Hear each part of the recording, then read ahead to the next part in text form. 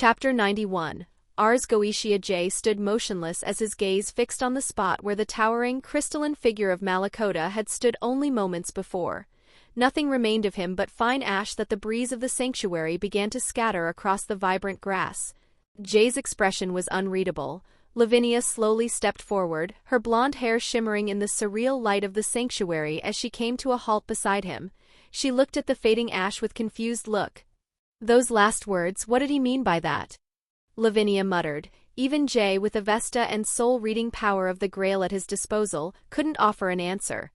He had been introduced to this supernatural world only about a year ago. He was still new to a stage where others had been playing their roles for thousands of years. How could he possibly understand the words of a being that had spent centuries in solitary confinement, sealed in the deepest part of the underworld? It doesn't matter, Jay said, finally breaking his gaze away from the remains. Let's just take the Ars Goetia and get out of this place. He spared one last, brief glance at the ash of Malakota before he and Lavinia turned toward the shrine. They stepped forward, leaving the flowery yard behind as they entered the pristine white structure. Inside, the shrine was a jarring contrast to the bloody landscape of Malbolge.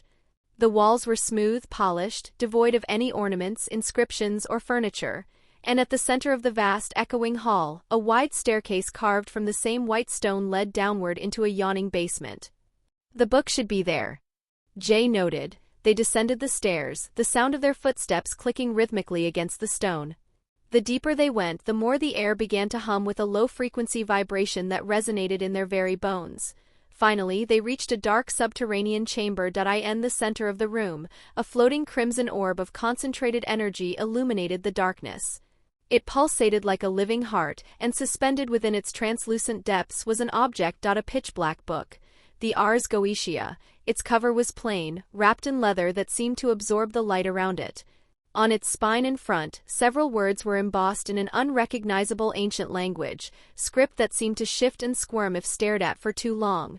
Despite its legendary status, the book emitted no magical pressure and no grand aura. It looked remarkably ordinary, like a common ledger lost to time. So that is the Ars Goetia, Lavinia whispered, her breath hitching. They walked forward, stopping just a meter away from the humming energy orb. Jay's Avesta ignited, the golden cross in his eyes glowing in the dark as he subjected the orb to a rigorous structural analysis. This is a seal, Jay concluded. Can you open it? I could use Avesta to break the seals one by one, Jay muttered, his eyes narrowing as he studied their complexity. But this is more complicated than I expected. It would take too long to undo them that way. So, Jay reached out and touched the surface of the orb. A flicker of black flame danced across his fingertips, and in an instant, the dark fire engulfed the crimson sphere. There was no explosion as the seal simply ceased to exist when the black flame touched it, erased into nothingness. This is far more efficient, Jay said calmly, reaching into the space where the orb had been and grasping the book. You almost burned the book, Illya Kovalenko, Lavinia chided him playfully. I won't, Jay replied shortly. The black grail manifested at his side, its dark flames dancing on its rim. Jay held the Ars Goetia close to it, allowing the grail to read the soul and the history contained within the unassuming pages of book.as. The information began to flow into his mind. Jay's eyes turned sharply serious, his brow furrowing as he processed the revelation. Lavinia noticed the shift on his expression almost immediately. What happened, Illya Kovalenko? Did the grail fail to locate the rest of the books of Solomon? Jay shook his head, his grip on the leather cover tightening. No. The grail is working. I know where the rest of the books are stored, Jay said. His words, Lavinia's expression brightened with a sudden, radiant excitement. The weight of their mission seemed to lift, if only for a second. Their efforts in the underworld, the attack on the stadium, the kidnapping of a raiding game champion, the battles against the Malbranche, and the risk of facing the four Satans had not been in vain. Then where is it? She asked eagerly. It is in Egypt, somewhere in a place called Mount Sinai. It was sealed there by Solomon, the king of Israel, thousands of years ago, Jay explained. Then it's decided. We should go there next. Lavinia started to say, her voice full of momentum. However, she stopped when she saw the lingering shadows in Jay's eyes. He wasn't celebrating. She slowly leaned closer to him, her voice softening. What's happening, Illya Kovalenko? Is there something else? Something wrong? Jay took a slow breath, his voice dropping into a somber tone. The book of Lucifer that Azazel and Malakota mentioned, the book of Genesis for the devils. That book is in the realm of the dead, the realm that is under the rule of Hades, Jay explained. That's interesting and all, but why do you seem so concerned? Lavinia asked. Because that book right now is in the hand of Rizavim Levon Lucifer, Jay said. The name hit her. The man who could render her absolute demise useless, the same man behind the Holy Grail War and the chaos in Romania, the same man who had reduced their teacher to her current state. Lavinia's breath caught. If that man possessed the primordial record used to create the devil race, especially considering that one of the grails was still in his hands, then the implications of the horrors destined to follow were immense. But before they could deliberate on their next move, a low tectonic rumble groaned through the basement. The ground beneath their feet began to vibrate violently. What's happening? Lavinia asked, bracing herself against a marble pillar. The grail at Jay's side flickered frantically, sensing a massive shift in the ground. Shit! Lavi, we need to get out of here. In a blur of motion, Alicino, Aim no Habakiri, and the Ars Goetia vanished from Jay's hands, stored safely within his pocket dimension. Jay then lunged forward, grabbing Lavinia's hand firmly as the white floor beneath them began to spiderweb with massive cracks. Wait, what happened, Illya Kovalenko? She cried out as they scrambled toward the stairs. It seems like the Ars Goetia was used as the core construct to create this shrine, Jay shouted over the growing roar of collapsing stone. Jay focused his spatial magic and in a flicker of purple flame, their figure disappeared from the collapsing chamber. Jay and Lavinia reappeared outside, near the flowery gate where the crimson dragon, Dragignazzo, was waiting. The beast was already restless, its wings unfurling in alarm. They turned back just in time to see the white shrine groan and buckle. The alabaster walls crumbled like dry crackers as its entire structure collapsed into the earth. The lush green grass and the ivory flowers were swallowed by the shifting crimson ground of Malbolge, and within seconds the shrine was gone, replaced by a crater of jagged red rock and dust. Whoa, it really collapsed just like that. Jay looked at the site for a few seconds before turning his attention to Dragignazzo. The crimson dragon remained calm, as if he were merely observing his new master.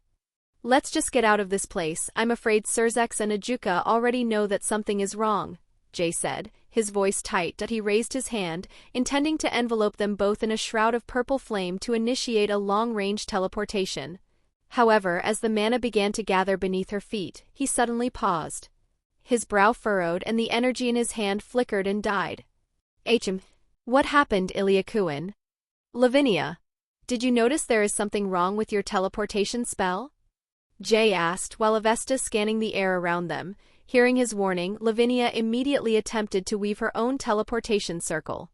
The white mist gathered around her boots, and the intricate runes of her magic began to spin, but before the spell could reach its activation point, she gasped. Her sapphire eyes widened in realization as the magic stalled. No. The coordinates. I can't change the coordinates to anywhere but one specific place, she whispered, her voice trembling with the realization. Jay's Avesta ignited, his vision piercing through the crimson sky. High above he saw them, faint glowing runes stretching across the horizon like a spider's web. The intricate lines of magic converged into equations that trailed all the way back to the entrance portal of this realm. It seems like we've already been trapped, Jay's mind raced. He realized he had overlooked something. I almost forgot that the one who sealed the Ars Goetia here must have been the last person to use it, which also the same person who sealed the portal connected to this place. It was none other than Ajuka Beelzebub. Hearing the name, Lavinia widened her eyes. Don't worry, Lavi. It should have been a given that the four Satans would notice the moment we broke that seal. I expected it, though I am just a little bit surprised that his Kankara formula can be used on this scale, Jay admitted. A power capable of influencing and rewriting the very phenomena of the external world through complex magical equations. By altering the formula governing the space itself, Ajuka had effectively transformed the entire eighth circle into a funnel that converged toward a single exit. Then, are we both going to be criminals officially? Lavinia asked. Despite the gravity of the situation, there was a strange spark of excitement in her voice. No, not you. When we go back to the portal, I will destroy Ajuka's Kankara formula and use that chance to teleport away, Jay said firmly. Lavinia's face immediately turned serious. She stepped forward, her fingers pressing into Jay's hands with desperate strength. No. There is no way I will let you face one of the Satans alone. Lavi. Precisely because I am fighting one of the Satans, I can't let you stay, Jay said, his voice softening but remaining unyielding. Lavinia fell silent for a moment, her grip loosening as she slowly released his hands. She looked down at the crimson ground, her shoulders slumped. I useless to you, Illya Kovalenko? Jay fell silent for a moment before stepping closer to her. His movements were gentle as he drew her into his arms, pulling her against him. He leaned down, his lips hovering near her ear, his warm breath brushing softly against her skin. No, not like that. You are strong, Lavi. Even if you were fighting Seraphal Leviathan, there is still a chance that you might win. But Ajuka Beelzebub and his Kankara formula, just like Rizavim, he is the worst possible opponent you could face. He can render all of your ice obsolete and turn it against us in a second, Jay whispered. He remembered the display of power the Mao had shown during the stadium attack. Facing him was not a matter of strength and power, but of resisting a rewrite of reality itself. But I can't let you bear something like this by yourself. Not again, especially after we promised that we were going through this together, Lavinia argued, her voice cracking. Jay pulled back slightly, putting his hand on her face and tilting her chin up so their eyes met. Lavi, trust me just like you always have. And then, before she could protest further, Jay kissed her. It was a sudden, firm move that made Lavinia's eyes widen in surprise before they slowly fluttered shut. When they finally separated, the air between them was heavy with tension.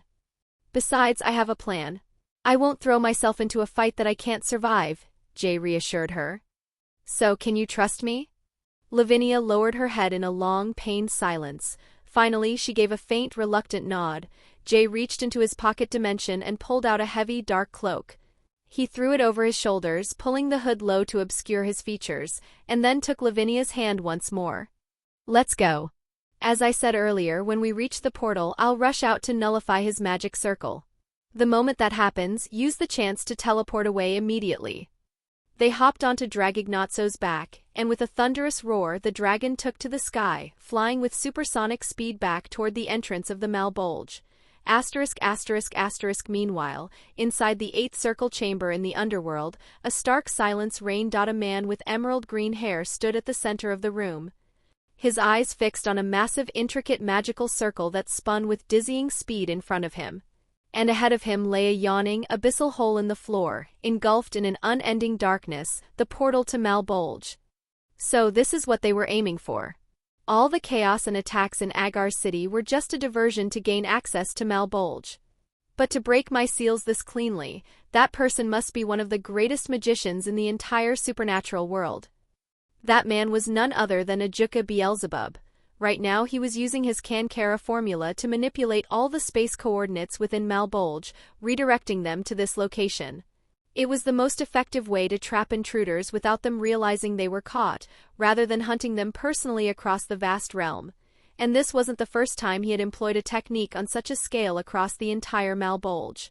After all, he was the one who had originally sealed this place, but unbeknownst to him, Jay could see through his Kankara formula using Avesta. And there he was, patiently waiting for the mouse to step into the trap. Suddenly, Ajuka felt a surge of violent presence rushing from inside the portal. His eyes widened. He's not trying to teleport out, but back here instead? Ajuka reacted instantly, his hands glowing with a green light as he manifested hundreds of smaller magic circles.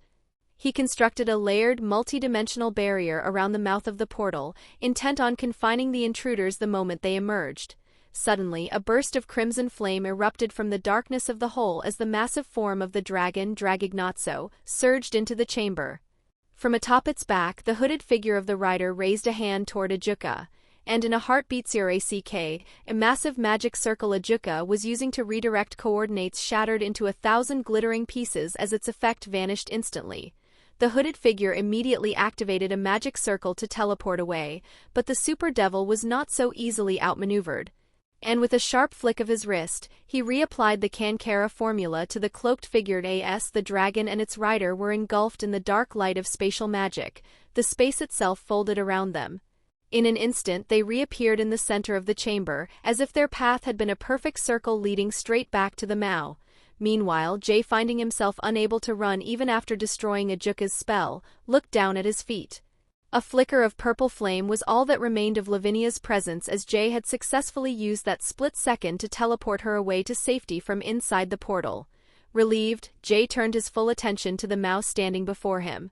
He stood tall on the back of Dragignazzo, who hovered over the dark abyss of the portal, its obsidian-scaled wings creating a wind in the chamber. Ajuka's voice rang out, calm, yet carrying the authority befitting a man of his stature. "Show yourself, terrorist." Jay said nothing as he summoned the jagged black sword of desire into his hand. He stood there, his face hidden by the deep shadows of his hood. No longer Zayyn Illya Kovalenko, but the underworld's most wanted SSS rank criminal, the Hooded Man. Chapter 92. Phenomenon. Ajuka Beelzebub stood at the center of the chamber, his eyes narrowed. He watched the man in front of him with analytical intensity. The intruder's heavy black cloak fluttered violently with every powerful beat of the dragon's wings as he rode it. Ajuka was able to identify the beast instantly. How could he not recognize one of the creatures he had sealed in the past, one of the 12 evil claws? Malebranche, Dragignazzo the nasty sneering dragon, and that sword Alicino the Harlequin, Ajuka thought, his mind quickly analyzing the legendary weapons. The mouse stared into the absolute darkness beneath the intruder's hood. Ajuka then stared at the darkness beneath the hood. Despite not knowing whether the person in front of him was the same one who attacked the stadium, Ajuka's instincts told him otherwise. All of these attacks had happened in a very short time. The stadium attack, the chaos in Agar's city just hours ago, and the breaking of the sealed Mal Bulge. And he is a half-devil too, Ajuka noted as he scanned the demonic energy flowing within the intruder's body. To Ajuka, there were far too many coincidences for these events to be dismissed as separate incidents. Deep within his mind, the scientist in him demanded proof and refused to accept any conclusion without a clear and verifiable chain of logic. Yet his intuition whispered a different truth. Beyond calculation and reason, something within him had already reached its verdict. He was certain that the man standing before him was the orchestrator who had set all of this chaos into motion.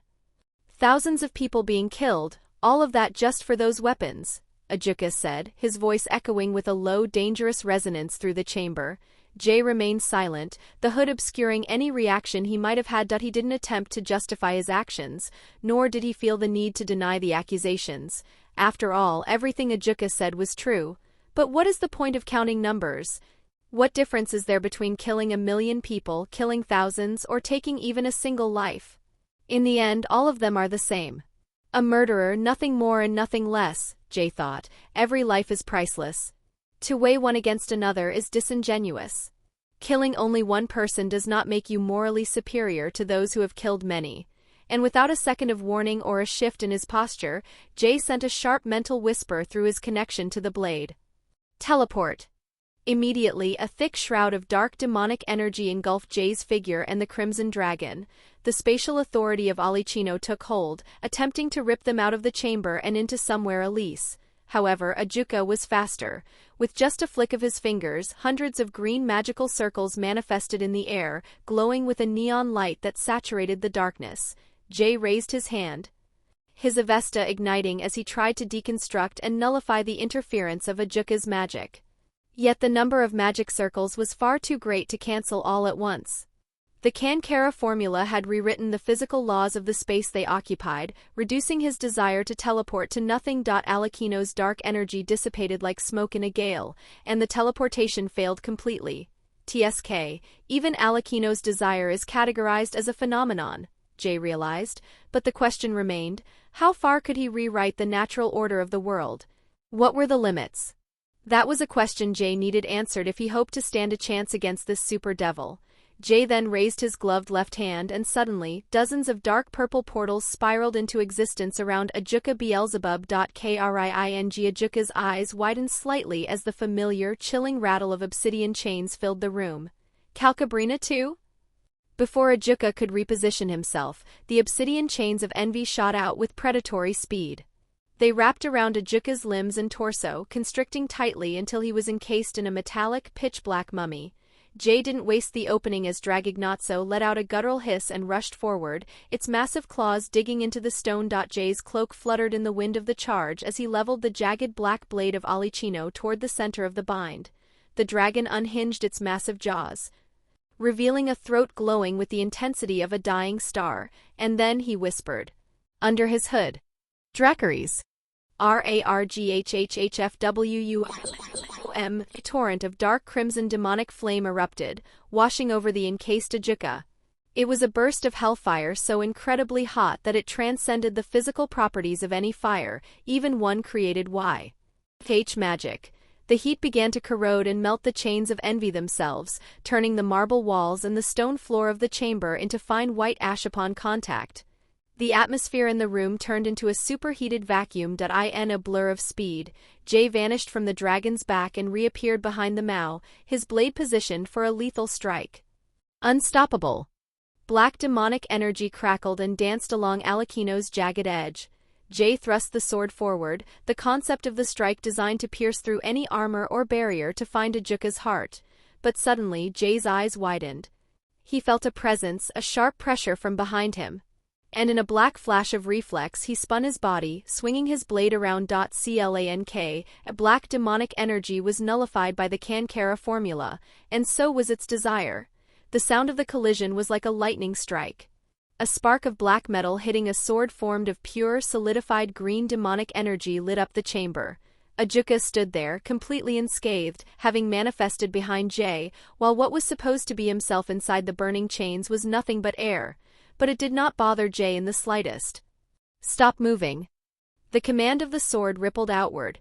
Ajuka found himself suddenly suspended in time, his body locked in place as the law of the Sword of Desire took hold. Jay moved with predatory efficiency, spinning his grip for a horizontal slash aimed to decapitate the Satan. However, in that microsecond, hundreds of identical Cankara formula magical circles appeared in a dense, orbiting shell around Ajuka.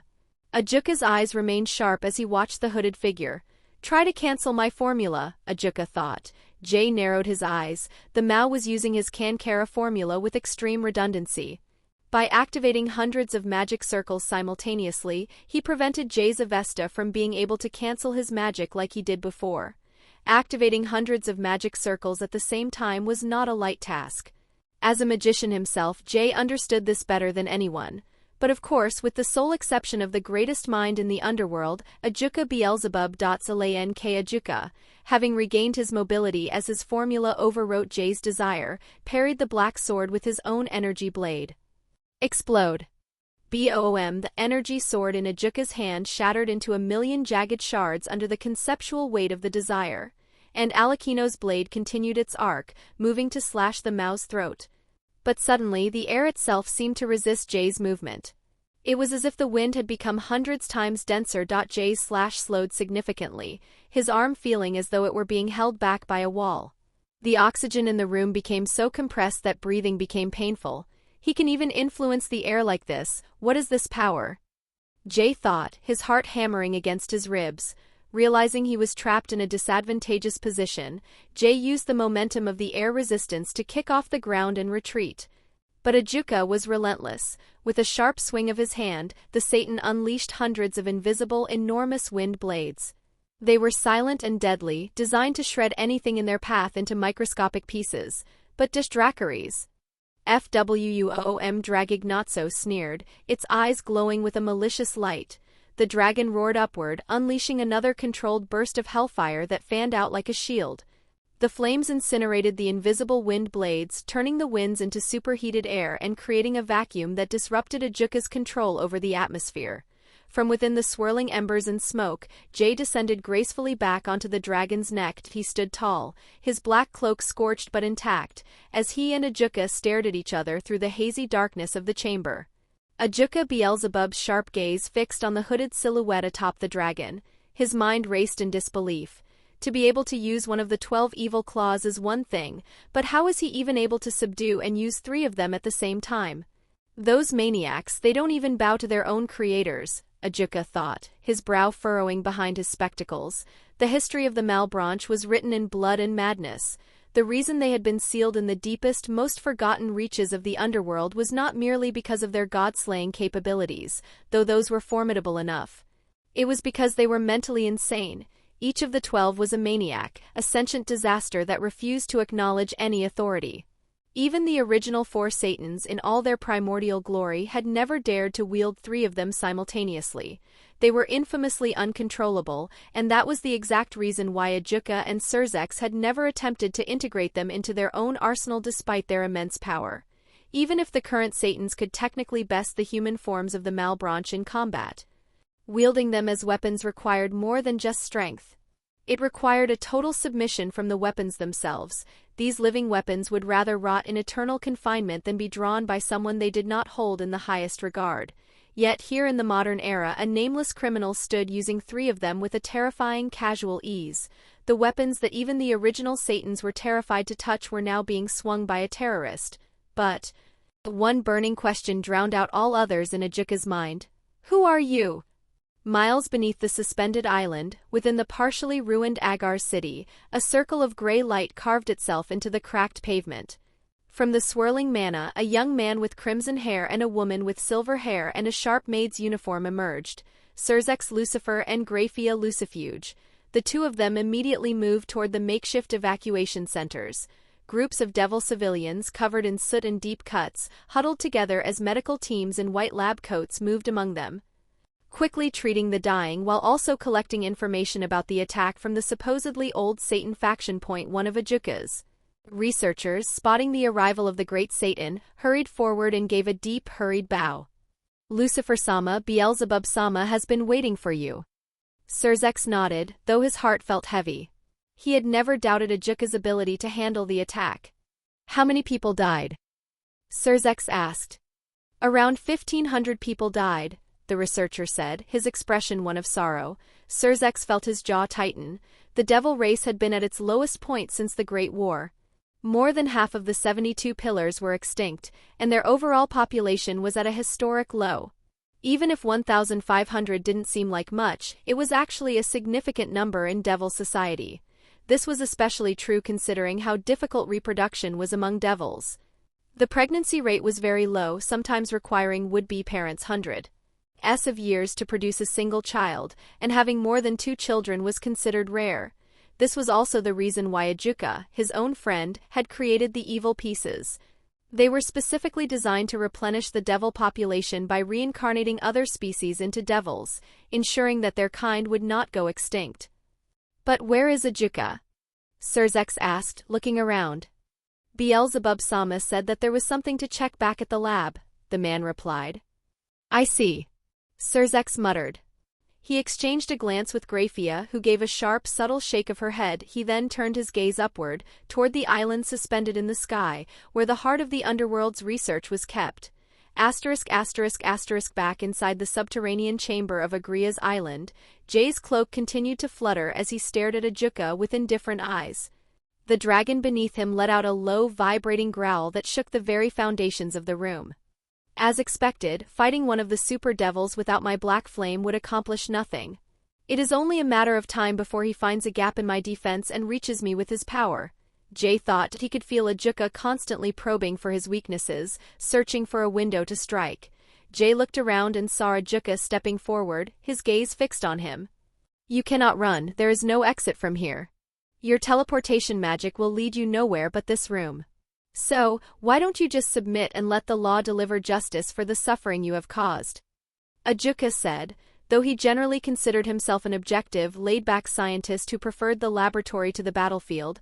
Ajuka took his responsibilities as a mouse seriously. He was the shield of the devil race, and he would never back down when their survival was at stake, just like his friend Surzex. But Jay just fell silent, his hood casting a deep shadow over his face as he looked up at the green-haired Satan. Run away? The truth was, Jay could have broken the runes confining him and Lavinia inside Malbolge in seconds. With Avesta, any language or rune was as easy to read as a child's primer. He could have escaped, grabbed Lavinia, and vanished into the dimensional gap, but he hadn't thought he had come back here of his own will. There was a reason he had sent Lavinia away. There was a reason he had stayed behind to face one of the strongest existence in this world. Why would he risk his life against one of the four Satans?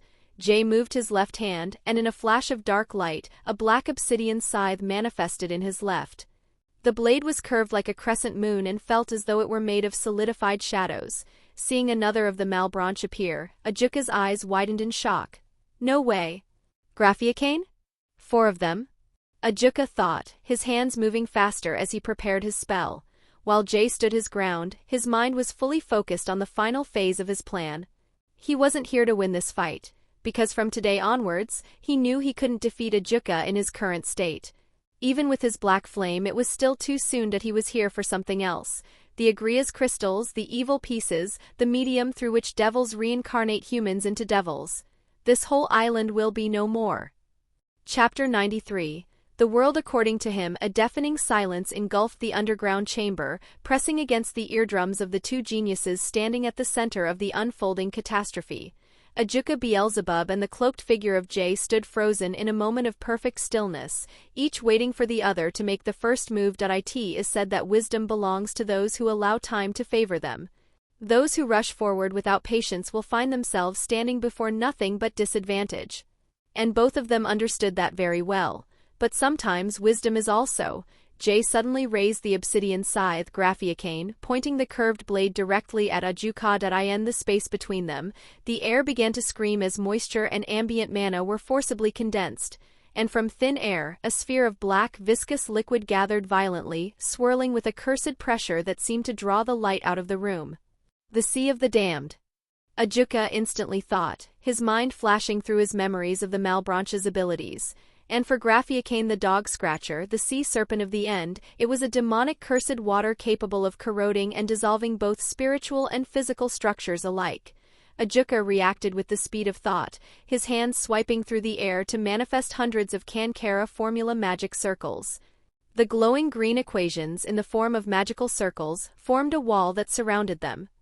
Intended to intercept and neutralize the expansion of the cursed water before it could flood the entire underground facility of Agria's island, he calculated the volume, the pressure, and the corrosiveness within its liquid properties, preparing to render the threat into drifting mist.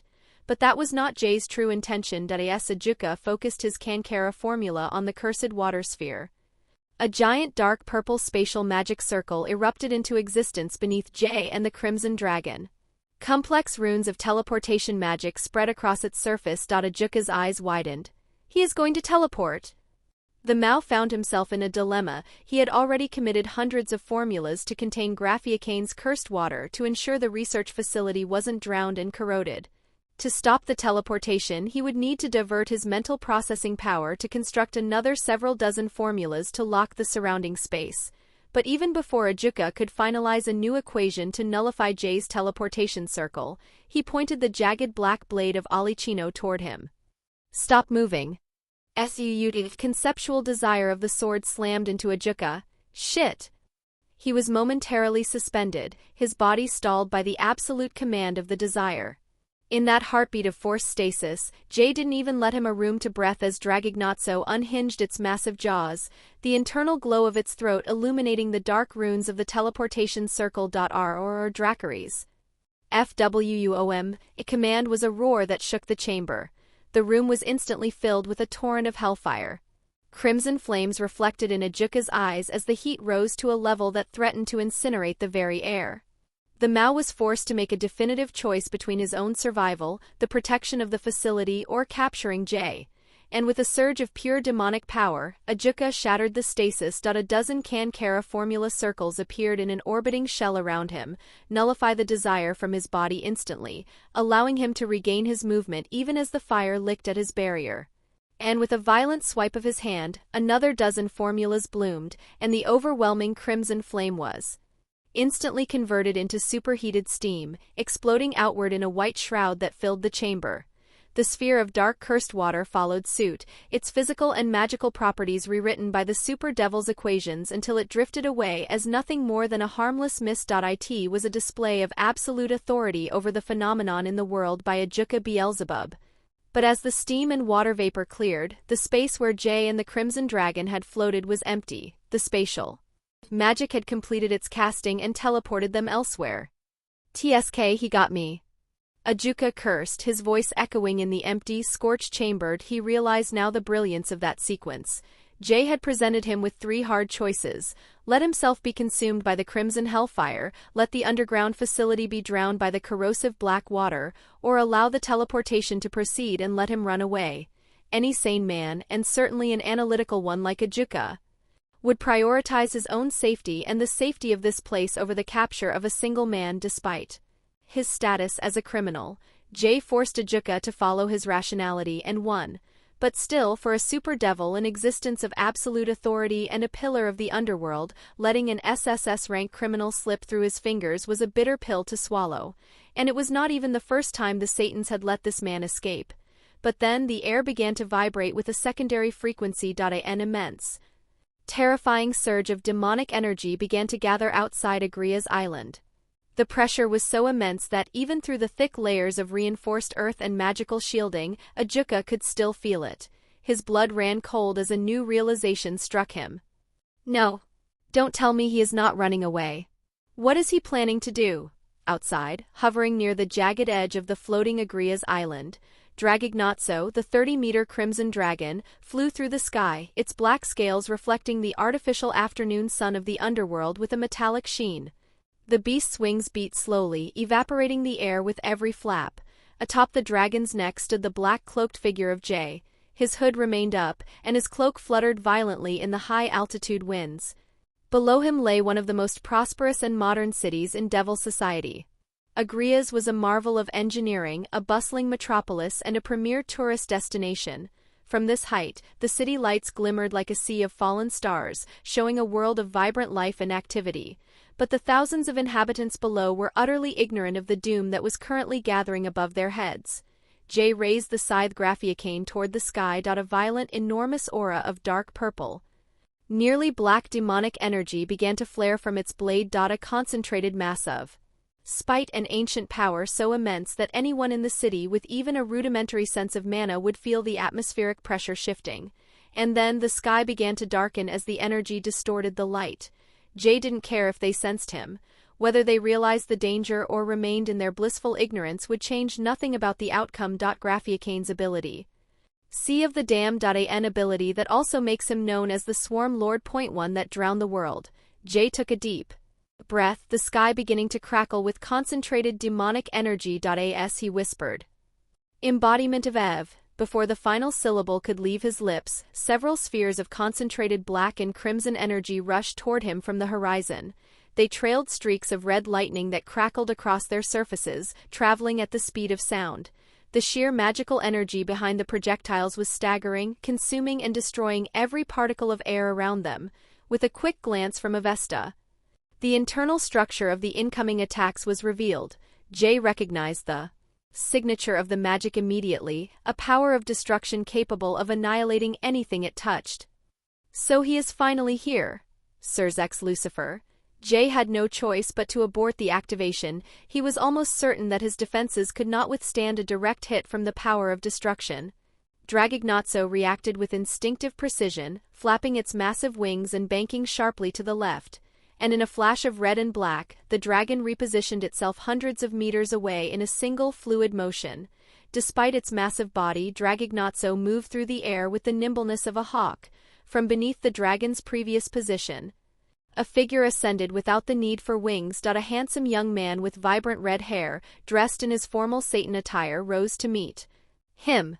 Surzex Lucifer had arrived, his expression masked in a grim seriousness. Floating slightly behind him, her gaze as cold and sharp as a winter frost, was the silver-haired maid Graphia Lucifuge. Now it is getting a little bit complicated, Jay thought. Surzex Lucifer narrowed his eyes as he took in the sight of the hooded figure. He looked at the legendary dragon and the weapons gripped in the intruder's hands.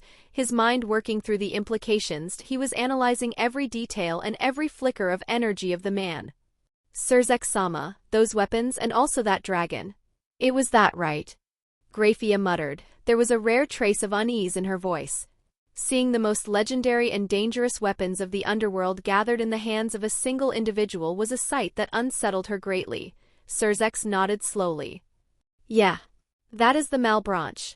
Dragignazzo, Alicino, and Graffiacane, he muttered. He looked up at the sky, feeling the residual enormous demonic energy that had been gathering over Agria's city. The pressure was slowly dissipating now that the spell had been interrupted. Was he trying to drown the whole island? No.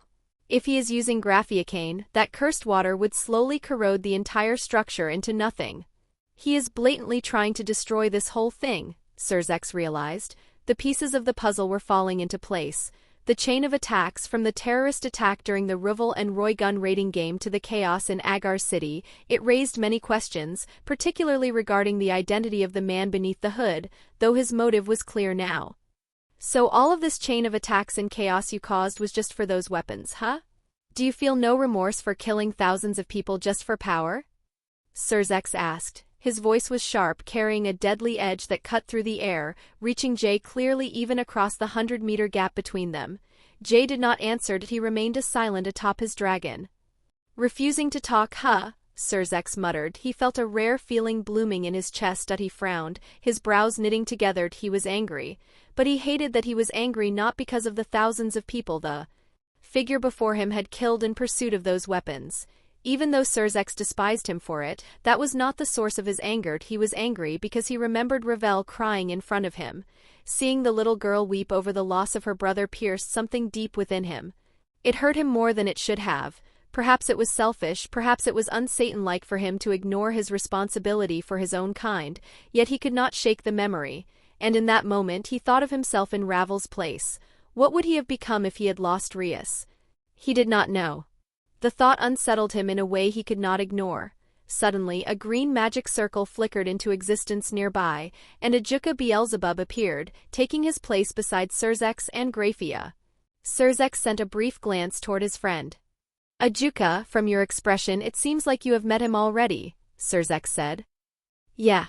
Careful, Surzex, Graphia. Although he hasn't shown his full capabilities yet, he has full authority over those weapons, Ajuka warned. The word sent a shock through both Surzex and Graphia. Full authority over the evil claws? How is that even possible? Surzex muttered. He turned his gaze back toward Jay, his eyes narrowing, hardening with suspicion and disbelief. He is the hooded man, isn't he? The one responsible for all of this? The probability is high, though we can ask him ourselves if we catch him here, Ajuka said, his green aura beginning to hum. Surzex nodded, his own aura beginning to flare. The sky around them began to crackle and groan as two of the most powerful beings in Underworld prepared for battle. Ajuka's aura shone with a brilliant shade of bluish-green, while Surzex was enveloped in a dark, pulsing crimson light that seemed to eat the very fabric of space. Surzex Lucifer moved with a fluidity that was almost terrifying to behold as he clasped both his hands together in front of his chest. And as he drew them apart, a concentrated sphere of dark crimson energy manifested between his palms. It was the power of destruction, a conceptual force that represented the absolute elimination of anything. Ajuka, help me, Surzex muttered. His voice was devoid of its usual warmth, replaced by the cold iron resolve of the crimson Satan. Of course. Ajuka Beelzebub did not hesitate. He raised both of his hands, his fingers dancing through the air as if manipulating the very fabric of reality. Jay, watching from atop Dragignazzo, felt the shift in the air immediately. He recognized the precursor to Surzek's attack. Jay raised his eyebrows, his eyes narrowing behind the shadow of his hood. Before he could command the dragon to dive or initiate a maneuver, hundreds of green Cankara formula magic circles erupted into existence, surrounding Jay and Dragignazzo in a spherical cage of glowing equations. The air around them suddenly surged in density, becoming thousands of times denser in a fraction of a second. It was the same air manipulation Ajuka had utilized in the underground chamber Jay struggled against. The crushing weight that pinned his limbs and grounded the dragon's wings from moving. Surzek's eyes darkened as the crimson sphere between his hands thrummed with a low crackle. Ruin of the extinct, Surzex whispered. Suung. A sphere shot forward at an incredible speed, as if it had erased every trace of air resistance in its path. Jay saw the incoming sphere of destruction and immediately attempted to initialize a teleportation circle beneath his feet. However, just a few dozen meters before the sphere reached them, it erupted violently in an instant. The small sphere of destruction expanded into a 50-meter-wide sun of crimson illumination, radiating Surzek's raw power of destruction. Within the sphere, Jay's teleportation circle was instantly deleted, the mana consumed before the spell could even form. His heavy black cloak, the garment that had hidden his identity for so long, was slowly disintegrated, turning into nothing as it was erased from existence by the very concept of elimination. Dragignazzo let out a pained, guttural roar that shook the sky of Agria's island, its obsidian scales the very armor that made it known as Lucifer's dragon. Armor and famed for their incredible durability cracked and began to crumble under the relentless force of the sphere's concept of destruction. Ajuka, watching the spectacle from his vantage point, allowed a small, triumphant smirk to pull at the corner of his mouth. Got you. For a moment it seemed the battle was over. No entity in the underworld, save perhaps him and Serafal, was expected to survive a direct hit from Surzek's power of destruction. But in that final fraction of a second, as the crimson sphere threatened to consume everything inside it, the hooded figure whispered "True Cross."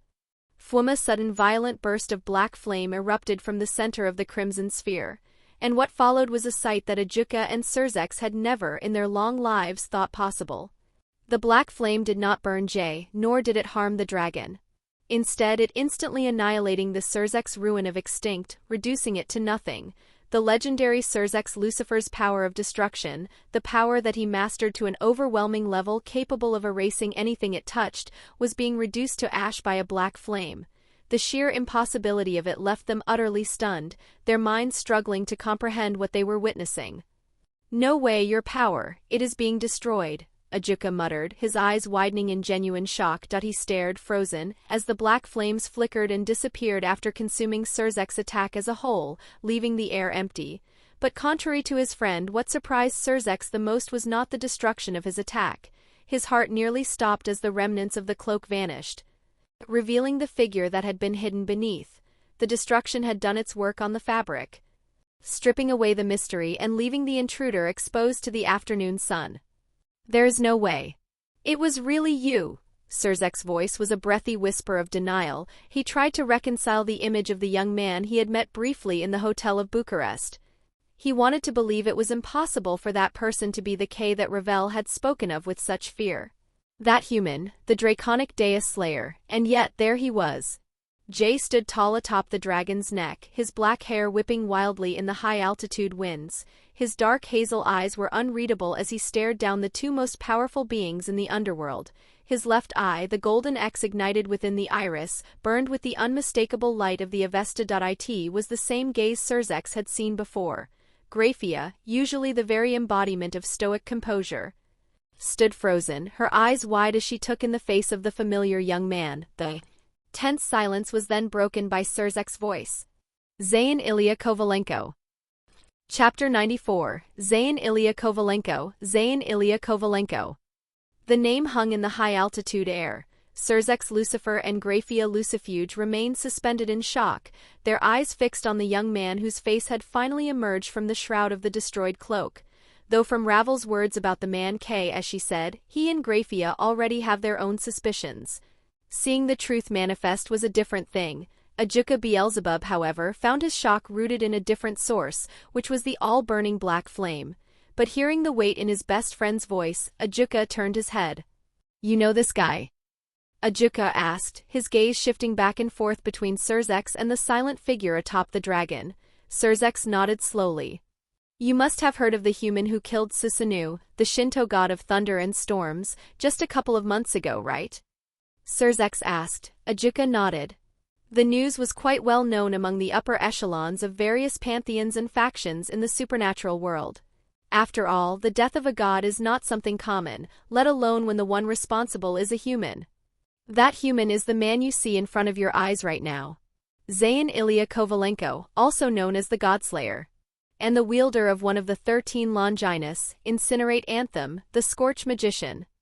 Ajuka's face clouded over. He leaned forward slightly, his green aura fluctuating as he examined Jay's physical form. He shook his head in confusion. Wait. He clearly is not human. The energy signatures I am seeing are demonic in nature. Perhaps you are mistaking him for someone else, Surzek, Ajuka argued. He turned his gaze back to Jay, who remained standing with an unnerving, statuesque stillness. No, he is a half-devil. As if responding to the Mao's confusion, Jay made a deliberate move. The black grail manifested at his side, its dark flames dancing along the rim with darkness that seemed to swallow the afternoon sunlight. The sight of the black chalice sent a fresh wave of unease through the three observers. Then Jay performed an action that defied their understanding of science or magic as he pressed his hand against the center of his chest. And with a sickening, squelching sound, a dark crimson, viscous substance began to seep out from his chest. A soul, a devil's soul filled with demonic essence. As the substance emerged, it was drawn into the black grail, which absorbed it with a low, vibrating hum. The transformation was immediate, and Ajuka's eyes slowly widened. A human. Ajuka muttered, his voice trailing off as he struggled to comprehend how Jay had managed to deceive their sensors for so long. Surzex floated forward, closing a portion of the distance between them. He stared at Jay with a mixture of sadness and a lingering sense of disbelief. The fire of his earlier anger had begun to subside. Zayyn Kuan, why did you do all of this? Surzex asked. Jay offered no answer, simply staring at the crimson Satan, his dark hazel eyes reflecting the vast, empty expanse of the horizon. Gasper Kuan, he always said that he was going to get stronger. He wanted to be just like you, Surzex continued, his voice softening with a genuine ache. He told Rias and the others, even me, that you are a kind person. He called you the one who saved him, his hero.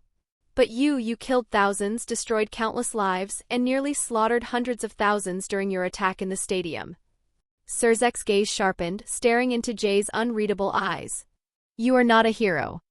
The mention of the damper boy caused a momentary flicker in Jay's expression. He allowed the silence to stretch, the sound of the wind whipping against Dragognatso's scales the only noise between them. When he finally spoke, his voice was devoid of emotion, his eyes fixed on the crimson Satan. And you, who killed thousands of your own kin during the Devil Civil War, are a hero, Surzex. The question struck Surzex like a hammer to the chest, leaving a weighty silence that pressed on his every thought. Grafia and Ajuka froze. The weight of the past, the bloodshed that forged the current government of the underworld, was a subject rarely addressed with such bluntness. And what does that make your wife then? A traitor? Jay's gaze drifted past Surzex, landing on the silver-haired maid who stood like a silent sentinel. Grafia's eyes narrowed into dangerous slits, her hands tightening at her sides. The history of the Lucifuge clan was a sore point, a legacy that she had forsaken for the man she loved. Surzex, however, found himself unable to refute any of Jay's words. You do not know the whole story, Surzex said in a low, dangerous tone. Exactly, Jay agreed, his voice a chilling monotone. Let's not pretend that what we are doing is something heroic, Surzex. Both you and Ajuka Beelzebub might be doing what you think is righteous for your people. Perhaps Grafia Lucifuge betraying her family for you in the name of love is something to be praised and even made into movies, but do you know my reason? Jay opened his arms wide, the scythe and the sword held loosely in his grip, presenting himself to the Satans. The three of them fell into a heavy, expectant silence. We are all murderers. All three of you and me, Jay said, his eyes emptier than they had ever been. The silence was shattered by Surzek's voice. But what you did to Ravel, you used her, manipulated her, and then killed her brother. Surzek said, is there any reason in this world that can justify your actions? Surzek shouted, his fists clenching until his knuckles turned white. The memory of the broken Phoenix girl was clearly the catalyst for his moral outrage. Jay looked down at the crimson back of Dragognatso for a long moment before raising his head to meet the crimson Satan's eyes once more. Have you lost someone you love, Surzex? The question was so simple, yet so profound that it caused Surzex to stop mid-breath. Someone who meant everything to you. Someone for whom you would do anything. Have you lost someone like that in your long life? Grafia glanced at her husband, sensing the shift in his energy. Surzex remained silent, his mouth slightly agape as he searched for a response that wouldn't ring hollow. In his long tenure as a Mao, he had witnessed much death, yet he and his family had enjoyed a life of relative safety and stability since the war's end. He couldn't answer that question with the raw honesty Jay demanded. Surzex didn't need to mention Ravel at all, even if he tried to shake Jay's resolve. Jay already understood the depths of her suffering. He had felt, in his own way, how excruciating it was to lose someone dear. For her, the pain was likely even greater, since she couldn't avenge her brother and couldn't kill the one who taken him as he had. That helplessness alone was a torment few could endure. Even worse, the weight of guilt might have pressed down on her, the haunting thought that she was somehow responsible for what had happened. But I never tried to justify any of my actions, Surzex. Zayyn Illya Kovalenko is merely a boy from the outskirts of Romania, driven by his own selfish desires and unwavering creed to kill every single devil. Surzex, Ajuka, and Grafia stood paralyzed for a moment, the weight of Jay's words settling into the air around them. Ajuka was the first to break the stasis. He stepped forward, his green aura hummed with a renewed intensity. "Let's just catch him, Surzex. It's pointless trying to argue and influence him on submitting himself," Ajuka said. He looked at Jay with a new, profound light in his eyes, finally grasping the young man's state of mind. "It doesn't look like he is going to change his mind." Surzex, whose gaze had been softened by a flicker of mixed feelings, remained silent for a long beat. Before finally he nodded, his eyes hardening with a resolve that matched his title as the Satan Lucifer. "Let's talk again later, Zayyn Kuan. Gasper Kuan is happy now, and I will promise you that I will let you have a chance to talk with him before we send you to Cocytus," Surzex said, his voice regaining its authoritative edge. However, before the three of them could initiate a coordinated assault, the fabric of space behind Jay began to ripple violently. Thousands of teleportation circles, shimmering with a crimson light, erupted into existence. The sudden surge of localized mana caused Surzex, Ajuka, and Grafia to tense instinctively, their power flaring in anticipation of a massive reinforcement. Jay sensed the intrusion as well, but he did not turn fully, merely sending a slight, indifferent glance over his shoulder at the blossoming spatial distortions. From those thousands of teleportation circles, a small army of devils emerged. Their ranks composed primarily of high-class devils. Standing at their front was an ultimate class devil. The ultimate class devil appeared as a striking man, dressed in the attire of a noble. His clothes were black, accented with dark red belts and intricate motifs, and a flowing cape draped over his shoulders. He had black hair tied into a small ponytail, piercing violet eyes, pale skin, and pointed ears that hinted at his otherworldly nature. Seeing the man, Surzex and Ajuka narrowed their eyes in unison. The Crimson Satan's voice was a low growl as he muttered the man's name. Chrysaor Asmodeus. The man was one of the leaders of the old Satan faction, a direct descendant of the original Asmodeus.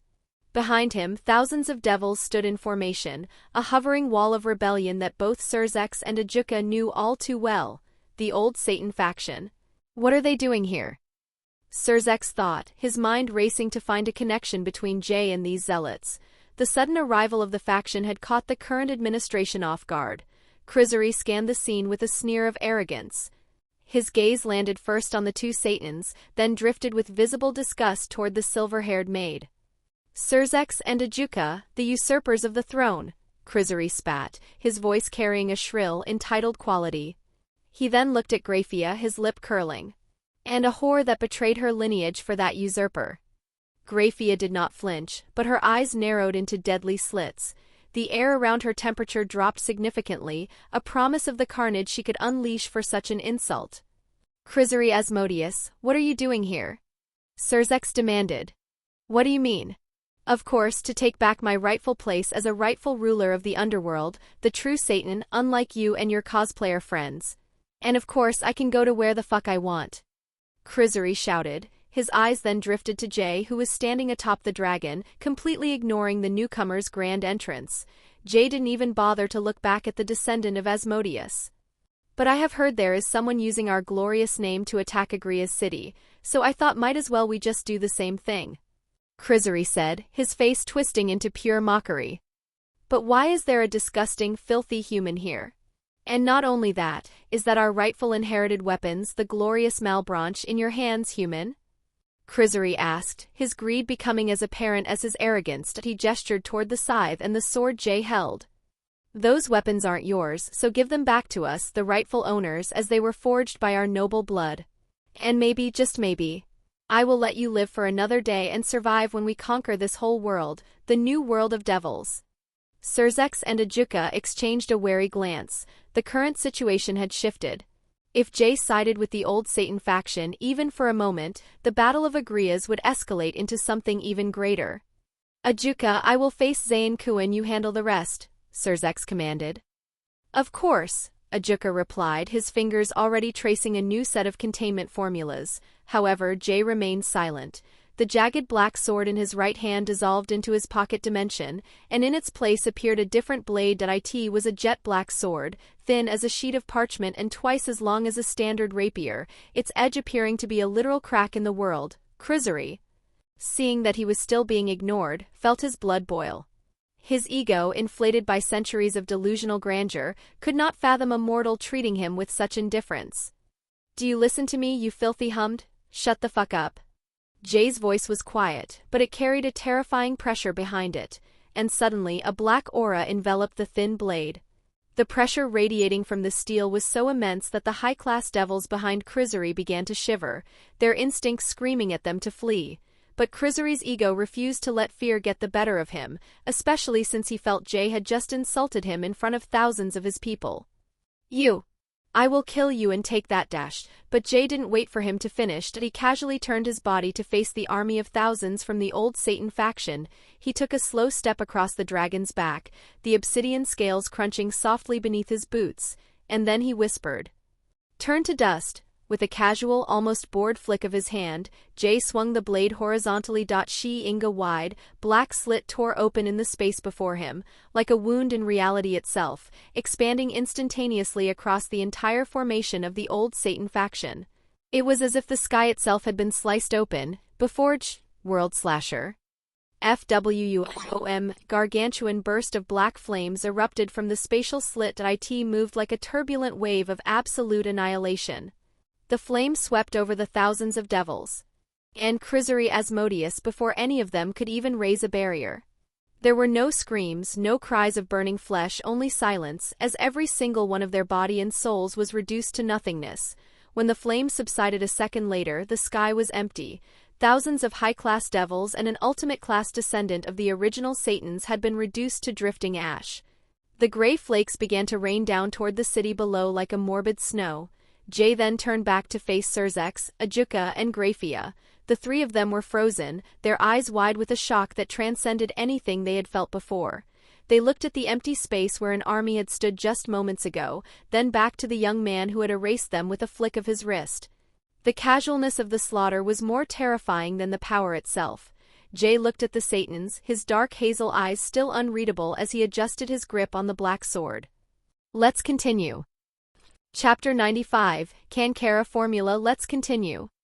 The words were spoken with a chilling detachment that sent a shiver through the very foundations of the sky. Surzex, Ajuka, and Grafia remained frozen, their pupils dilated as they stared at the empty expanse of air where an army of thousands of old Satan faction devils had stood only seconds earlier. The drifting gray ash of the old Satan faction continued to rain down upon the city of Agars beneath them. He killed them all.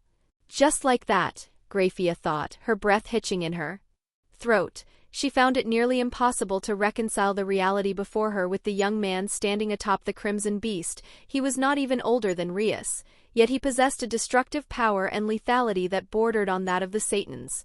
And not only that, he is just a human, an anomaly. That was the only word Grafia could use to describe the man standing before her. To annihilate thousands of high-class devils and an ultimate-class descendant of the original Satans in a single breath was a feat of such magnitude that even her husband, Surzex, would likely have to enter his true form of the human-shaped destruction to replicate it with such terrifying efficiency. Ajuka Beelzebub narrowed his eyes, his mind working at speeds that surpassed anyone in the underworld. The rhythmic sound of the obsidian scythe, Graphiacane, clinking against the dragon's scales echoed through the unnatural silence as Jay began to walk forward. In his other hand, the jet-black blade of Aim no Habakiri remained unsheathed, enveloped in that same terrifying black aura that felt like a hole in the universe. The Satans and Grafia tensed instinctively. Their bodies, honed by centuries of combat and survival, hummed with a desperate readiness. Every muscle was coiled like a spring as they watched the Godslayer advance. That black flame. I have never seen a phenomenon so destructive before, Ajuka thought. Even Surzek's power of destruction, the literal concept of annihilation, is being consumed by it. And it seems like my Cankara formula can't comprehend what exactly it is. He was analyzing those terrifying flames, as the black flames simply annihilated everything they touched almost instantly. That was what made them so absurd. and then Ajuka suddenly narrowed his eyes, as if something had just crossed his mind and he adjusted his position, his fingers twitching as green equations began to orbit his wrists like glowing bracelets. "Surzex, let me handle the black flame." "You focus on him," Ajuka said, his voice steady despite the stakes. Hearing his best friend's voice brought a flicker of focus back to Surzek's eyes. "I will trust my defense to you, Ajuka." "Just like the old days," Surzek said, as his crimson aura flaring with enough intensity to tint the clouds red. "Just like the old days, huh?" Ajuka smirked, a brief, sharp flash of nostalgia crossing his face. But the expression vanished as quickly as it had appeared, replaced by the grim mask of the one who held the world beneath his feet. He fixed his gaze on Zayyn Illya Kovalenko, studying him carefully. Jay watched the three of them, his dark hazel eyes scanning their movements for the slightest opening. By the look on Ajuka's face, it seemed as if the scientist had planned something in advance. Jay couldn't pinpoint what it was, but he knew better than to underestimate the man who had created an outrageous technique like the Kankara formula. The real question was how he could gather enough time to activate Graphiacane's embodiment of evil, which, according to the Grail, would take 7 seconds to fully form. Jay then considered something as he cast a glance at the Grail. That is worth trying. Before he could fully think through his plan, the atmosphere shifted. The manor in the vicinity suddenly imploded as Surzek's Lucifer vanished in a flash of dark crimson light in the blink of an eye. Behind Jay shifted his body. Surzek's reappeared directly behind Jay, standing atop the back of the Crimson Dragon. His hand was raised, gripping a massive, condensed ball of crimson destruction that hummed with a frequency that threatened to shatter the obsidian scales beneath them. He moved to slam the sphere into Jay's back, intending to annihilate his whole body before he could react. But Jay's reflexes were quick, and he spun his body 180 degrees in a blur of motion, swinging the Habakiri in a wide horizontal arc. The blade became a streak of absolute darkness, slashing through the air as black flames danced along its edges. A sphere of destruction was sliced perfectly in half, and instead of exploding, the two halves disintegrated into nothingness. In the presence of the black flame, the power of destruction suffered the very fate it normally inflicted on the world: annihilation, erasure, end. But the Crimson Satan was a man of peerless pedigree. He didn't retreat. Instead, he channeled his power into his limbs, enveloping both of his hands in blade-shaped destruction. The air rippled and groaned as every atom in the path of his hands was deleted as he moved, and with a swift movement, moving as fast as a predatory insect in flight, he launched a barrage. Surzek thrust his right hand forward, the blade of destruction aimed to pierce Jay's stomach. Jay leaned his body back at a precarious angle, utilizing the dragon's movement to create a sliver of space, and as he dodged, he stamped his foot down, triggering a burst of black flame from beneath his boots. "Burn everlasting sins." A burst of black flame erupted between them, rushing toward Surzek as a wave of darkness designed to reduce the Mao to ash. Surzek saw the pointed edge of his destruction blade begin to crumble into gray flakes of ash as it made contact with the flame. His eyes widened in shock, and he prepared to bank away to avoid the lethal strike. But then something impossible happened. A wall of black flame suddenly bent. It veered sharply to the side as if caught in a localized hurricane, changing direction away from Surzek's body. The fire was redirected into the open sky, leaving the path between Surzek and Jay completely clear. Jay's eyes widened. He immediately snapped his gaze toward Ajuka Beelzebub, who was hovering several dozen meters away. So this is what he was planning, Jay thought. This was a first. Usually, all of his opponents so far either died to the flame or spent every ounce of their energy dodging it. No one had ever reached out and physically manipulated the direction of the flame. Jay's Avesta ignited in his left eye, deconstructing hundreds of green Kankara formula magical circles that orbited Ajuka Beelzebub, that subtly altering the physical laws of the surrounding space. And it seemed Ajuka was never trying to extinguish the flame. Jay realized. Honestly, that makes perfect sense. But Jay didn't have the luxury of admiring the genius of Ajuka Beelzebub as in that same heartbeat. Surzek exploited the opening. In a flash of red, the Crimson Satan appeared directly in front of Jay, his face a mask of determination. He thrust his left hand forward, the blade of destruction screaming as it moved to pierce Jay's heart, but suddenly suspended. The word was a quiet decree that brought all of Surzek's momentum to a halt. A jagged black blade Alicino slid out from a spatial slit in Jay's pocket dimension, hanging precariously in the sky like a needle in the fabric of the universe. The conceptual weight of the desire slammed into Surzek's, and for a heartbeat that felt like an eternity, the crimson Satan was frozen mid-motion. His body suspended in a void of forced stillness.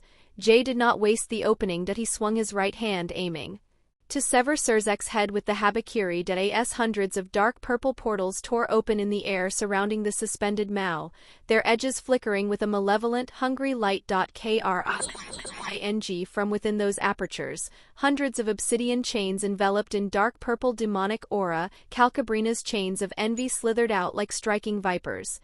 They hissed through the air, seeking to coil around Surzek's limbs and immobilize him as Jay aimed to kill him with a single slash. But before either of the cold metals could make contact with the Satan's skin, a violent surge of pressure erupted from deep within Surzek's core. His power of destruction refused to be bound by mere concepts. Jay's eyes widened as his Avesta registered millions of runes signaling an impending spike in energy. BOMJ initiated an instantaneous teleportation just as a massive sphere of crimson light exploded from Surzek's position. The blast moved at a speed bordering on that of light, a localized supernova that erased everything around it. The chains of envy, the portals, and even the air molecules themselves were obliterated instantly, leaving behind a perfect, terrifying vacuum. It was a pocket of absolute nothingness where not even an atom could exist. "That's dangerous," Jay muttered, his voice barely audible over the rushing sound of air trying to fill the void Surzek's had created. Dragignazzo had already banked upward with a powerful beat of its wings, reappearing safely several hundred meters above the blast zone before maneuvering to position itself behind Jay. As the vacuum collapsed, the atmosphere roared, creating a shockwave that rippled through the clouds. Jay stared down at the Crimson Satan, their eyes meeting through the swirling wind of the high-altitude battlefield. Surzek's power of destruction is one hell of an ability, Jay thought, his mind racing to re-evaluate his opponent. What makes it exponentially more dangerous is how it creates a resistance-less medium. By annihilating the air itself, his attacks can travel at maximum velocity without being slowed by friction or density. It was a terrifying realization. The first ruin of the extinct had nearly claimed him. If not for the all-burning properties of the black flame, his body would have been erased before his nerves could register the pain. Wait.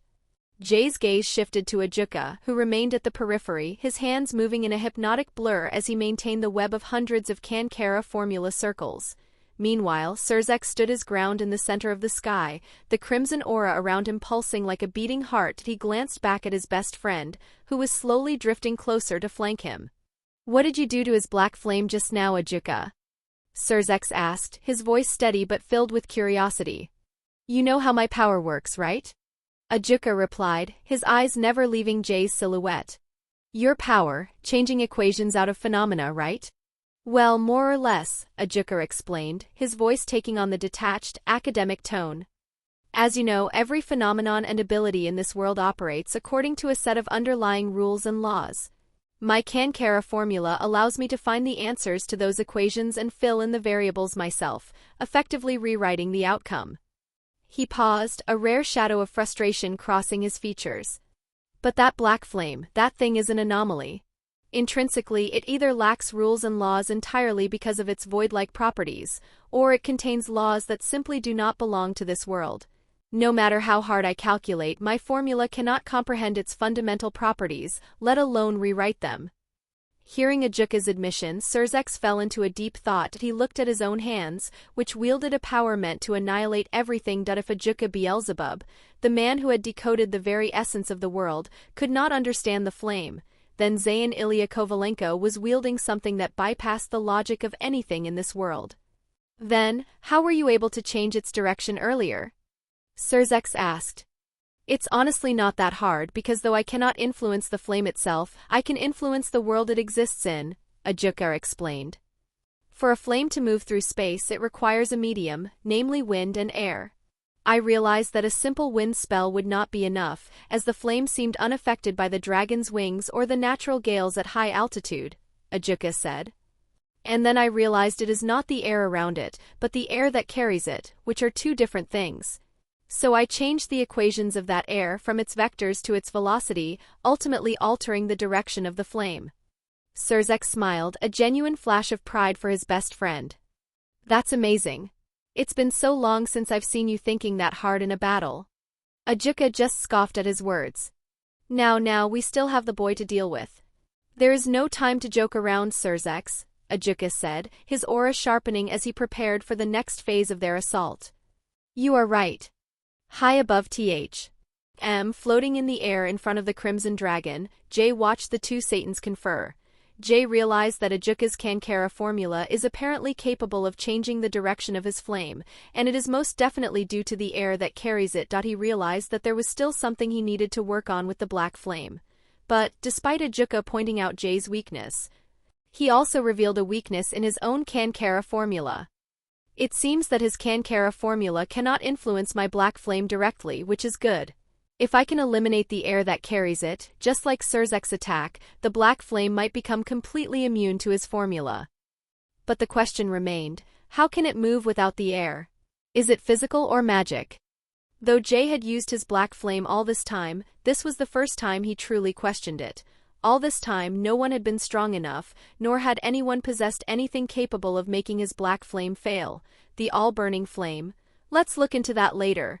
Because he wasn't here to win a battle against the two strongest beings in the underworld, he was here to fulfill a mission that he needed time.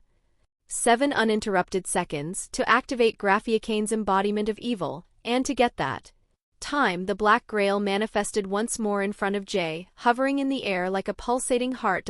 Jay's dark hazel eyes reflected the absolute void erupting from the chalice. A chorus of various enormous demonic presences began to bleed into the world. The atmosphere grew heavy with an enormous presence of the forgotten sins. Surzex, Ajuka, and Graphia felt the shift in the air. Especially Ajuka, because he was the one who had sealed them from this world.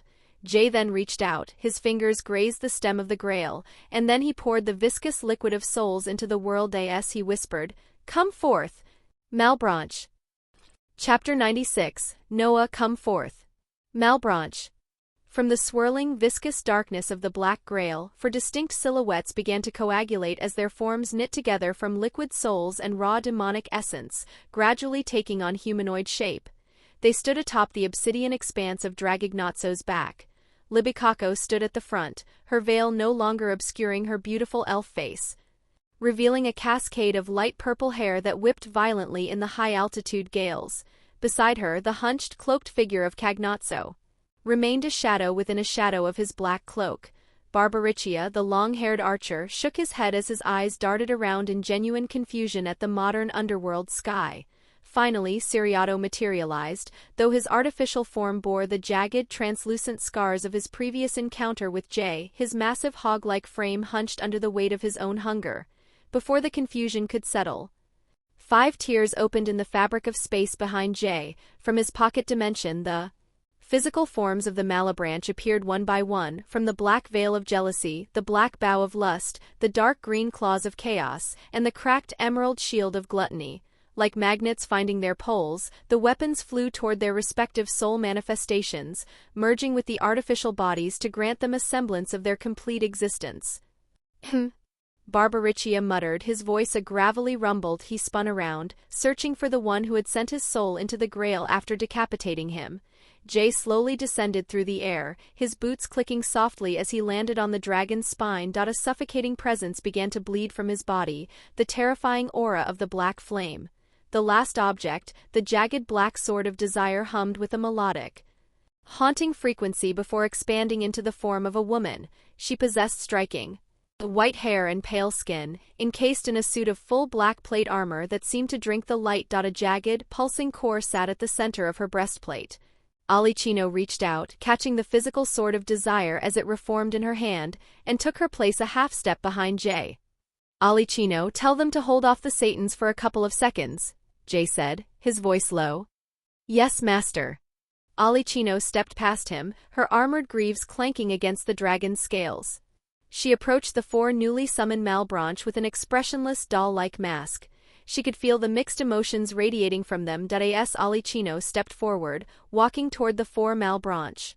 She could see the confusion in the eyes of Barbariccia and Ciriato, while Cagnazzo seemed indifferent.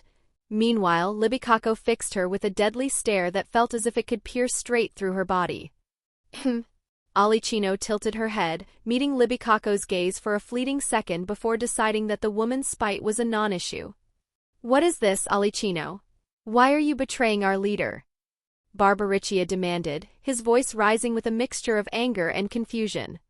"Our leader has been defeated by my new master, and all of you will be serving him too," Alicino replied, her voice flat, devoid of any room for negotiation.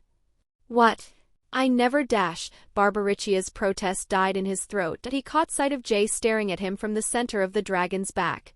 Those dark hazel eyes, ignited with the golden X of Avesta, felt like an executioner's blade. The long-haired man felt the phantom sensation of his head being severed once again, a memory of his instant defeat playing on loop in his mind. "TSK. All right," Barbariccia finally conceded, his shoulders slumping as he turned his gaze toward the Satans. Ciriato offered a wet, guttural scoff. "Whatever. As long as I eat, I don't really care," he grunted. There was no trace of fear in his voice, despite having been literally carved into pieces by the man he now served. Cagnazzo let out a wet hiss from beneath his hood, while Libicacco remained a silent statue.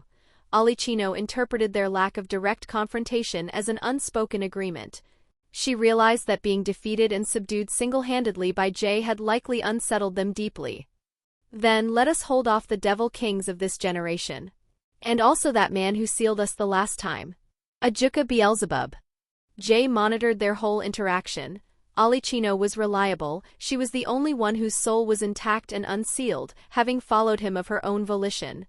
Meanwhile, the rest of them are still technically sealed within the Grail, since they exist as souls while their physical forms serve as the weapons themselves. Their current bodies are more like artificial constructs created by the Grail, and their souls remain bound to it.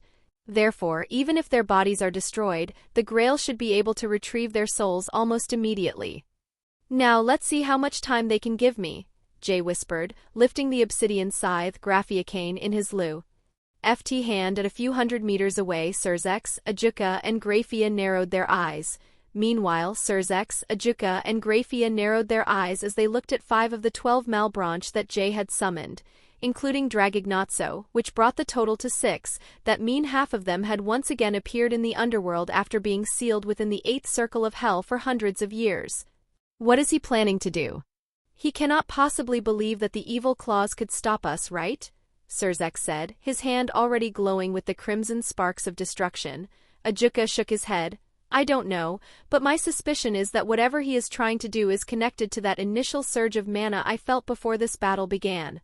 Suddenly, as if confirming Ajuka's fears, an explosion of ominous dark purple demonic energy erupted from the dragon's back. The obsidian scythe in Jay's hand began to thrum with a frequency that vibrated the very air, a towering pillar of mana shooting upward into the clouds. Realization struck Ajuka.as, the only one present who had actually fought the full members of the Malbranche when he attempted to unseal Ars Goetia to create the evil pieces. He recognized this familiar presence and its appearance. It was the embodiment of evil from the sea serpent of the end. "No. Is he trying to use that?" Ajuka's body tensed, his green aura flaring with a desperate intensity as he turned to Surzex, his voice cracking with urgency. "Surzex, don't let him use that spell. I am afraid that this whole region will be no more if he is able to complete it."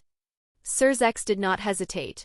Relying on his best friend judgment, his figure blurred out of existence, and in the blink of an eye he reappeared directly above Jay, his silhouette eclipsed by the dark purple towering pillar of demonic mana. The Malbranche quickly looked up, caught off guard by the Satan's sheer speed. Surzex raised his hand, and a massive sphere of condensed power of destruction expanded outward.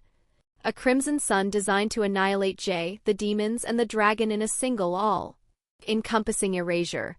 But Alicino moved quickly and raised the sword of desire on her hand, pointing it at the falling sphere. Disappeared. The massive sphere of destruction simply vanished, as if it had been erased from the space it once occupied in the sky, leaving only a faint ripple in the mana and the vacuum it had created. Surzex widened his eyes in momentary surprise, but his resolve did not waver.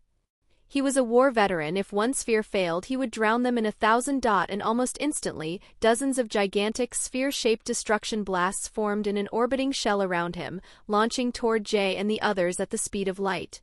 Sensing the impending bombardment, Jay broke his concentration on the scythe and cancelled the spell instantly. His eyes flashed with a black streak of flame. And then a burst of black flame erupted, instantly enveloping the group and rising like a wall of absolute end of all things to meet the incoming bombardment. The spheres of destruction, each capable of erasing a mountain range, were utterly obliterated by the black flame. Their crimson energy flickered and died the moment they were consumed by the end of everything. But the relief was short-lived. Just a second later, the flame was swept away by an invisible wind that forced the black flame to bank sharply into the empty sky. TSK. Jay sent a sharp glance toward Ajuka Beelzebub. The Satan Blue was not attacking directly, but his control over the battlefield, especially over his black flame, was becoming a suffocating restraint. Jay didn't get a single moment to breathe as Surzex, suspended in the air like a god of destruction, had already prepared another city-busting attack. Hundreds of spheres of destruction, each now as large as Dragignazzo's entire 30-meter frame, materialized in the atmosphere behind him. The sky was no longer blue as it was painted in a sickening, pulsating red that cast long, bloody shadows over the floating city of Agrias. The absolute authority of the underworld, Surzex commanded. Annihilation ray burst. SAUUUNG. Spheres remained stationary, acting as focal points for gigantic beams of pure erasure, blasting toward Jay like lasers. And then hundreds of crimson beams tore through the air at a speed that defied mortal perception. The attack threatened to erase every atom of the Malbranche and the draconic Deus Slayer in a single, perfectly synchronized strike. But suddenly a dark, shimmering veil manifested around them. The crimson beams that hit the translucent surface didn't go through. Instead, they got caught in a loop, bending and screeching as they were reflected back toward their source, Surzex Lucifer. Jay glanced at Libikako, whose purple hair was standing on end from the sheer output of demonic energy, her body enveloped in dark purple aura. So this is the veil of jealousy. It mirrors the intent of the attacker back upon them. But against a super devil's attack, Surzex widened his eyes in slight surprise as his own rays of destruction turned to hunt him. But with a casual flick of his hand, the reflected bursts simply ceased to be, following his mental command to return to nothingness. For Libikako, however, the sheer volume of the remaining barrage of destruction from the strongest devil to ever exist was too much for the veil of jealousy to hold. Sirsike, a veil of jealousy shattered into 1,000 jagged shards of black light. Jay and the Malbranche watched as the remaining crimson light illuminated them, the heatless glow of the end closing the final few meters. But Jay was already swinging Habakiri in a violent, rapid slash. Turn to dust, SHING World Slasher. A massive crescent of black flame slash erupted from the Habakiri, sweeping across the horizon with a roar that sounded like the universe tearing. The slash overran Surzek's annihilation ray burst, and in an instant, the hundreds of crimson beams and spheres of destruction were extinguished and replaced by a blazing wave of black flame surging toward the crimson Satan. Ajuka narrowed his eyes, his brow furrowing as he calculated the output. The sheer amount of black flame in that single attack was staggering, even for his Kankara formula to handle in such a short amount of time. Surzex, seeing the incoming all-burning black flame, retreated in a flash of crimson light, seeking a safer coordinate. But he was not as prepared as he thought. Suddenly, a spatial slit opened behind his back, and a jagged blade hissed through the air. Shing Surzex managed to tilt his torso and easily dodge the incoming slash. He then spun, a blade-shaped aura of destruction enveloping his hand, and in a blur of crimson flash he twisted his body, attempting to sever Alakino's head with a counterstrike. But she didn't flinch. Stop. Instantly, Surzek's body was suspended in the air, his momentum killed by the weight of desire. However, Alakino's own neck had been caught by the edge of his strike as her head was tilted at a gruesome angle, half severed as black, viscous blood spurted upward into the wind. The wound did not kill her, and as her neck began stitching itself back together with dark demonic energy, she flicked her wrist, sending another slash from the opposite direction toward the frozen Surzex. A cloaked figure appeared near Surzek's flank. Cagnazzo emerged from the shadows, swinging his claws of chaos to tear the crimson Satan's body apart while he was trapped by Alakino's desire. But Surzex was waiting for the proximity, and almost instantly his body exploded outward in a crimson flash, a pulse of destruction that annihilated everything within a 50-meter radius. Alakino's eyes widened. And she used the Sword of Desire to teleport herself to a higher coordinate just before the blast hit. Cagnazzo was less fortunate. Before he could fully retreat into the shadows, his entire lower body was deleted by the crimson destruction, leaving him a torso floating in the air, hissing in agony.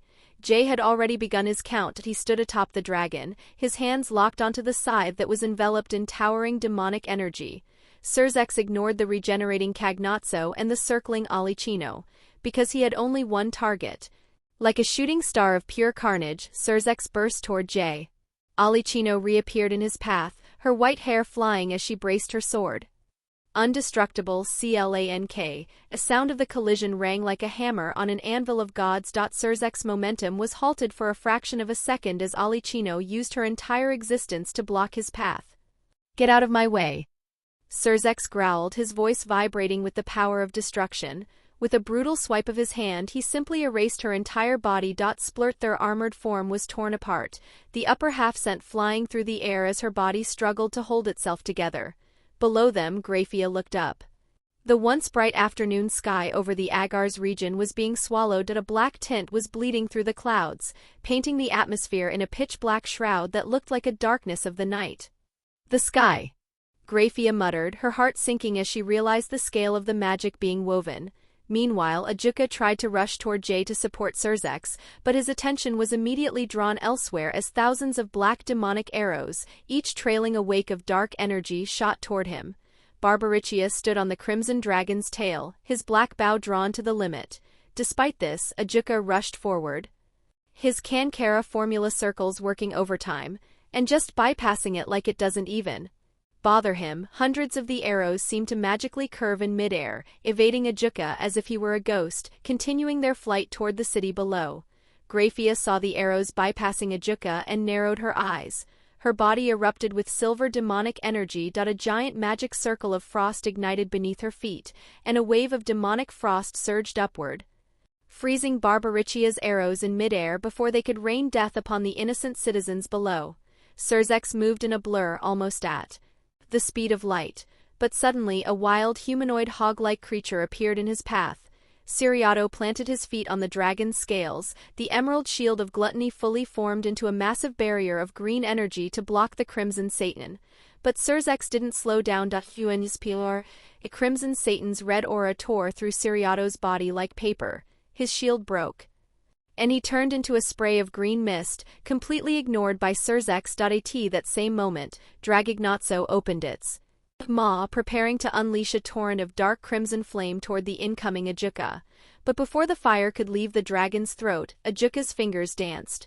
The equations of the flame were inverted as all of the fire was sucked back into Dragignazzo's mouth before exploding within its gullet. Fwom, a dragon shrieked as its flesh and obsidian scales were burned from the inside out.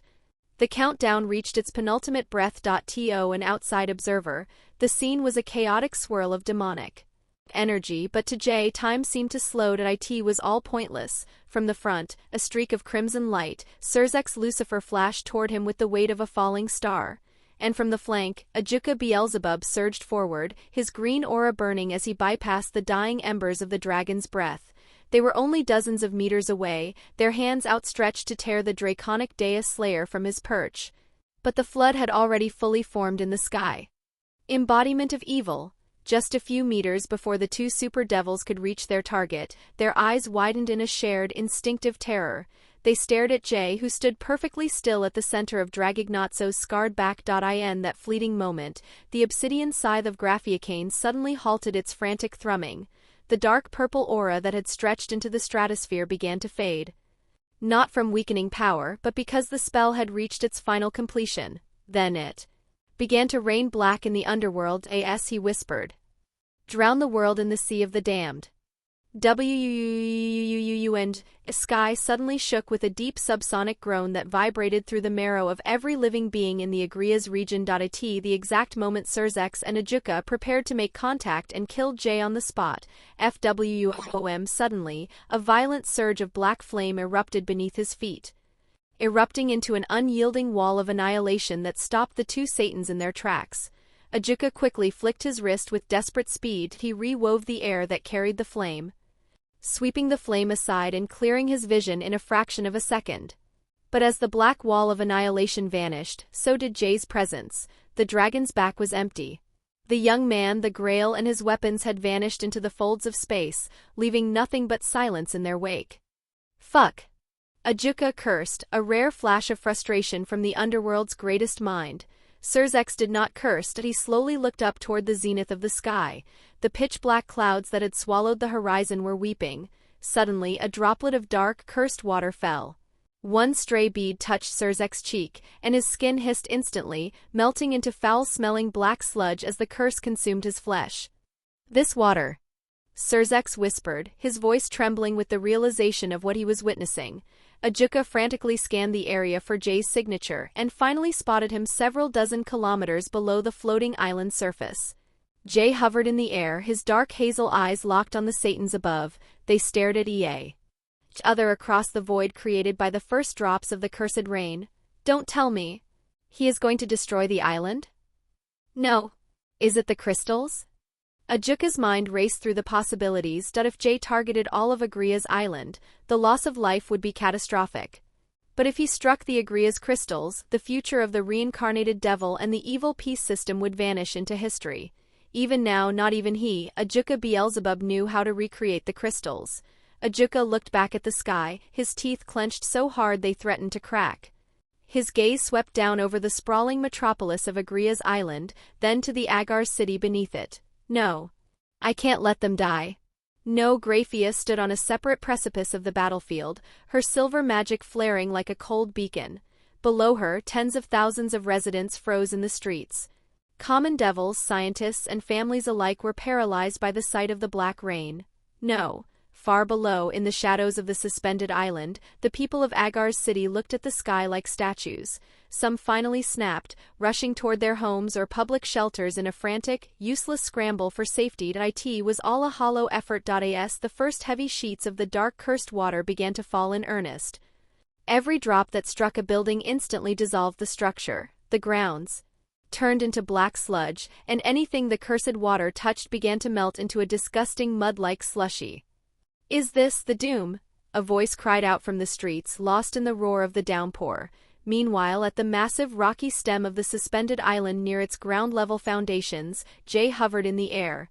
The Black Grail hummed at his side, its dark maw slowly absorbing the shattered soul manifestations of the Malebranche back into the safety of the chalice. One by one, the souls and their weapons were pulled back, vanishing into the black chalice and Jay's pocket dimensions. Even Alakino's severed body was reclaimed, slowly regenerating.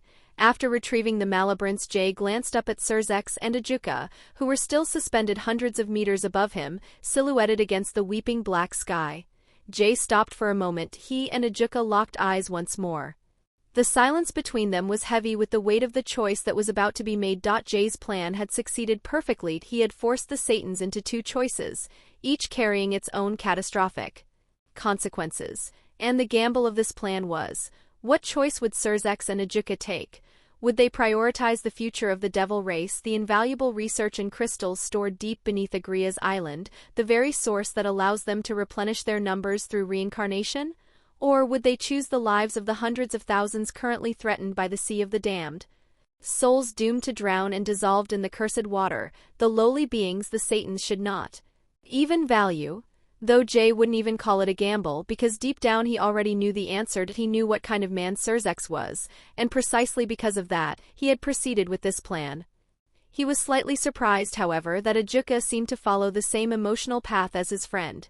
Truthfully, he hated that they took that choice. A part of him had been hoping they would prove him right, that they would abandon their people to save their future and, in doing so, confirm his belief that all devils were ultimately selfish monsters. Jay closed his eyes for a second as he saw Surzex and Ajuka leap upward. They didn't dive for him, they didn't try to save the crystals. Instead, they rushed toward the clouds, toward the very source of the flood pouring from the sky, expanding their auras to form a shield for the city below. Meanwhile, Ajuka enveloped the entire Agria's metropolis in hundreds of gigantic magical circles, as if already preparing for the moment Jay's black flame might rise from the ground at a Kankara formula designed to redirect the fire, preventing it from consuming the city even after knowing that his next move would destroy the entire underground foundation. Of the Agria's region, did the crystals truly not matter to them? Was the preservation of their kin more important than the power they had spent decades building? The obsidian scythe, Graphiacane, disappeared from Jay's left hand, returning to the pocket dimension. "What a stupid choice," Jay muttered. There was no joy in his voice, there was no triumph in his expression, only a deep, simmering frustration that he was being forced to witness a flicker of the heroism he so thoroughly despised. With Aim no Habakiri held firmly in his right hand, its blade enveloped in a thick, roaring shroud of black flame, Jay prepared the final blow that he focused all of his intent on the massive, suspended rock of the island above him. His dark hazel eyes let out a sharp streak of black light, and for a fleeting moment, the manifestation of a true cross appeared behind him, looming like a spectral judge over the scene. And then, as the world fell silent, he whispered, "Turn to dust, Shiying World Slasher." Chapter 97, The Reigns of Agar's World Slasher. And as the jet-black blade of Aim no Habakiri moved, a thin, wide black slit tore through the fabric of space. It began at the western edge of the floating Agria's island and streaked toward the east with the speed of a neural impulse. For a microsecond there was only silence. Then the eruption followed. A burst of black flame instantly engulfed the rocky underside of the floating island. It crawled across the foundations in a blur, turning the massive pillars of ancient stone, sedimentary rock, and Agria's crystals used to create evil pieces within it into drifting black ash. Everything it touched was erased to nothing in an instant. The whole underground were consumed in the blink of an eye. Jay watched with an unreadable gaze as the first flakes of black ash began to drift downward, preceding the rain of cursed water like a morbid snow. In the span of mere seconds, the core of the underworld's technological progress was gone. The specialized crystals of Agrias required to construct the entire evil pieces system were reduced to drifting history, taking the future of the devils with them. However, Jay noticed something as the black flames, intended to rise and consume the city above, were being forcefully swept away before they could reach the metropolitan streets of Agrias. A Vesta ignited in his left eye, the golden X glowing as it deconstructed the hundreds of Kankara formulas cast by Ajuka near the edge of the city. He momentarily considered focusing his mental energy on deconstructing those equations one by one to burn the city down. But he never got the chance as a violent burst of freezing wind suddenly roared from behind him. Jay cast a brief glance over his shoulder. The air temperature plummeted by hundreds of degrees in a millisecond. The gale was meant to freeze his cells instantly and shatter his body before he could even register the threat. "Incinerate Anthem," he muttered. Fwom. His body was instantly enveloped in a searing purple glow. The holy fire of the Incinerate Anthem surged outward in a wave of flames, colliding violently with the incoming demonic frost magic. The clash of absolute heat and absolute zero triggered a massive steam explosion that shrouded the sky. As the vapor began to thin, a figure materialized through the white haze. Standing in midair was the strongest woman in the underworld, Seraphal Leviathan. Her blue eyes were as sharp as the sword in Jay's hand and as cold as the ice she commanded. The sheer weight of her killing intent was a physical pressure that would have stopped the heart of any lesser man. She stared at the ruined Agria's island before her, then back at the young man, her beautiful face a mask of unprecedented fury.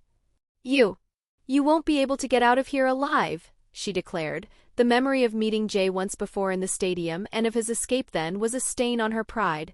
Today, as ash rained from the weeping sky, she would not let him run again, not after what he had done. Jay looked down past her. Below the floating ruins he saw a series of wide, expanded green shields constructed from raw demonic energy. They completely enveloped the entirety of Agar's city, acting as a massive umbrella against the corrosive cursed water. Jay recognized it instantly, Falbium's absolute defense. The two of them stood suspended in the open air, locked in a stare-down amidst the rain of the damned. Every time a drop of the cursed water attempted to touch Seraphal, it was instantly encased in a microsphere of ice and discarded. Jay, meanwhile, kept the Incinerate Anthem active, the purple flames burning the demonic water into harmless vapor before it could reach his skin. "Seraphal Leviathan," Jay acknowledged, his voice toneless. A blue magical circle layered with Leviathan class runes ignited in front of her. She didn't bother with words as she intended to freeze him from the inside out, starting with the very blood in his veins. Avestor ignited once more, and with a single pulse of his intent, the Golden X processed the magical structure. And Seraphal's magic circle instantly shattered into sparks of light. Seraphal's blue eyes widened in shock. Anti-magic?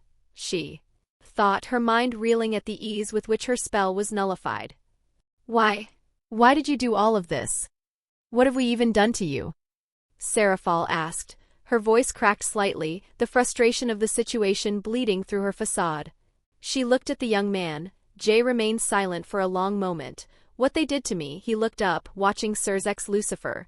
The Crimson Satan was pushing his power of destruction, creating a dome-shaped crimson annihilation that obliterated the Black Flood before it could drown the entire region of Agars. But the scale of Graphiacane's embodiment of evil was simply too vast. From Jay's vantage point, the black sky stretched across the entire horizon, reaching into the distant forests and the mountainsides of the Agars region. It was a god-slaying weapon for a reason. Even the whispers of the Black Grail said that this flood would not stop for 40 days and 40 nights unless someone had the power to destroy the very sky where the ability originated. Below the dome, Ajuka Beelzebub was spreading his mind thin, maintaining thousands of individual Kankara formula magic circles to flash evaporate every stray droplet. Graphia Lucifuge had already rushed toward the outskirts of the city, using her ice magic to create massive levees, freezing the water that had already landed in the forests to prevent it from surging into the residential sectors. Jay then turned his gaze back to Seraphal. Right, Jay suddenly said. Seraphal studied the man. His black hair fluttered in the gale, and his empty dark hazel eyes stared into hers with an unreadable expression.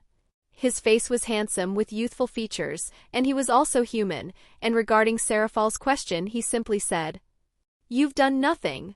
Suddenly a purple flame began to lick at Jay's boots, rising to engulf his body. Recognizing the signs of a spatial magic, Seraphal lunged forward. She threw her hands out, attempting to freeze the very space around him to lock him in place, but with a casual raised hand, Jay focused his Avesta on her magic. The ice shattered as the magic circle forming her assault collapsed into nothingness once again. "Stop!" she screamed. Her hand reached out, grasping only at the fading purple embers, but Jay's figure had already vanished, leaving nothing behind except the sound of ash and cursed waters falling from the sky. Seraphal hovered alone in the sky, her hands clenched tight. She had failed to stop him once more. Damn it! High above the skies of Agrias, Surzek's Lucifer hovered as a lone point of defense as his body enveloped in a swirling crimson aura. His hands were raised toward the black sky, as if he were physically holding back the weight of a breaking dam. From his palms, the power of destruction bled outward in a relentless tide, expanding into a colossal, shimmering dome that spanned the entire horizon of Agar's city and the remains of Agria's island. Every time the black, cursed droplets of the flood made contact with the shell of the dome, they were simply erased from existence. The sound was a continuous low-frequency hum of annihilation. Yet Surzek's brow was deeply furrowed. Despite the magnitude of his power, he was merely treating the symptoms of a terminal disease. The dome was a shield, not a cure, offering no solution to the source of the flood. Surzek had no choice but to hold a defensive stance. A streak of green light cut through the red haze, and Ajuka Beelzebub suddenly appeared at his side. "Ajuka, why are you here?" "The city?" Surzek asked, his voice strained by the effort of maintaining the massive barrier. "It's okay. Seraphal and Falbium have arrived," Ajuka replied, his expression unreadable as he surveyed the black sky. Surzek cast his gaze downward. Far below the ruins of the floating island, the sprawling metropolis of Agar's city was now safely encased within Falbium's absolute defense.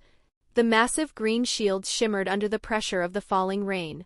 Simultaneously, any cursed water that leaked through the fractures or dripped from the edges of the suspended Agria's island was instantly crystallized into shards of ice or harmless snow by the overwhelming magic of Seraphal Leviathan.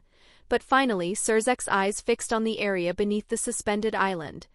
The ground beneath the island had been scoured to nothingness. A fine, persistent rain of black ash continued to drift through the air, settling like a funeral shroud over the city. "The crystals," Surzex muttered, his heart sinking as he looked at the empty space where the island's underground once resided. So that's what he was after. Ajuka gave a solemn nod. The loss was immense. The research, the laboratories, and the very foundation of the materials that created the evil peace system had been utterly destroyed.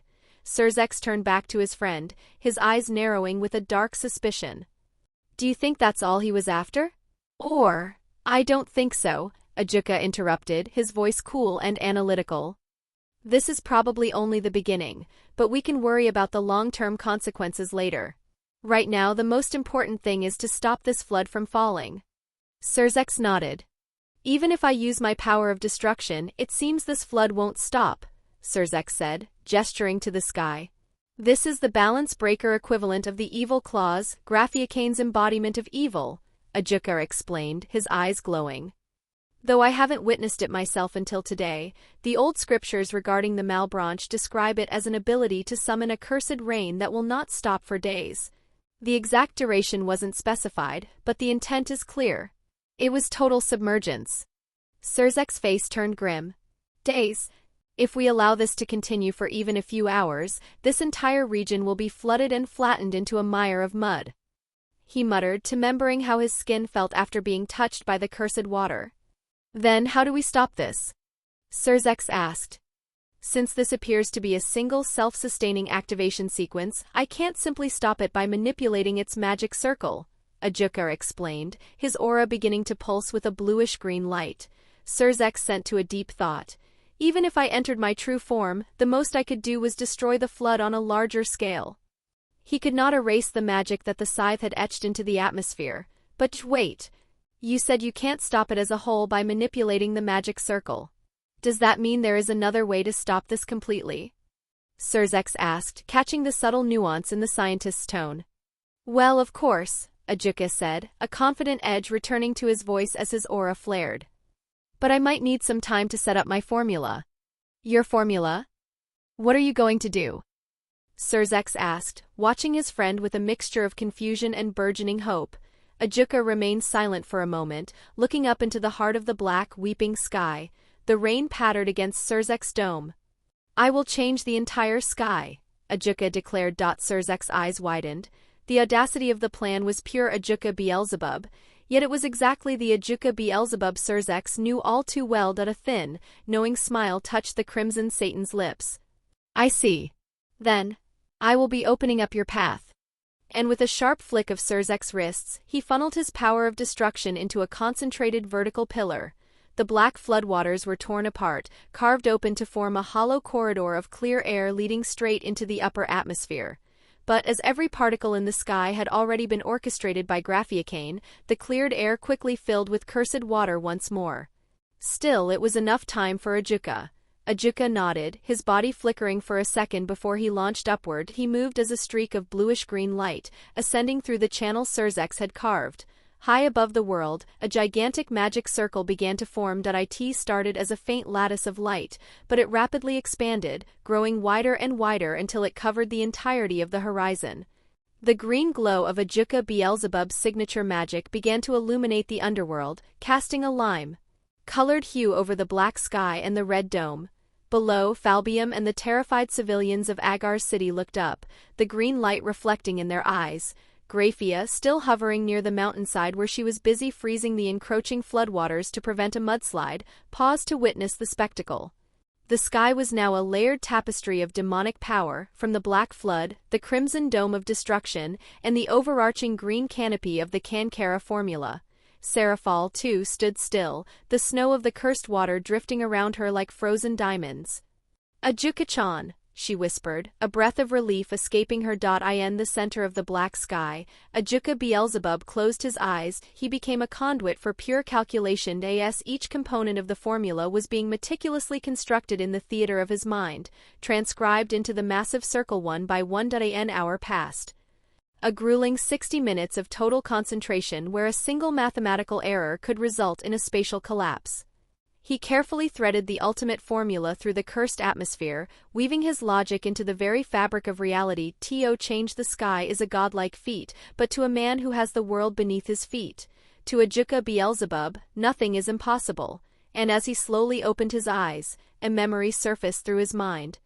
He thought of the human, a young man who had orchestrated this catastrophe with such efficiency that he thought of the evil pieces, his greatest invention, created with the help of the Ars Goetia and the Malebranche as a reference.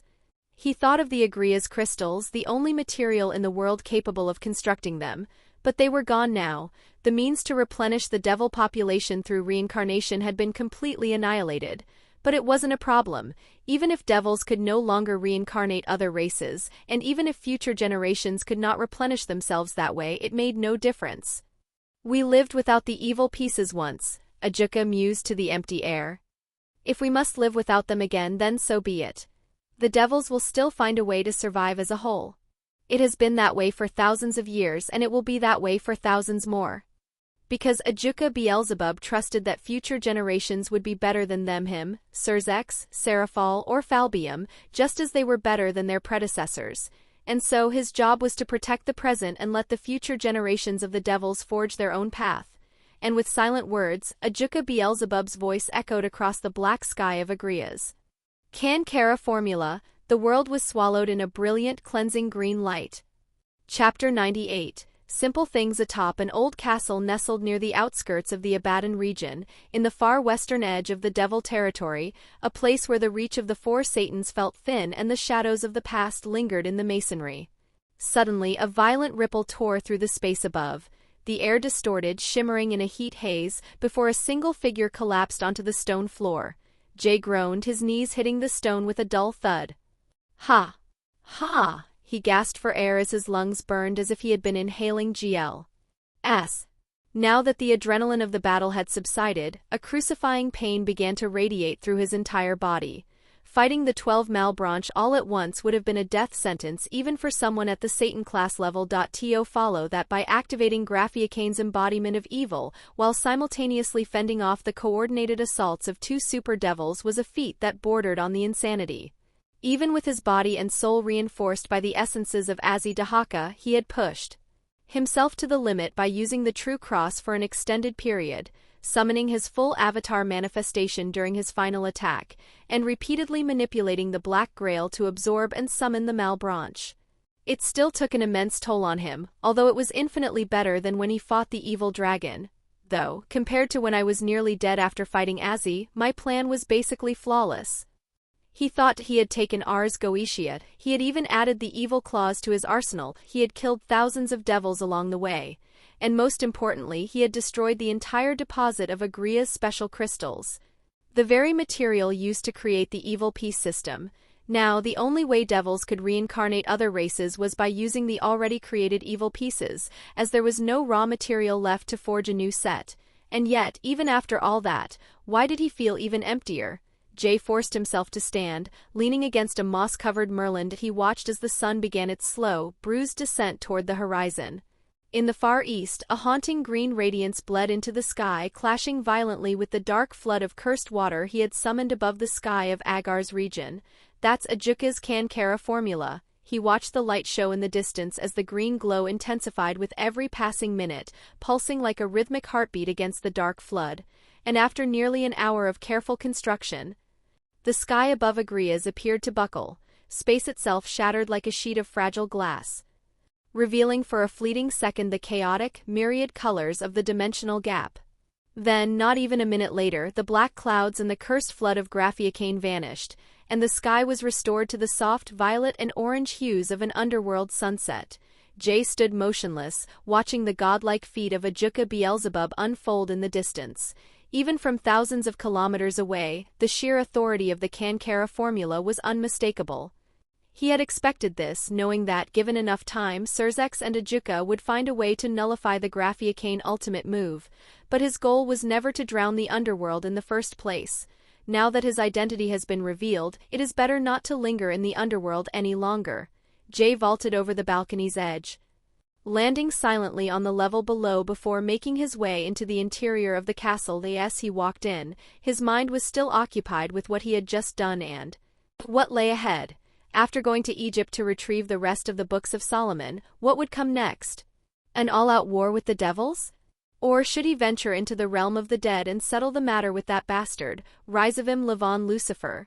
As he navigated the dim hallway, a sudden, delicate aroma caressed his nose. It was savory and creamy. Did Lavi cook something? He followed the scent to the kitchen, a high-ceilinged room with a large stone hearth. There he saw a beautiful blonde woman moving with grace. A black apron was sculpted over her curves, tied over a baggy white shirt that reached her mid-thigh. She hummed a soft tune to herself, a gentle smile playing on her lips as she tossed pasta in a skillet. Jay stopped in the doorway, watching her back. Lavinia didn't turn around, yet her voice carried clearly through the room. Why are you just standing there, Illya Kovalenko? Is watching me from behind really that interesting? What did you cook? It's just a simple carbonara.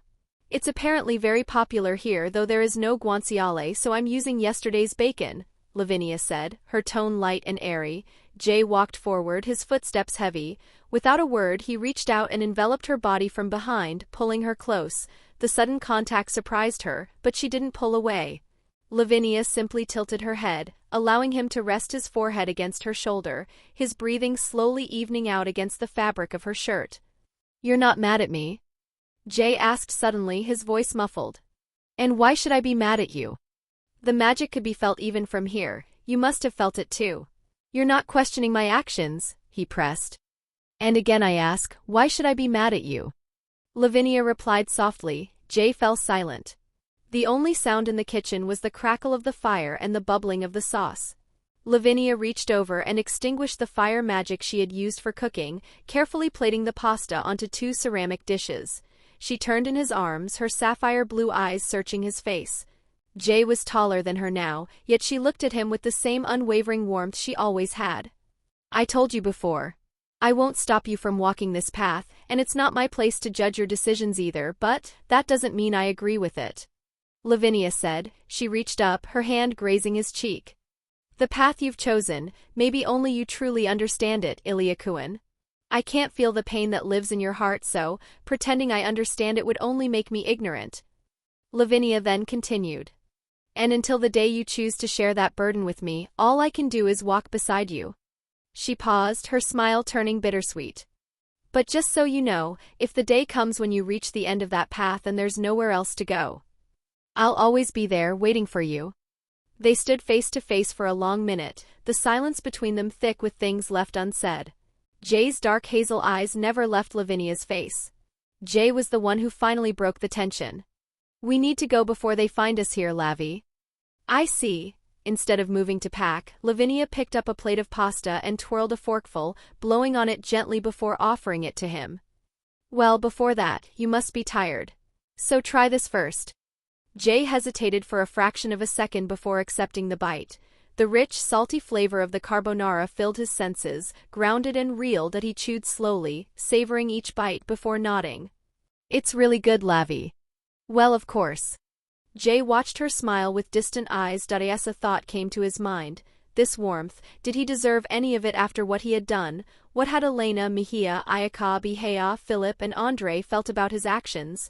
And what had Sister Andrea thought of it? They ended up sharing the same plate, but as they spoke in low voices, enjoying their dinner, Jay suddenly cast a glance over his shoulder toward the door behind him. He did not need to extend his domain to sense the presence lurking in the shadows. I thought you already knew that curiosity can kill a cat. Why are you still sneaking up, Kuroka? Jay said. Lavinia jumped slightly, her eyes widening as she realized she hadn't detected the Nekashu girl at all. From behind the heavy wooden door, Kuroka appeared. She was wearing her usual loose black kimono, her 2 cat tails twitching nervously as she stepped into the light. I knocked on the door and there was no one answering. Naya. Kuroka defended herself, her ears flattened against her head. Is that so? Jay asked, his eyes narrowing slightly. Kuroka nodded vigorously. Well, Kuroka-chan, have you eaten yet? There is actually 1 plate left if you haven't eaten, Lavinia offered, ever the hostess. Really, Naya? Kuroka's eyes glowed and she drooled as she saw the steam rising from the plate. She looked at Lavinia with full gratitude before shaking her head, trying to regain her composure. Naya, there is something I need to talk about first, Kuroka said, her gold hazel eyes drifting to Jay, reflecting a newfound seriousness. Jay raised an eyebrow, waiting.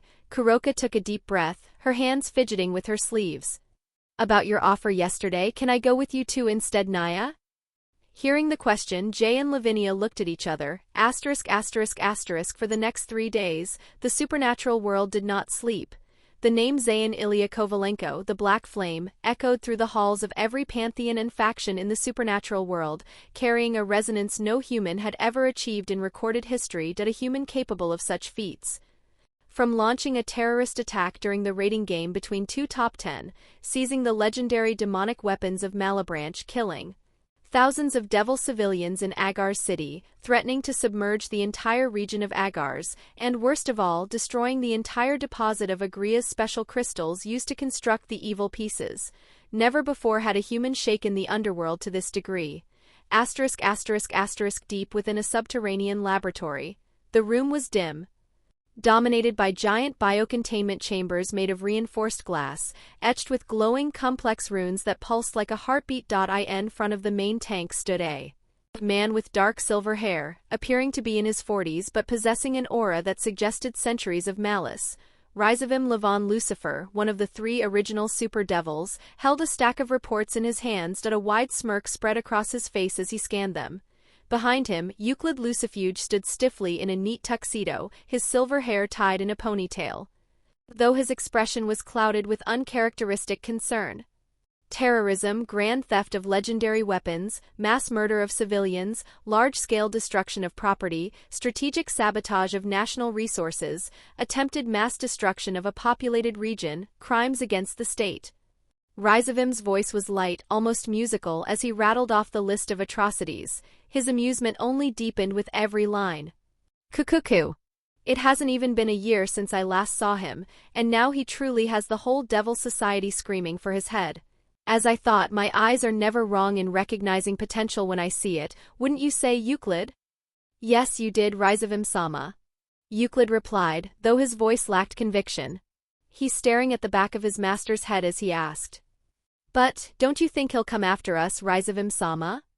That of course, though I'll be the one waiting for him. Cuckoo. Zayyn turned his gaze toward the biocontainment chamber directly in front of him. Inside the fluid, the body of a woman floated in a suspended, comatose state. Despite the advanced magic, her flesh had already begun to rot horribly. Zayyn stepped closer as his reflection overlapping with the grotesque image of the woman. A chillingly affectionate smile appeared on his face. You should meet him too someday, mother. High above the clouds, within the shimmering sanctity of the 6th heaven, the atmosphere was vastly different. In a vast, ivory chamber saturated with such intense holy energy that the air itself glittered, Michael sat at a marble table. The leader of the Seraphs had his eyebrows furrowed, his usually serene face etched with a rare look of distress as he scanned the documents detailing the incident in Underworld. The soft chime signaled Gabriel's arrival. Clad in flowing white robes that seemed woven from light itself, she approached her brother. Her beauty was ethereal, yet her eyes carried a profound, lingering sadness. Gabriel, you have finally come. Have you heard the news? Michael asked. Gabriel nodded solemnly, her hands clasped tightly in front of her. Ilya-san, the name felt heavy. Michael remained silent for a long moment before glancing back at Gabriel. Let's go to Romania and talk to him. In the secluded realm of Takamagara, the sun never truly set. Sitting silently on a mat of woven cloud tatami was an ethereally beautiful woman with hair as white as snow, accented by traces of shimmering gold. She emanated a soft, constant golden radiance that made her appear more like a living star than a person. She was none other than Amaterasu, the chief god of the Shinto faction. At that moment, she was ignoring the weight of her divine duties to enjoy a cup matcha latte, which was apparently very popular in the human world right now. But suddenly, a slender man with raven-black hair appeared out of thin air. Tsukuyumi, I told you not to disturb my private time unless something important happened, Amaterasu said. Her Kyoto accent slipped into her speech, a sign of her relaxed, somewhat irritable mood. But sister, something important has happened in the underworld, Tsukuyumi insisted, his voice low and calm. He slowly placed a series of documents onto Amaterasu's low wooden desk. The underworld? Are you kidding me? As if I care what those bats are doing down there. Shush, go. Amaterasu made a shooing motion with her hand, closing her eyes to savor the bittersweetness of her tea. Actually, it's about that human child. Amaterasu's eyebrows instantly shot up. She paused, the cup halfway to her lips, before she slowly opened her eyes. The golden light in her gaze intensified, focusing on her brother with sharp interest, as if she already knew whom Tsukuyomi was referring to as the human child. What about him? Meanwhile, deep within the heart of the Grigori base, a man, appearing to be in his 20s with an average build, black hair with golden bangs, and a black goatee, sat in an extravagant chair, writing a letter in his hand. It was none other than the Governor-General of the Grigori, Azazel. And as he was about to stamp the letter with wax, suddenly a sound of a violent explosion rocked the office. The reinforced double doors were blasted inward, reduced to splinters by an overwhelming external force. Azazel, though, didn't flinch. He didn't even drop the wax in his hand. In fact, he had been expecting this since the news first reached the Grigori. He slowly looked up to see a young man standing amidst the wreckage, framed by the smoke of the blast. A crushing aura of killing intent radiated from the boy, deadly enough to obliterate any normal human. The youth was perhaps 14 or 15 years old, possessing a striking, handsome face with light silver hair and sharp hazel eyes. However, those eyes were currently red-rimmed with the residue of tears, burning with a cold glare directed solely at the Governor-General. Valley Lucifer had grown remarkably quickly over the past year. He stood around 5.5 feet tall now, his frame lean and corded with muscle, completely devoid of the fragile boy Azazel had rescued from the outskirts of Romania. "Now, I thought you had given up that bad habit of destroying my doors, Valley," Azazel said, his tone conversational despite the wreckage. Valley didn't move. The pressure he emanated was so great that Azazel was forced to subconsciously release his own aura just to keep the papers on his desk from flying away. "Shut your mouth, you lying piece of shit," Valley spat. "I don't You knew. You knew that Jay was still alive and you haven't told me once." Valley roared that he reached into his pocket and hurled a bundle of documents at Azazel's face. The papers scattered across the desk, showing a sketch of a black-haired youth standing atop a crimson dragon. "Zayyn Illya Kovalenko. You lied about his death." In a blur of speed, Valley crossed the room. He reached across the desk and seized Azazel's collar, hauling the older man forward. Despite the height and age difference, the strength of the most powerful white dragon emperor in history was terrifyingly apparent, even at his young age. Azazel looked into Valley's hazel eyes, seeing the raw betrayal and the desperate hope flickering beneath the anger. He sighed. Letting the letter he was working on fall to the desk, he raised his hands in a gesture of surrender and tapped Valley's wrist gently. "Very well. I'll tell you what's happening." Chapter 99, Understanding Valira, Romania. The morning air in Valira was fresh, carrying the crisp chill of mountain heights mixed with the subtle warmth of the sun striking the valley around it. The day after Zayyn Illya Kovalenko's attack on Agars became known throughout the entire supernatural world. Jay and Lavinia had decided to return to Valira in the early hours of the dawn. But they were not the only ones returning to Valira. As they navigated the winding, grassy road leading toward the village hall, a certain black-haired Nakushu trailed behind them. "I've never been to Romania. I thought this place was full of blood-sucking vampires, but it turns out this place is really beautiful, Naya," Kuroka remarked, her golden hazel eyes darting with curiosity toward the quaint, stone and wood cottages. "Well, about that," Lavinia replied with a dry, knowing laugh. At first, Jay had rejected Kuroka's proposal to join them. But after discussing it further with Lavinia, they both decided to let Kuroka come along. It was mostly Lavinia who convinced him, believing that there was nothing wrong with adding another companion to their journey to Egypt. But there was another reason. Although neither of them knew the full story of Kuroka's past, they both understood it had not been a pleasant one. The eyes never lie. "I still don't understand why you would reject my offer to take the evil piece from within you, Kuroka," Jay said, his voice level as he kept his eyes on the path ahead. "Well, it doesn't really bother me at all, Boss Naya," Kuroka said, swaying her hips playfully as she adjusted her kimono. "Besides, if Chiron is still living as a devil, I can't just let her be one by herself, Naya. When the time comes when I can convince Chiron to leave her master, that Gremory girl, maybe I will accept your offer, Naya." At the mention of her sister, Jay reflected as he looked at the black-haired girl. She, like him, had suffered at the hands of the devils, perhaps even more directly than he had, considering she went so far as to kill her own master, which was a serious taboo in the evil pieces system. Jay watched her out of the corner of his eye, a single question lingering in his mind. What does she think about the devils? However, that question could wait until later as they approached the village hall. Kuroka's body suddenly tensed. Her ears twitched and her tail stiffened. Naya! There are angels! What are they doing here? She hissed, her pupils narrowing into slits. Jay and Lavinia, however, were already aware, having been informed by Ernesta about the visit of both angels. The three of them entered the hall, the heavy wooden doors creaking on their hinges. Inside the main lounge, seated on the upholstered sofas, were the figures of Michael and Gabriel. The two seraphs were deep in conversation with Ernesta, the de facto leader magister of Valira. The first to notice their arrival was a young blonde woman standing near the window. It had been 8 months since Valerie Teeps had been rescued from the brink of emptiness, and she looked healthier and more vibrant than ever. A warm, genuine smile lit up her face the moment she saw Jay and Lavinia. Ilya-sama, Lavinia-sama. Welcome back. Valerie, dressed in a simple white dress, hurried toward them with light steps. Valerie-chan? Have you been well these past few weeks? Lavinia asked, pulling the girl into a warm embrace and affectionately ruffling her hair. Actually, I was helping Elmenhild in a Sacred Gears class 2 days ago. It was more fun than I expected, Valerie admitted, her cheeks flushing with a shy flush. Jay, upon hearing that, raised his eyebrows in surprise. Partly because it was not really a Valerie thing to interact with many people, let alone the kids from school. And also, are you okay with using your sacred gear, Valerie? I thought you would hear things if you even just manifested the Grail. Jay asked. His tone was characteristically cold, but the slight narrowing of his eyes betrayed a genuine worry and protectiveness beneath it. It's okay, Ilya-sama. Besides, I'm happy that I can be useful to the village. Helping Elmenhild teach the kids is nice too, maybe not too often, but it's nice, Valerie said, her smile broadening. Jay gave a slow, approving nod. I see. It's good that you enjoy doing it, Valerie. Just make sure you don't push yourself too hard, all right? You can talk with me in Lavi if you still hear those voices. Valerie thanked him with a nod and then picked up a glass jar from a nearby table.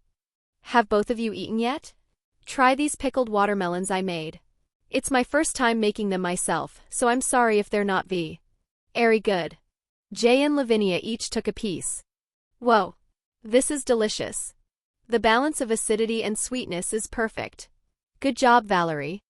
Lavinia's eyes widened in surprise before she smiled warmly at her. Jay simply nodded in quiet agreement. Hee, Valerie chirped.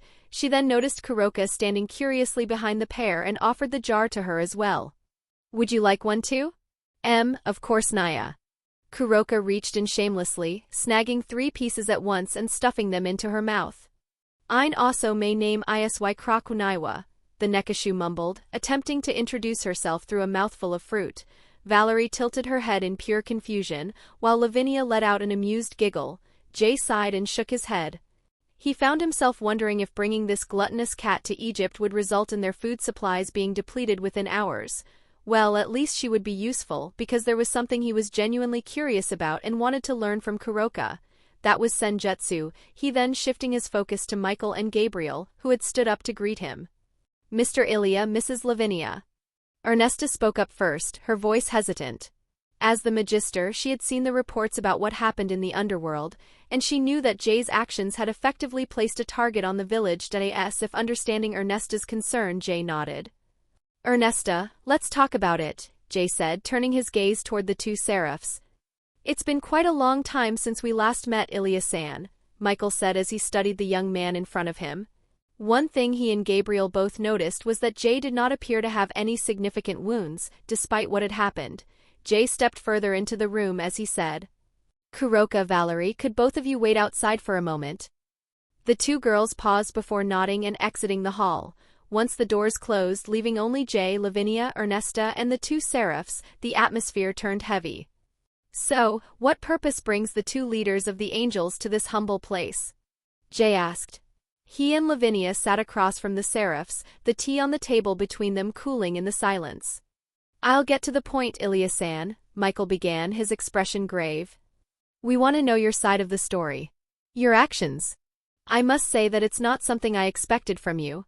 Destroying the entire deposit of Agria's crystals, your attack during the raiding game, and also, why are you killing those innocent people, Ilya-san? Gabriel interrupted, cutting her brother off. Her voice was trembling slightly, and her eyes were filled with a turbulent mixture of disappointment and confusion. She stared into Jay's dark hazel eyes, searching for the man she remembered. Jay fell silent for a moment before he spoke. "Both of you are talking as if you know me very well," Jay muttered, his voice devoid of emotion. "I know that you are a good person, Illya-san." "The man I saw in Transylvania is a compassionate man who has saved thousands of lives and protected the world from an evil dragon and the super devil Rizavim Levon Lucifer. And this village is proof of that," Gabriel argued, gesturing toward the peaceful settlement outside the window. "Good person?" Jay stared at the woman in front of him, the golden light of the room reflecting in his hollow eyes. "You are free to think whatever you want about me, Seraph Gabriel," he said flatly, completely dismissing her words. "So, is that all you wanted to talk about?"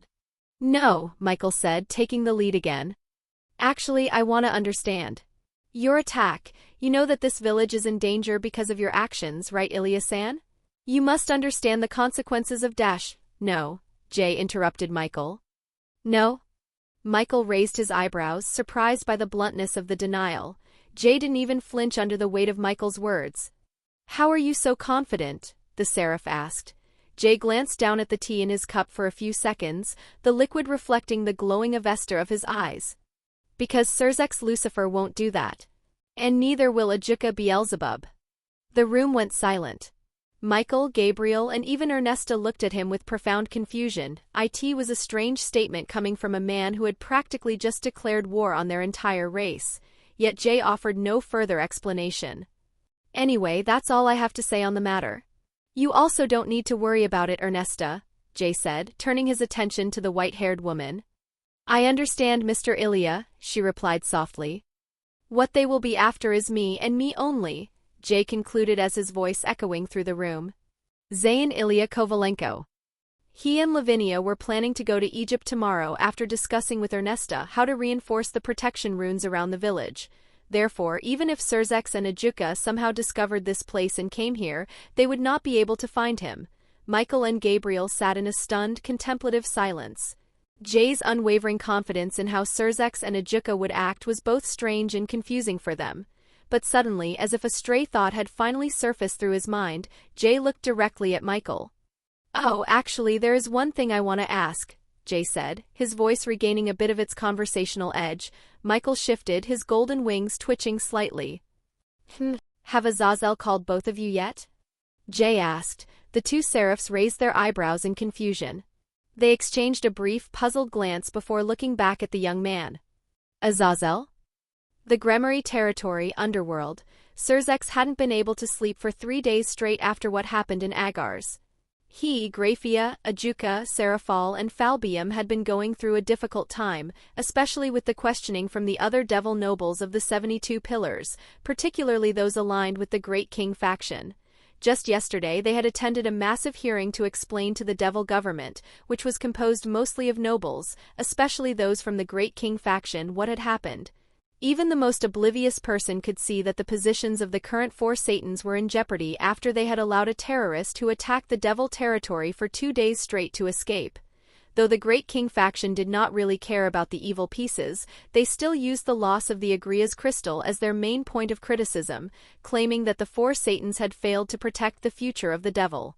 Surzek had already expected them to bring that up during the hearing, which of course could be easily countered by Ajuka. Now, for days after the attack, Surzek and Graphia had finally found a moment to return to the Gremory estate. As they walked into the main living room, both of them were then welcomed by their entire family.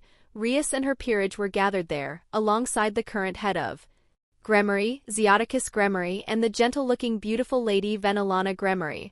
But the first to reach them was the little boy. "Father. Mother."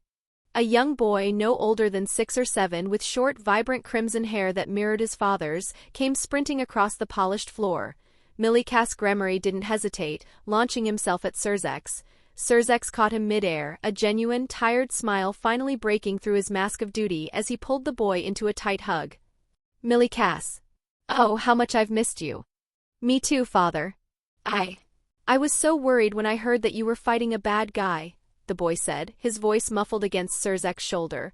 Graphia stood beside them, her hand resting gently on Milika's back, her usual sternness softening. Rias then stepped forward, her eyes mirroring the exhaustion she saw in her brother. She reached out, tentatively hugging him. "Oni-sama, are you okay?" Surzex nodded, reaching out with his free hand to ruffle his sister's hair, a gesture of affection that dated back to their childhood. "I'm okay, Rias. See, I'm just a little bit tired at the moment. Don't worry, okay?" Rias nodded, though her expression remained pinched with concern. She looked as if she were wrestling with a question that had been circulating in her mind for days. She bit her lip, glancing at the others before speaking. "About the attack. I heard he destroyed the entire underground of Agria's island? Does that mean it's no longer possible for us to create a new set of evil pieces?" Rias asked, her voice low. Surzek's smile faltered a little bit as he let Millie cast down but kept a hand on his shoulder. "That's right. Then, is it also true that the attacker is Desh?" Before Rias could finish the thought, a small, trembling voice rose from behind her. "Illya-san. Is it true that the attacker is Illya-san, Surzek-sama?"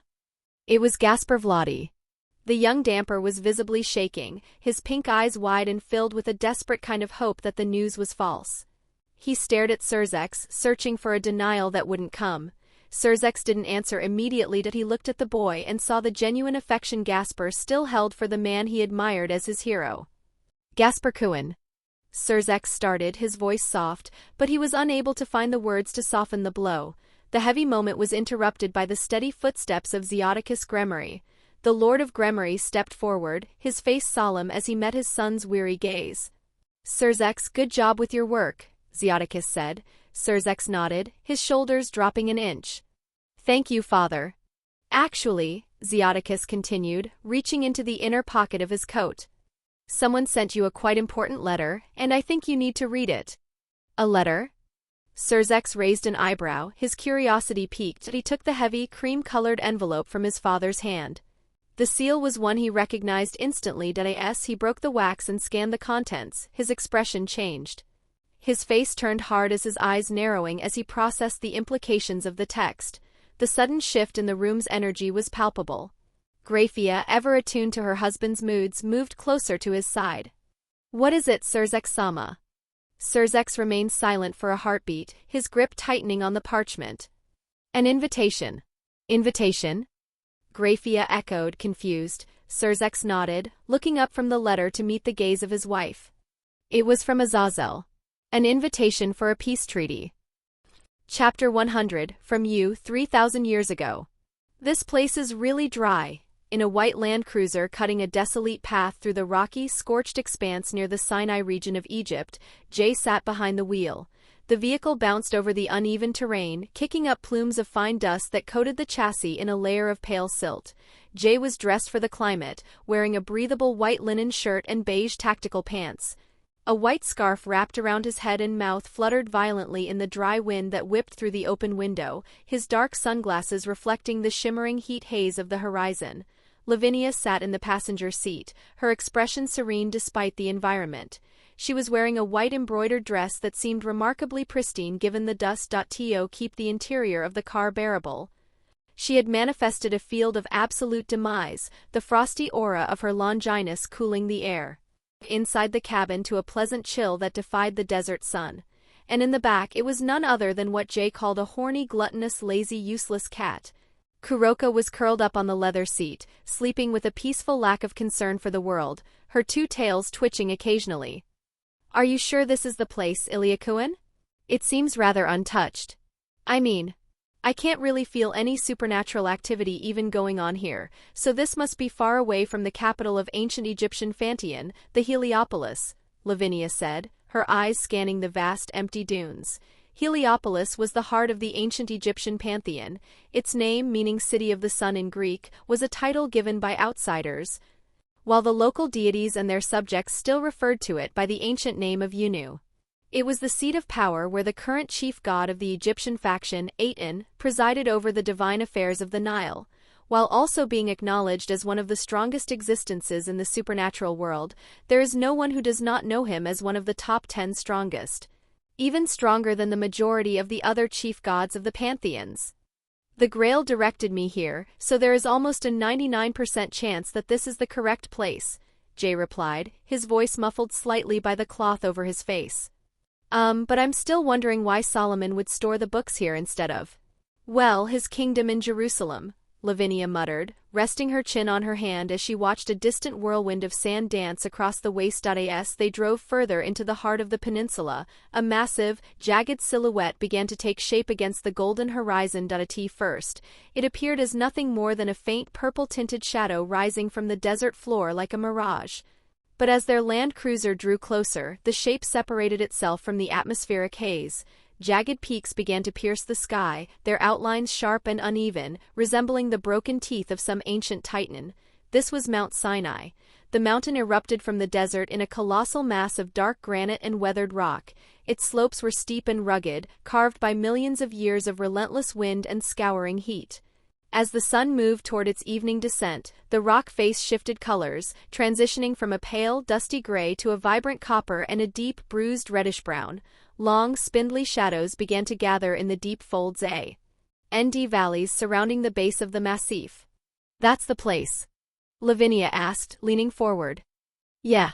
Jay navigated the vehicle past the small, isolated settlement of St. Catherine near the foot of the mountain.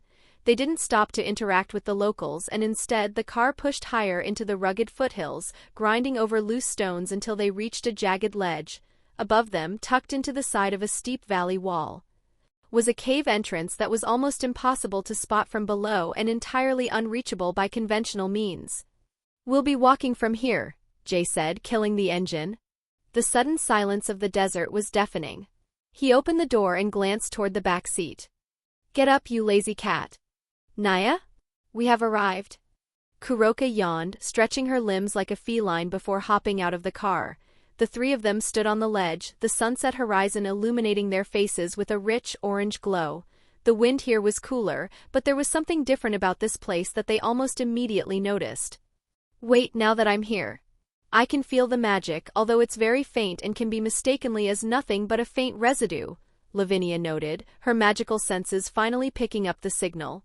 Jay nodded in silent agreement. He could feel it too, though for him, the sensation was much more clearer that he adjusted his sunglasses, and beneath them the Avesta ignited. The world transformed into a blueprint of magical constructs as he saw thousands of intricate runes written into the very grains of sand and the microscopic cracks in the dirt. It's definitely intentional. This place is hiding in plain sight. With all these runes being applied, it's definitely so that the gods from the ancient Egyptian pantheon won't realize what's hiding inside this place, Jay said, crouching down to let a handful of sand slip through his fingers. He watched as the golden light caught the faint shimmer of the hidden seals. Do you think Solomon did all of this by himself? Lavinia asked, her voice hushed by the scale of the concealment. Jay shook his head slowly. No, this is divine energy. Unless Solomon's status as a human was a false one, then all of these seals were made by someone else. A divinity. A god. Jay scanned the flow of the seals once more. Somewhere in the back of his mind, a sense of familiarity tugged at him, a resonance with the energy that constructed the barrier. He then stood up and fixed his gaze on the jagged maw of the cave. Anyway, let's go inside. Lavinia and Kuroka followed his lead, nodding as they stepped over the threshold. Jay raised his hand and a small, flickering purple flame appeared on the tip of his finger. The violet light cast long, dancing shadows against the cave walls as they ventured into the earth. As they moved deeper, the world outside vanished. The bright orange glow of the sunset was swallowed by the darkness behind them, leaving only the rhythm of their footsteps on the smooth stone. Initially, the cavern appeared ordinary, a natural formation of granite and dust that had remained undisturbed for centuries. Tiny clouds of fine sand stirred beneath their boots, drifting lazily in the stagnant air. But then the air began to shift. Jay came to a sudden halt, his hand held up to stop both Lavinia and Kuroka. He felt a presence ahead, something predatory lurking in the absolute blackness of the tunnels. Is there something wrong, Illya Kovalenko? Lavinia asked, tilting her head as she peered into the dark. Don't you two feel it? Jay asked, his eyes unwavering. Avesta pulsed, scanning the depths far beyond the reach of his physical sight. Suddenly, Kuroka's pupils dilated into thin slits, and her entire body tensed into a crouch. Her dark purple mana flared around her like a shroud. Naya! There are ghosts. Lavinia narrowed her eyes, her own magical power beginning to hum in response, and almost immediately from the darkness ahead, a low rumble echoed, followed by the sound of dozens of paws hitting the stone. Out of the darkness burst a pack of lions. But the strange thing, they weren't creatures of flesh and bone, but translucent entities made of a shimmering white aura. They rushed toward the trio with terrifying speed. Their eyes glowing with a crimson, predatory light, they moved like ghosts, their forms blurring as they lunged through the air, ready to tear the three of them apart. Jay didn't move his feet as he simply flicked his finger toward the charging spirits. Incinerate. FWOM, and then, a violent burst of purple flame surged forward, filling the entire width of the cave. The violet hue consumed the darkness, washing over the spectral lions in a sea of heat. However, to Jay's surprise, the white lions didn't vanish by the fire. They surged through the purple fire as if it were nothing but a harmless mist to them, their forms unaffected by the Longinus flames that should have reduced any creature of darkness to ash in an instant. Jay's eyes widened behind his glasses. He watched as Avesta scanned the structure of the lions. A spirit? He thought, his mind racing. The lions were meters away from leaping upon them, before its true cross. FWOM, the all-burning black flame erupted from beneath Jay's feet, swallowing the cave in complete darkness. It surged forward, engulfing the pack of lions, and in an instant their forms disintegrated, reduced to drifting ash that swirled violently through the air. "What is that?" Lavinia asked, her voice trembling slightly. She stared at the spot where the lions had been, shocked that creatures could ignore the Incinerate anthem only to be deleted by Jay's black flame. Meanwhile, Kuroka looked at Jay with a profound sense of wariness. This was the first time she had witnessed Jay using the black flames in person. Her Nekishu instincts and her Senjutsu sensory were screaming at her, a primal warning that vibrated through her soul. Every sixth sense she possessed told her never to touch that flame if she didn't want to be wiped from existence. The silence returned, yet Jay's eyes remained fixed on the darkness beyond the violet glow of his finger. He could feel it, a presence moving slowly and deliberately toward them. Jay intensified the purple flame, and the path ahead was finally revealed. A figure emerged from the gloom. The man was handsome, appearing to be in his 30s. He had long, wavy white hair that was meticulously styled into a thick side braid falling over his left shoulder. His skin was a deep sun-kissed tone that spoke of the Middle East, and his expression was one of immense calm. Composed and wise, he carried an air of effortless authority that commanded the room. He was dressed in a suit of ornate white and red armor with black accents.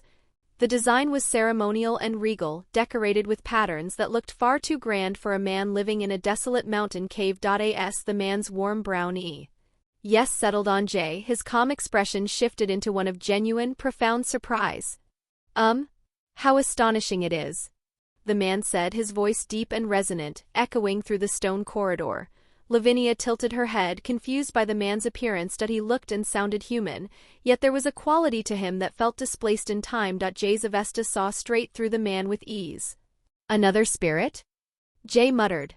The man stood before them and bowed deeply, his movements fluid and aristocratic. "I truly apologize for the sudden attack, as it was most unbecoming. I thought all three of you were mere intruders. Again, I ask your forgiveness for my unwelcoming reception." He straightened up and turned his gaze specifically toward Jay, a strange light shining in his eyes. "But I never truly expected that your inevitable coming would be in the form of a man." Jay's eyes narrowed, his posture remaining defensive. "You knew I was coming?" The man nodded, a gentle, knowing smile spreading across his face. "I have indeed been informed of your arrival many thousands of years ago by the Lord Almighty." "The Lord Almighty? Do you mean the God of the Bible?" Jay asked, his voice sharp with skepticism. "I see that is what you call him." "Then yes, he is," the man replied, nodding with an intricate, somewhat melancholic smile. "It is a pleasant surprise that the one he spoke of would be human like me. I must admit, pride fills my heart wholly at this moment," the man said with a light laugh before continuing. "And indeed, he predicted your coming ever since the day he sealed the beast of the end, at the place known as the end of the world." The revelation struck the trio. Jay, Lavinia, and Kuroka were utterly unprepared for the historical magnitude of the man's words. And for a figure legendary not only in the biblical world, but also in the whole supernatural world as one of the most powerful and influential beings to have ever existed, to be waiting for Jay, it was almost too unbelievable to be true. The beast of the end? Jay thought his thoughts elsewhere, but the man continued, his gaze drifting as though he were reading words etched upon some buried memory. He always told me that someday he would die for the sake of this world, and for the universe, to restore balance. As Yesh returns to nothing, so the nothingness shall rise from the absence of existence, and that is you. The man extended a hand, pointing directly at Jay. Jay raised an eyebrow, his confusion growing. I'm sorry, but I don't quite understand what you mean. It's okay, we still have plenty of time to talk. After all, I am just a spirit of the real me, and my sole purpose here is specifically for this day. To welcome you so that you may someday break the balance and become a complete existence. Jay's eyes sharpened. A complete existence? He asked. The man nodded slowly, his expression growing solemn and holy. The true god of infinity, the Ein Sof. The air in the cave seemed to freeze. Jay, Lavinia, and Kuroka widened their eyes at the name that it was a term from the highest reaches of Kabbalah, the infinite and the unending.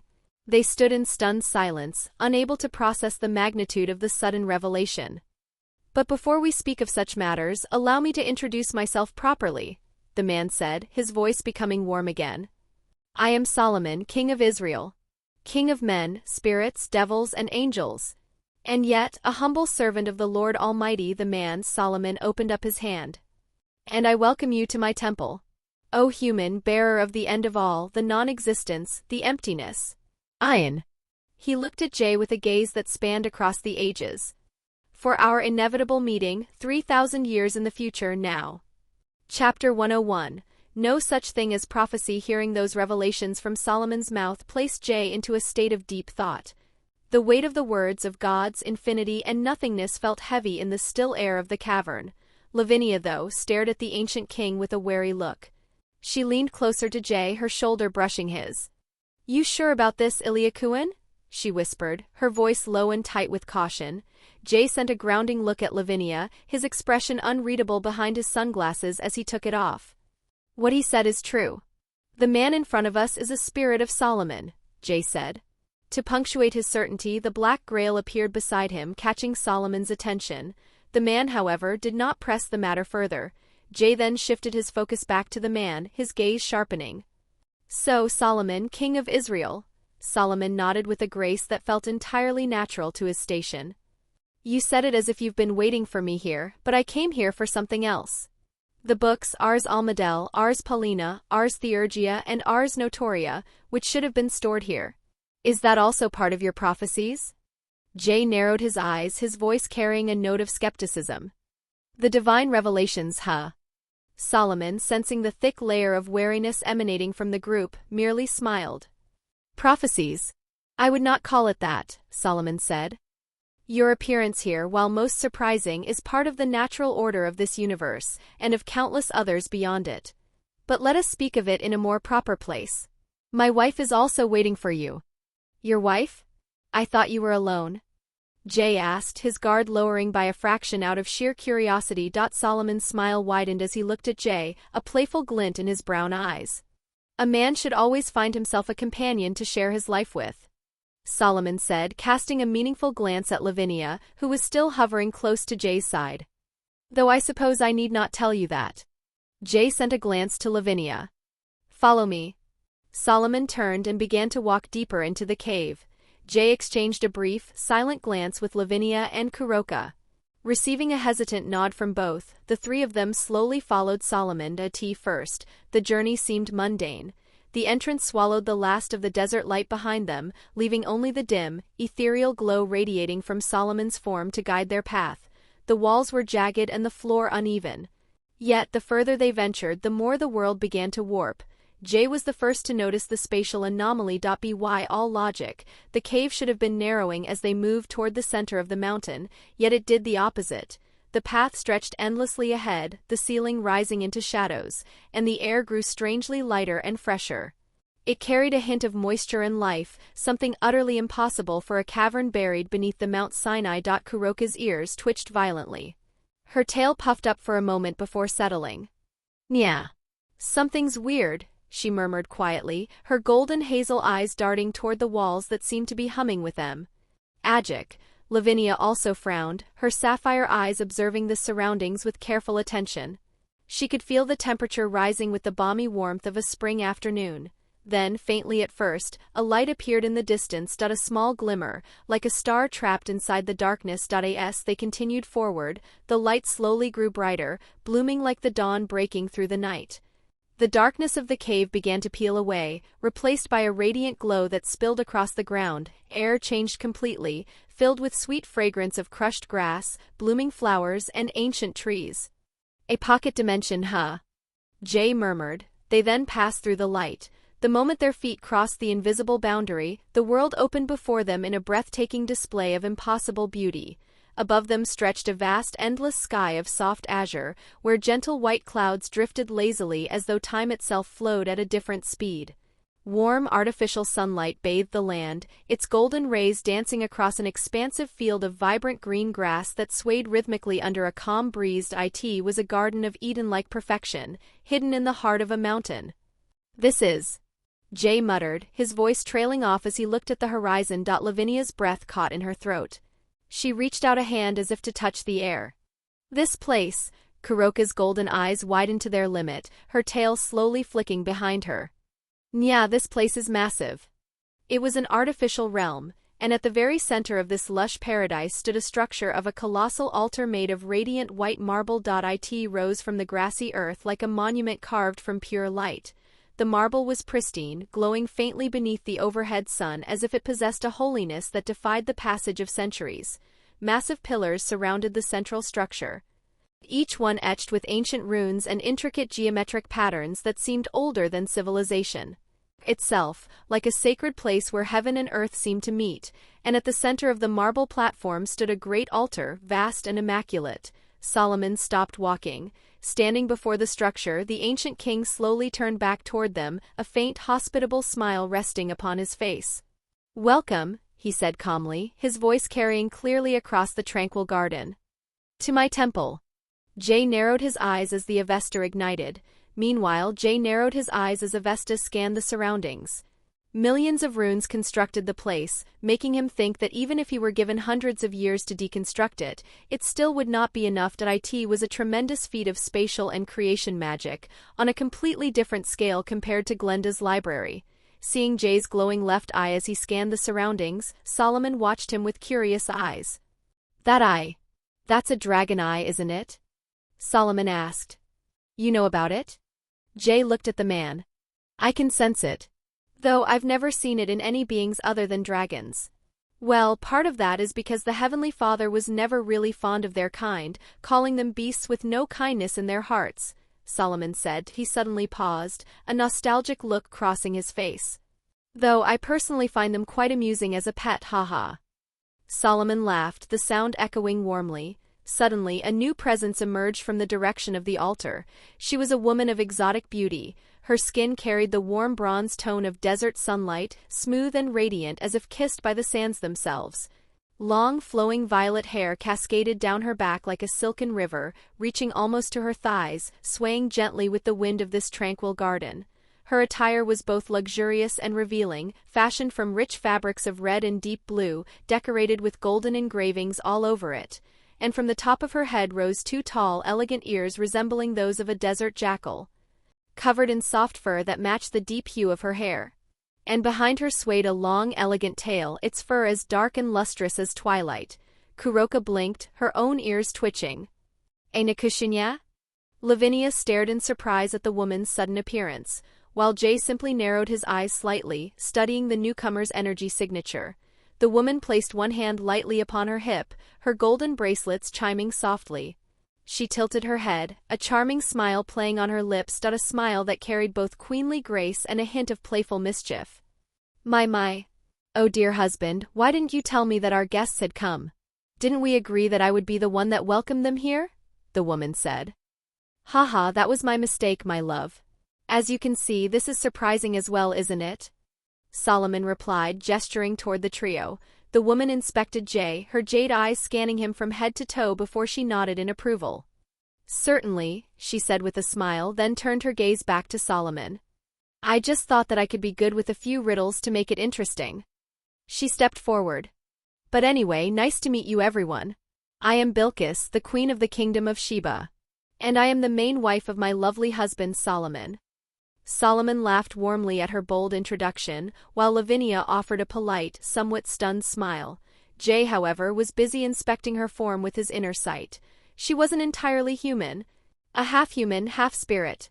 This is the first time I've ever seen one, Jay thought. So, since all of you have met my wife, let's talk in a more suitable place, Solomon said. Following the lead of Solomon and Bilquis, the group ventured further into the garden. They then arrived at a shaded spot near the altar where marble chairs and a circular table sat beneath the sprawling branches of a giant cedar tree. And as they settled into their chairs, from a small spatial rift in the air, Bilquis produced 5 golden chalices and a decorative ceramic jar. She then poured a shimmering golden liquid into each cup. Naya? This smells funky? Kuroka said, crinkling her nose at the pungent, sweet aroma. Lavinia took a chalice, looking at the liquid with curiosity before glancing at the queen. If I may ask, what is this Bilquis-san? That's tej, a traditional drink from my kingdom. You should try it. Bilquis said excitedly, her jackal ears perking up. Jay looked at the liquid, swirling it slightly before taking a small sip. The taste was complex, honeyed, herbal, and sharp. Alcohol? Jay asked. It's a traditional mead. It isn't to your taste, perhaps? Solomon asked, having already taken a deep draught of the mead. No, well, I'm still not of age to drink. But it's good. Thank you, Bilquis, Jay said, setting the chalice down. At his words, both Solomon and Bilquis froze, their eyes widening as they looked at each other in shock and confusion. Lavinia, who had taken a sip after Jay okayed at him with a look of pure amusement. Is that even a matter at this point, Illya? She laughed, her voice bright. A boy who had slain dragons and gods suddenly worrying about the legal drinking age. I see. How surprising this era must be if a man as strong as you are hasn't even considered himself old enough to drink, haha. Solomon said as he regained his composure, laughing heartily. His expression then shifted, becoming more focused. But anyway, you must have been quite eager to hear everything I've been talking about your power, about yourself. Jay took another sip of the tej, his eyes meeting Solomon's steady brown gaze. Lavinia leaned in, her interest piqued, eager to understand Jay's power, the black flame that had saved her life. Illya black flame. Her sapphire eyes reflected the face of the man who meant everything to her, one of only 2 people closest to her aside from her teacher. Very well, where shall I begin? Right. Since the very beginning of all things, when the Heavenly Father manifested as a being, an existence called Yesh. Solomon began. Yesh? Jay repeated. Yesh is the concept of existence, the process of the first creation, when nothing yet filled the world except the void of the dimensional gap and the 2 dragon gods of dreams and infinity. Solomon explained. Jay's mind flashed to the small, dark-haired girl he had met in Romania, Ophis, and with Yesh there was born out of the nothingness a being, the Lord Almighty, the Heavenly Father, a being that you call the God of the Bible, Solomon then continued. Yet the Heavenly Father was not a complete existence, even after he had completed the 10 Sephiroth and fully manifested as Yesh. The trio stared at him, stunned. Not a complete existence? Lavinia asked. Solomon nodded. Here is the thing. Do you know what the 2 strongest beings in this world represent? Solomon asked, his eyes searching theirs. Infinity, Jay said. Correct. Both the Great Red and Ouroboros Ophis represent a concept of infinity, one being the dragon of dreams and the other a being born out of the infinite void, Solomon explained. But the Heavenly Father hadn't reached that state, even after he fully manifested his power.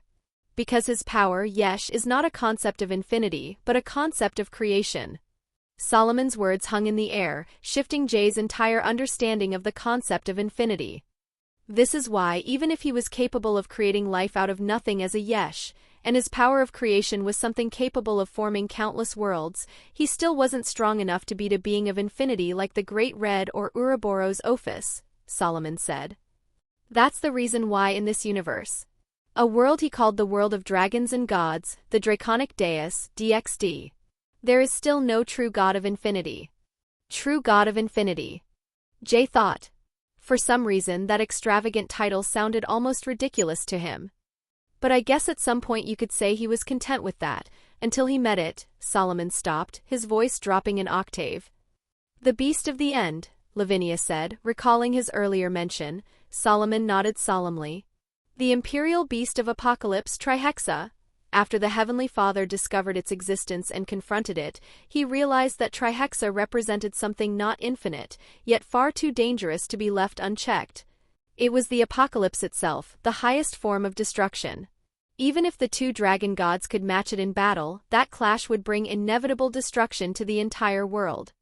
Then, realizing that he was incapable of completely killing the beast, the Heavenly Father then placed thousands of forbidden seals to completely lock that beast away, far away at the end of the world.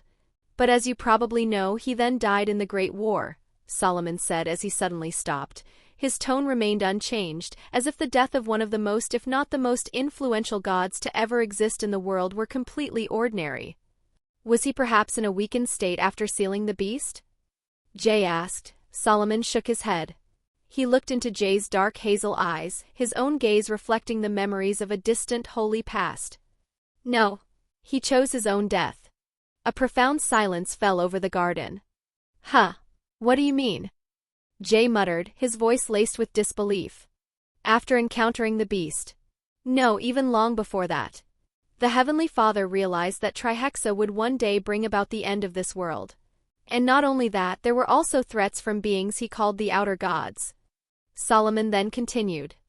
Because of this, he sought every possible means to reach infinity, for the sole purpose of protecting this world from such threats. He also endeavored to persuade the two dragon gods to aid him, yet both Great Red and Ophis rejected his proposal to kill Trihexa, and in the end, he also ultimately failed to reach infinity, Solomon explained. But what does that have to do with him choosing his own death, Naya? Kuroka asked, leaning forward on the marble table. Remember that I said Yesh is an existence born of nothingness. Jay nodded. The Heavenly Father theorized that the same would occur in reverse. When Yesh is absent, then non-existence will be born. That nothingness is what you call Ayin, the power within you, the black flame you wielded earlier, Solomon said, pointing his finger toward Jay's chest. Jay slowly raised his hand, and with a thought, a small flick of black flame erupted from his palm. It flickered like a void in reality. Both Solomon and Bilkis watched it with a reverence that bordered on awe. Oh my, Bilkis whispered, her hand covering her mouth, while Solomon nodded in relief. And it seems like his sacrifice was not in vain. Jay sat in silence, looking at the flame. The power that had saved him countless times, the power that had reduced his enemies to ash, was apparently the byproduct of a god choosing his own death, something so profound. But why me? Jay suddenly asked, the black flame vanishing. Solomon paused, lost in deep thought for a moment. That I do not know. As you can see, both my wife and I are surprised that the power did not manifest as its own existence, as a being of the end, but instead manifested inside your soul. A human. And not only that, it manifested hundreds of years after he died, Solomon said. Silence fell over them, and then Jay spoke once more. You said earlier about Yesh needing to complete 10 Sephiroth to be fully complete. What is that? Jay asked. Ah yes, for Yesh to be fully realized, the Heavenly Father needed to unfold his power through the Sephiroth, which is a formation of his own existence through a certain experience. In this way, a structured creation could arise from divine will and manifest into reality. And at the highest level stands Keter, the crown, representing the primal divine will. Solomon moved his finger, and a shimmering imagery of a tree made of spirit magic appeared in the air between them. From it emerged the conscious intellects, Chakma or wisdom and Bina or understanding. These then give rise to the conscious of Chisid or kindness, Gavura or discipline and Tiferet or glory, which balances mercy and judgment. And then flow Netzach or victory, Had or splendor, and Yesid, which is a vessel or a foundation. And finally, the process culminates in Maketh or kingdom, the manifestation to reality, completing the emergence of Yesh, existence itself. The long explanation left Jay, Lavinia, and Kuroka with some understanding, yet even more confusion. I still don't understand. Even after he went through all those stages of his power, or should I say himself, and was still incomplete as you say, isn't it going to be the same for the Ayin? Jay asked. No. Because the Heavenly Father theorized that once Ayin is fully realized, beyond it lies an unending void. As the universe begins from nothing, from zero, and in the end it will return to nothing, to zero. And he believed that beyond that lies the concept he called Ein Sof, the manifestation of the true God of infinity. Hearing those words, Jay immediately recalled the words Ophis had spoken to him about his own power. But then, a look of genuine confusion appeared on Solomon's face. "But, it is indeed strange what you said." "What do you mean?" Jay asked. "For Ein to be fully realized, you would need to go through the 10 Sephiroth again, but in reverse. In the process, you would turn every single Sephiroth into nothingness. It should have been that way. But since you are a human," Solomon stopped. "It contradicts everything. Because me being human means I am an existence," Jay finished, reading the king's thoughts. Solomon nodded slowly. "Yes. That even to me is a mystery that I cannot answer." The ancient king fell into a deep, silent thought. Could the Heavenly Father be mistaken in his understanding of the path to Ein Sof? And why then would Ein manifest within a human? Solomon wondered, his gaze fixed upon the young man across from him. Jay suddenly emptied his chalice before he stood up. "Anyway, let's talk about it later, because my objective for coming here is to find the books." So, with a ripple in the space, Ars Goetia then appeared in Jay's hand. Solomon's eyes widened, his regal composure momentarily shattered. "That book. How did you get it from the devils?" Jay, however, remained silent as his dark hazel eyes met the King of Man's gaze, his expression unreadable. "Where are the other 4 books?" Chapter 102, Books of Solomon, Where are the 4 books? Jay stood up, his voice cutting through the tranquil atmosphere of the garden like a blade. Solomon, who was still visibly surprised by the presence of Ars Goetia in Jay's hand, slowly drifted his eyes away from the book to look into Jay's dark hazel eyes. He fell silent, his fingers tapping rhythmically against the marble surface of the table as he contemplated his next words. "If I may ask, why are you so eager to find those books, the divine revelations?" Solomon asked, his voice gentle yet probing. Jay stopped, the intensity in his gaze flickering for a moment. He then sent a brief look toward Lavinia, searching for silent consensus between them. She gave a small, firm nod as her sapphire eyes met his. "Before that, let's not call me by the name Ian. My name is Zayyn Illya Kovalenko. And she is Lavinia Rennie," Jay said, gesturing toward the blonde girl beside him. Lavinia offered a polite, respectful bow to Solomon and the Queen of Sheba. "Naya, introduce me too." Kuroka chirped from the edge of her seat, waving a hand energetically. "TSK, and this noisy cat is Kuroka." Solomon nodded, a faint smile returning to his lips. "Very well, I shall call you Zayyn." "All right. Let me be direct, the reason we are searching for the other 4 books of Solomon, or the divine revelations as you said, is the condition of me and Lavinia's teacher," Jay said, his voice dropping to a more somber tone. "And what condition is that for it to require the divine revelations?" Solomon asked, leaning forward with genuine interest. Jay thought about how to describe the complex merging of Glenda's soul. Her soul, she has this strange condition where her soul is merging with a spirit's soul to the point where both of their souls are already considered as one. It has reached a state of singularity, making it impossible even for my black flame to only annihilate one of them separately without destroying her entirely. "Oh my! A merging of souls." The sudden interruption from the Queen of Sheba caught both Jay and Lavinia's attention. Bilqis no longer wore her mischievous smirk. Her expression turned thoughtful, her jackal ears twitching as she tried to understand the details of the ailment. "You know about it, Bilqis-san?" Lavinia asked, her voice tinged with hope. Bilqis nodded slowly. It's a very rare side effect that can be caused by an imperfect contract with a spirit. Usually the more evil ones, as they try to consume the host's ego to take over the body," she explained, her jade eyes shimmering with a faint inner light. She then looked at the 2 of them. "Does your teacher perhaps have some sort of contract with an evil spirit?" Lavinia turned her head toward Jay, her brow furrowed in thought. Jay rested his hand on his chin and closed his eyes, recalling the faint, shimmering water spirit he had fought during his final lesson with Glenda. "No, I do not think so. Though maybe I'm wrong because that's also the first time I saw a spirit, but—" Jay didn't finish his sentence. Instead, he suddenly disappeared in a violent flicker of purple flame. His sudden departure caused the cedar leaves above to rustle. Bilkis and Solomon watched in surprise, but before they could even comment on his disappearance, Jay reappeared in a burst of violet sparks in his arms. He carried the unconscious body of a purple-haired woman. Glenda looked frail, her skin pale and almost translucent as Jay held her with a protective princess-style grip, his expression hardening as he looked at her. "It's better for you to check it yourself," Jay said. Solomon stood up immediately. With a fluid flick of his wrist, he commanded the nature around them.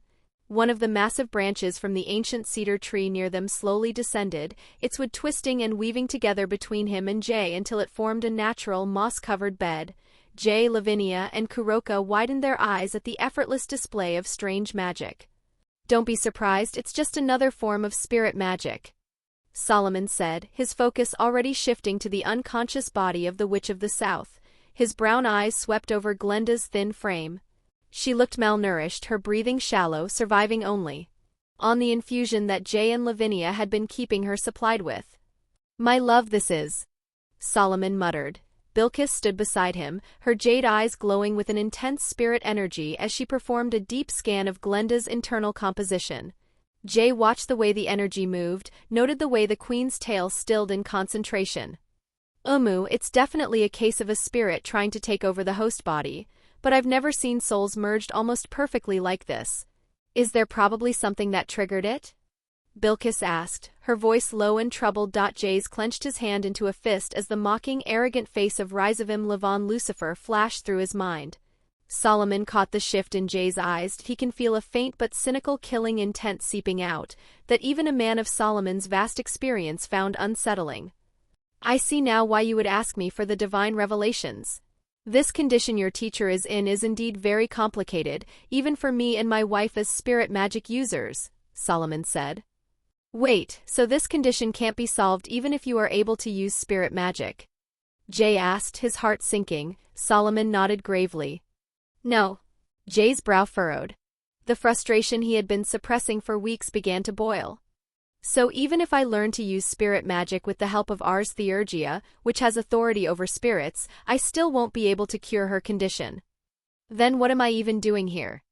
"Well, if you use Ars Theurgia, then it is possible to cure her," Solomon said, which left Jay and Lavinia confused. "Wait, didn't you just say that spirit magic wouldn't be able to cure her?" "Haha, it seems you have misunderstood something about spirit magic," Solomon laughed warmly, the sound cutting through Jay's cold voice. Jay raised his eyebrows in confusion. "A spirit is a consciousness that represents something in this universe," Solomon began, gesturing to the garden around them. "It could be something from nature, fire, wind, water, trees, or something celestial like time and space. Just like us humans, there are good spirits, neutral spirits, and also evil spirits." Jay looked down at Glenda's face, remembering the water spirit she had used. "And for one to be able to wield spirit magic is to form a contract with said spirit. A spirit magic user is basically a catalyst or vessel for them," Solomon explained. A smirk touched his lips. "Though there is an exception. One is my wife, because she is the daughter of a human father and a spirit mother. Hence, she is capable of using spirit magic on her own, as it is part of her very being. A half-human, half-spirit." Jay, Lavinia, and Kuroka turned to look at the Queen of Sheba.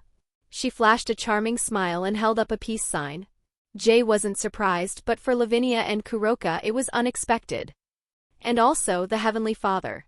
Yesh can also be considered as a spirit of existence, or the term that might be more familiar to you as a Holy Spirit." The trio fell silent, stunned by Solomon's words. Jay narrowed his eyes and steered the conversation back to a way to cure Glenda's condition. "Then what is Ars Theurgia?"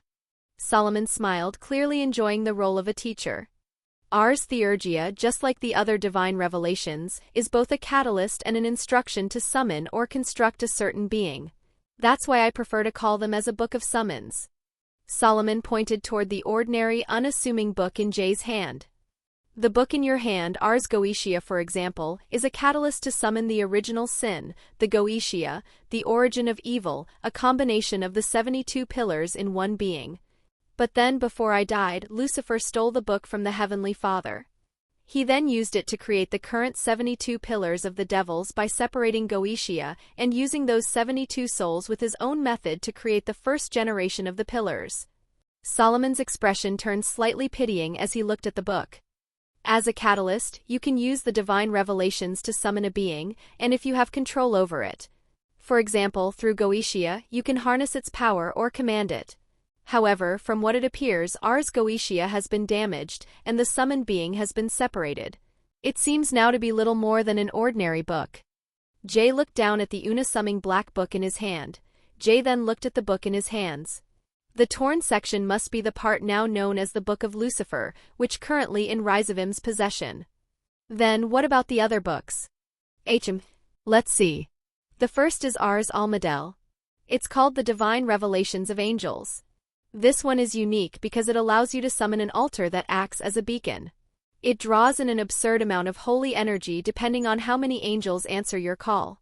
It is basically a mass destruction weapon of light and pure holy energy. Solomon paused, his eyes glowing with a distant memory. And then the second is Ars Paulina, the Divine Revelation of Celestials. With this you can summon a celestial spirit and create a separate dimension where time flows according to your will, as it rules over the stars and the passage of time. But I believe that in order for you to use this you actually need to submit that celestial spirit, though I personally don't know. Solomon shrugged casually, a gesture that caught Jay off guard. What do you mean you don't know? Jay asked, his brow twitching. Isn't it called the Books of Solomon because you used them in the past to summon these creatures and use their power? You must have beaten them into submission to do that, right? Well, no. The Heavenly Father actually gave me 10 rings that I could use to automatically exert control over them all, and now the rings are gone, Solomon said, scratching the back of his head sheepishly. Jay, Lavinia, and Kuroka collectively let their jaws drop. Naya. A Nepo baby. Kuroka pointed a finger accusingly at the ancient king. A Nepo? Solomon tilted his head, the modern slang entirely lost on him. Jay just shook his head, sighing. Then the other books? Ars Theurgia is pretty straightforward, Solomon continued, regaining his dignity. It is a divine revelations of natural spirits, and just like its name, it summons a king of nature spirit that governs any natural element, fire, water, wind, earth, trees, and so on. That nature spirit, the Theurgia, is a being formed of the 4 directional emperors. Jay began to piece the information together. So the reason why Ars Theurgia can be useful to heal Glenda is because I can summon this spirit of nature, the Theurgia. Precisely, Solomon said. Because from my observation, the spirit residing in your teacher is a spirit of water. You can simply ask Theurgia, or use his authority to absorb the merging souls. He should be able to separate the 2 souls back to their original states, as all spirits of nature are originated from him. A heavy silence fell over the group as the path to Glenda's recovery finally became clear. However, the catch was already apparent to Jay. But from what you said earlier, we need to beat this Theurgia guy first, right? Jay asked. Well, not really beat him in the sense that you should kill him, Solomon explained. Because with your power, the power of the end, you would be able to easily kill him. So, instead of killing him, you must beat him into submission and force him to obey and to form a contract with you. So no black flame, Jay thought. But here is the tricky part, Solomon added. A smirk appeared on the king's face. Jay raised his eyebrows, waiting for the other shoe to drop. Theurgia, just like any other spirit, can only be touched or damaged by a spirit magic, Solomon said. Lavinia, who had been silent while absorbing the information, finally spoke up. Then how are we supposed to fight him? If ordinary magic and physical attacks just pass through him, we're at a total disadvantage. Solomon touched his chin thoughtfully. Well, I could lend you my spirits to help you, but I have a better idea. As he suddenly turned his gaze toward Kuroka. Naya? The catgirl squeaked, pointing to herself. The lady there, earlier you used nature energy. No, you used senjutsu, right? Solomon asked. Kuroka nodded tentatively. And what about it, Naya? Well, why don't the 2 of you also learn that first before you try to subdue Theurgia?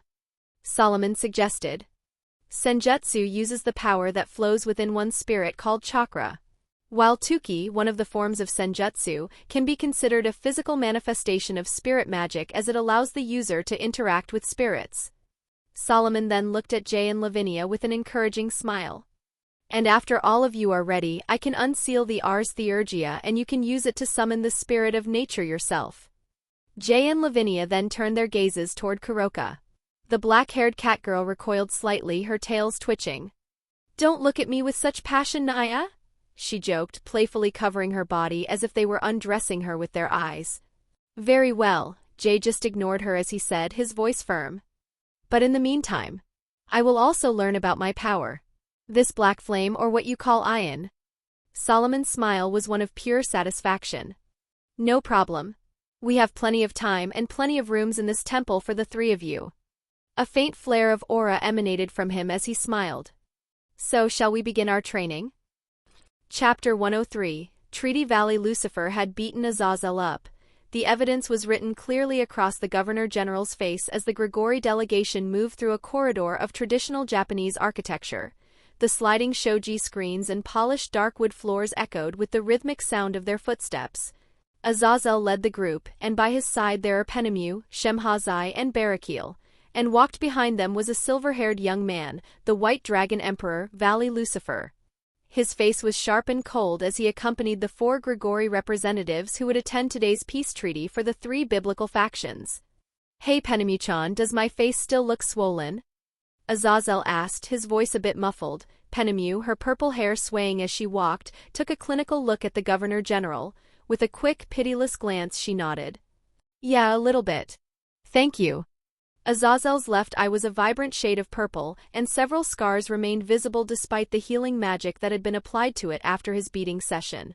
And since that very moment, Azazel had learned a very valuable lesson that he should never make Valley angry regarding the subject of Zayyn Illya Kovalenko again. Today they were in Kyoto. The ancient capital served as the stage for a summit that would change the 3 biblical faction forever. As they arrived at the grand entrance of the inner sanctum, they were met by a woman of striking beauty. Her black hair was tied back neatly, her voluptuous figure draped in the traditional white and red silks of a miko, or shrine maiden attired. It was Suzaku Himejima, the current head of the Himejima clan. As Barakil noticed the young woman's presence, his posture grew noticeably tensed. "Azazel-sama and the people from Grigori, we meet again." "It has been months," Suzaku said, offering a deep formal bow. When she rose, a small, polite smile played on her lips. "Suzaku-chan, yes it is. I hope everything has been going well with the restoration of the inner sanctuary." Azazel replied, trying to regain his usual charismatic flair despite his bruised face. "Yes, it should be completed within a month. Though thank you very much for your concern, Azazel-sama." Suzaku nodded. She stepped aside, gesturing to the massive doors behind her. "Anyway, has everyone arrived yet?" Azazel asked. "Yes, they have been waiting for your arrival," Suzaku said. She pushed the doors open, revealing a vast tatami room illuminated by soft natural light and the faint glow of magical barriers. The room was organized with 4 tables set in the cardinal directions. To the left, Azazel saw the familiar radiant presence of the 4 seraphs representing heaven. His brothers and sisters, well, ex-brothers and sisters. And at the center sat Michael, and by his side were Gabriel, Uriel, and Raphael. On the right sat the current 4 Satans of the devil faction. The 2 super devils, Serzex Lucifer and Ajuka Beelzebub. Beside them were the black-haired Seraphal Leviathan and the bald, unassuming Falbium Asmodeus. Meanwhile, at the center table, positioned across from the entrance, sat a woman who radiated the authority of the sun itself, the chief god of the Shinto pantheon, and the reason this meeting took place on the neutral ground of Kyoto, Amaterasu. Her brother, Tsukuyami, sat silently behind her, his presence as usual like a cool moon in the shadow of her sister's brilliance. "You are late, Azazel." Amaterasu's words were sharp, drawing every eye in the room to the Governor-General and Grigori representatives. "Well, I'm sorry everyone for coming in late. I had a couple of things to prepare before the meeting," Azazel said, offering a casual bow. The Grigori representatives took their seats. Valley remained standing for a moment before taking a spot directly behind Azazel. "HM? What is up with your face?" Amaterasu asked, her eyes narrowing as she took in Azazel's injuries. Well, you know, a popular man like I am usually gets into some trouble. But it is not important right now. Let us start the meeting," Azazel said, waving off the concern. "Wait, Azazel. Didn't you say that this meeting was exclusive to the representatives of each faction? Then what is the White Dragon Emperor doing here?" Uriel asked, his voice ringing with confusion as he glanced at the vanishing dragon. Valley cast a LD glance toward the angel. Well, haha let's say he has something to say regarding our subject matter today. Azazel laughed lightly, though it did little to soothe Uriel's furrowed brows. So, Zayyn Illya Kovalenko. It seems like that boy has been messing with you devils, huh? Amaterasu suddenly asked as she cut Azazel off, her gaze shifting to Surzex and the other Satans. I've known he was dangerous ever since the last time I saw him. I should have killed that boy the moment he killed my brother. She smiled, but the expression was deadly, devoid of any warmth. The air in the room suddenly turned cold, and then boom, a bluish-white blast of raw demonic power launched directly toward Amaterasu. The goddess didn't even flinch as she merely cast a sideways glance before Tsukuyomi's shimmering dark wall of divine energy appeared in front of her, absorbing the blast instantly. Oh ho! The room erupted in a flurry of movement as everyone turned toward Valley. The silver-haired youth stood behind Azazel, his hand outstretched, his eyes burning with a murderous gaze. Watch your mouth, Valley said, his voice a low, vibrating growl. Amaterasu merely smiled, her amusement growing. So you know him personally, huh? I see now why you brought this brute to the meeting, Azazel. Well, I cannot say that I am surprised. A brute tends to associate themselves with others of the same capacity. Her tone was dripping with mockery. Valley continued to stare at her, his gaze icy and unyielding. Valley, please, didn't you say you were going to keep your calm? Azazel whispered harshly, his cold sweat matting his hair. Valley scoffed, pulling his hand back and closing his eyes as he sat back, though the tension in his shoulders remained. Azazel sighed deeply before turning his attention back to the leaders of each faction. Anyway, yes. Just like Amaterasu-sama said. The sole reason I invited all of you here is because of what happened in the underworld last week, and the man who caused it. Azazel gestured to a large screen on the Grigori side of the room. An image flickered, showing the face of a young man. Valley opened his eyes with sorrow, his gaze softening as he looked upon the face of his friend, whom he had believed dead for more than a year. Messy black hair fell around his empty eyes. His handsome face carried a cold expression, devoid of the warmth and kindness of the boy he had known. His dark hazel eyes were striking, and his left eye bore a glowing golden X across the iris. The Scorch Magician, the Draconic Deus Slayer, the strongest human in history, the Black Flame, and the Harbinger of Doom. Zayyn Illya Kovalenko, Azazel announced, the titles echoing in the silent room. 14 years old and 9 months. Born in Romania of probably Arabic and Ukrainian descent based on his name and appearance. Lived in an orphanage until around 13 years old before his whole family. The very people of that orphanage was wiped out by an ultimate class devil named Berjekwel, who was a subordinate of Raise van Lucifer. The room fell into stunned silence. The words landed bluntly, leaving everyone reeling. When Surzex heard the words from Azazel's mouth, a cold weight pressed down on his chest. The Crimson Satan sank into deep thought. Don't tell me. All of it, it's not about the weapons in the first place, but out of revenge? And also, for a boy who isn't even older than Rias. Surzex cast a quick, troubled glance at Ajuka and Serafal. Wait. Azazel. How do you even know that information? That his people were killed by a devil?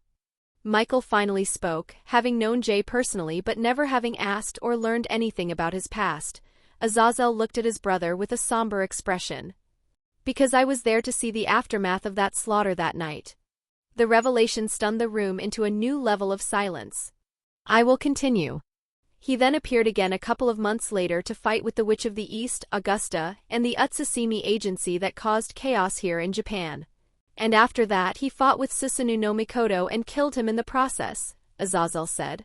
Amaterasu's mocking smile finally faded, her face hardening at the mention of her brother's death. Then from there he went to Romania and was involved in the Holy Grail War. Azazel sent a meaningful glance to the angels. The angels probably know better than I regarding the details of that incident, but during that he slaughtered close to hundreds of thousands of Teep's vampires, both in their territory and in the war itself, while also fighting Rizavim Levon Lucifer and killing the resurrected evil dragon, Azi Dahaka. Amaterasu's eyes narrowed to slits, even she had not known the full extent of the Romanian incident, while Surzex, Ajuka and Serafal were visibly even more surprised. He fought with Ryzavim Levon Lucifer, and killed one of the strongest legendary evil dragons? How is that possible? Seraphal said, her voice unusually quiet. Azazel nodded. He is unbelievably strong. Based on his strength alone, he can easily be in the conversation for the top 30 strongest beings in this world. And perhaps in this room, the only ones capable of matching him in a battle are Amaterasu Sama, Satan Lucifer, and Satan Beelzebub. Not only that, his strength isn't just in his power. Ajuka Beelzebub spoke up, his eyes sharp and analytical as the memory of his fight against the boy remained vividly etched in his mind. That guy, even if Surzex and I are technically stronger than him, given more time, I am still not sure if we could kill him. The way he fights is too efficient, too unpredictable, and very unorthodox. He has dozens of ways to engage in a battle, and you cannot map a pattern on his attacks at all. No matter how much you try to narrow his choices, he will still find a way. And even his mastery over magic, it probably even surpasses mine. Oh, that is high praise coming from the Kankara formula himself, Amaterasu noted. Ajuka nodded, his expression grim. Just from that, he could easily reach High Satan class and might even stand against beings far stronger than himself. But the most dangerous part of all is his black flame. That, I think, is what makes facing him truly terrifying. The room fell silent once more. Every leader present had seen with their own eyes the all-consuming black flame that reduced everything it touched to nothing. I agree. And because of that, I hope everyone here understands just how dangerous Zayyn Illya Kovalenko truly is, Azazel said. Wait, Azazel, Uriel interjected, his tone sharp and dismissive. From what you're saying, it sounds like he has some personal vendetta against the devils. I don't see how that makes this our problem. The four Satans glanced at the seraph. Even Michael and Gabriel looked at their brother with raised eyebrows. That might be true, but we still do not know the exact motive of Zayyn Illya Kovalenko, Azazel countered. I admit that vengeance was likely his reason for the action in the underworld, but you have seen for yourself what he is capable of doing against anything he opposes. It was the Susanoo-sama, then the vampires, and it might be the devils this time, but who is to say he won't turn that gaze toward the rest of us later? Azazel cast a brief glance at Valley, who remained silent. It was a good thing he had already explained everything to him, that Jay already knew what he was planning, making him a common enemy to all three factions, which of course meant he was in for another Vala's beating session. But suddenly, no. Ilya-san won't do that. The soft, firm voice of Gabriel drew everyone's attention. The way she used his name with such familiarity made the devil faction leaders narrow their eyes. He saved thousands of prisoners from the vampire faction. He saved countless more by killing the evil dragon and preventing it from destroying the whole continent of Europe. His actions might be questionable, but he is a good person. Gabriel insisted. Seraphal Leviathan's brow furrowed. Huh? Did I just hear you call him a good person? He might have saved people, just as you said, but he also killed thousands of our people and destroyed our territory. Well, maybe if his family hadn't been killed by a devil, none of that would have happened, Gabriel replied sharply. How is that supposed to be our fault? The actions of Razvan Lucifer have nothing to do with the civilians who lost their lives at his hands. Were they there when his family was killed? Seraphal shot back. The two women stared each other down before Azazel quickly stepped in. Well, Gabriel-chan, Lady Leviathan, let's not put the blame on one another. I can understand each of your perspectives, but this is exactly why I think this peace treaty is so important. We cannot afford to have swords at each other's throats when there are outside forces that threaten us all, Azazel said. Seraphal pouted and looked away, while Gabriel nodded hesitantly. It still doesn't make sense. To me, it seems like the White Dragon Emperor, who is on your side, still holds Zayyn Illya Kovalenko in high regard. Don't you think what you said earlier is a bit contradictory? Uriel pointed out. Azazel paused. That is true. But there is one thing we can learn from what Zayyn Illya Kovalenko has done. We need to come to an understanding. An alliance between us gives us a higher chance of preventing something like this from happening to any of us in the future. Besides, Michael, you probably know that there is another threat other than the boy, right? Michael, who had been listening to Azazel, nodded. He hadn't come to this treaty to stand against Zayyn. He wanted to help the boy and steer him away from his dangerous path, but Michael had attended this meeting for a different reason. Yes. We, Heaven, personally believe that Rizavim Levon Lucifer is planning something that will affect the three biblical factions as a whole, Michael said. With one of the three existing holy grails in his hand and his capability to resurrect one of the strongest evil dragon during the Holy Grail War, I am afraid we will be facing a massive catastrophe in the future. And for exactly that reason, Heaven agrees to take part in this alliance. Azazel smiled warmly. Thank you, brother. He then turned his gaze toward the four Satans, waiting for their definitive answer. Serzex fell into a deep thought, weighing the moral complexity of the situation. He thought back to Gabriel's words and his own brief interaction with the boy. So that's why you asked me if I had ever lost someone dear to me, huh? However, what he heard at this meeting shifted his perspective on the boy slightly. As Serzex Lucifer, he came to understand and even sympathize with him. But as the Crimson Satan, Zayyn Illya Kovalenko represented the greatest threat to his people. Serzex then cast a glance at his three friends, who nodded in unison, before turning his attention to Azazel. Then we will also agree to join this alliance, with one condition. All of you must support us if Zayyn Illya Kovalenko launches another attack. No matter the reason, Serzex declared. Michael remained silent, though he did not voice a rejection, while Azazel nodded firmly. That is what an alliance is for. Thank you, Serzex. Azazel looked around the room, a sense of relief washing over him. Then, because everyone has agreed, let's discuss the details. Meanwhile, deep within Mount Sinai in Egypt, beneath the ancient, towering cedar tree inside the Temple of Solomon, the artificial wind stirred, brushing through Jay's black hair and Lavinia's blonde locks. Jay and Lavinia sat side by side in a zazen posture on the soft grass, their eyes closed and their breathing perfectly synchronized. It had been a week since they arrived, a week spent learning senjutsu from the Nakushu in preparation for their battle against Theurgia, studying both the theory and practice of the art. And today was the first day of practical session with Kuroka. Naya. Remember, the first thing you need to do is to understand yourself, others, and the nature's key. Naya, Kuroka's voice echoed in Jay's ears. Jay focused, trying to push his consciousness past the physical sensations of his body. In his mind's eye, all he could see was darkness. As he dived deeper into the state of meditation, seeking the flow of energy that Kuroka described, the darkness suddenly changed, until he was enveloped by absolute nothingness. Suddenly, it felt as if he had been physically transported. Jay's consciousness found itself standing in a world of absolute void. There was no ground, no sky, no air, only a vast empty world. It felt as if everything would turn into nothingness the moment it was touched. Is this my own consciousness? And as Jay drifted through this internal world, he suddenly saw a figure approaching from the distance. The figure was a silhouette of absolute darkness, its form consisting of nothing but nothingness. There was no face, no eyes, and no discernible features. Only a silhouette. Who are you? Jay thought, his voice echoing in the void. The figure didn't speak. It simply stood there, a silent observer in the heart of the nothingness. And suddenly Jay felt a violent jolt, as if his soul were being ejected from his body. He snapped his eyes open, gasping for air, his lungs burning as if he had been underwater. And the sudden sound of his breathing caught Kuroka by surprise. Naya? She chirped, her tails twitching in alarm. Jay stared at the green grass between his knees, his hands trembling slightly as he tried to make sense of the strange sensation that had just washed over him. Huff huff. What was that just now? Chapter 104, Senjutsu Naya. What happened, boss?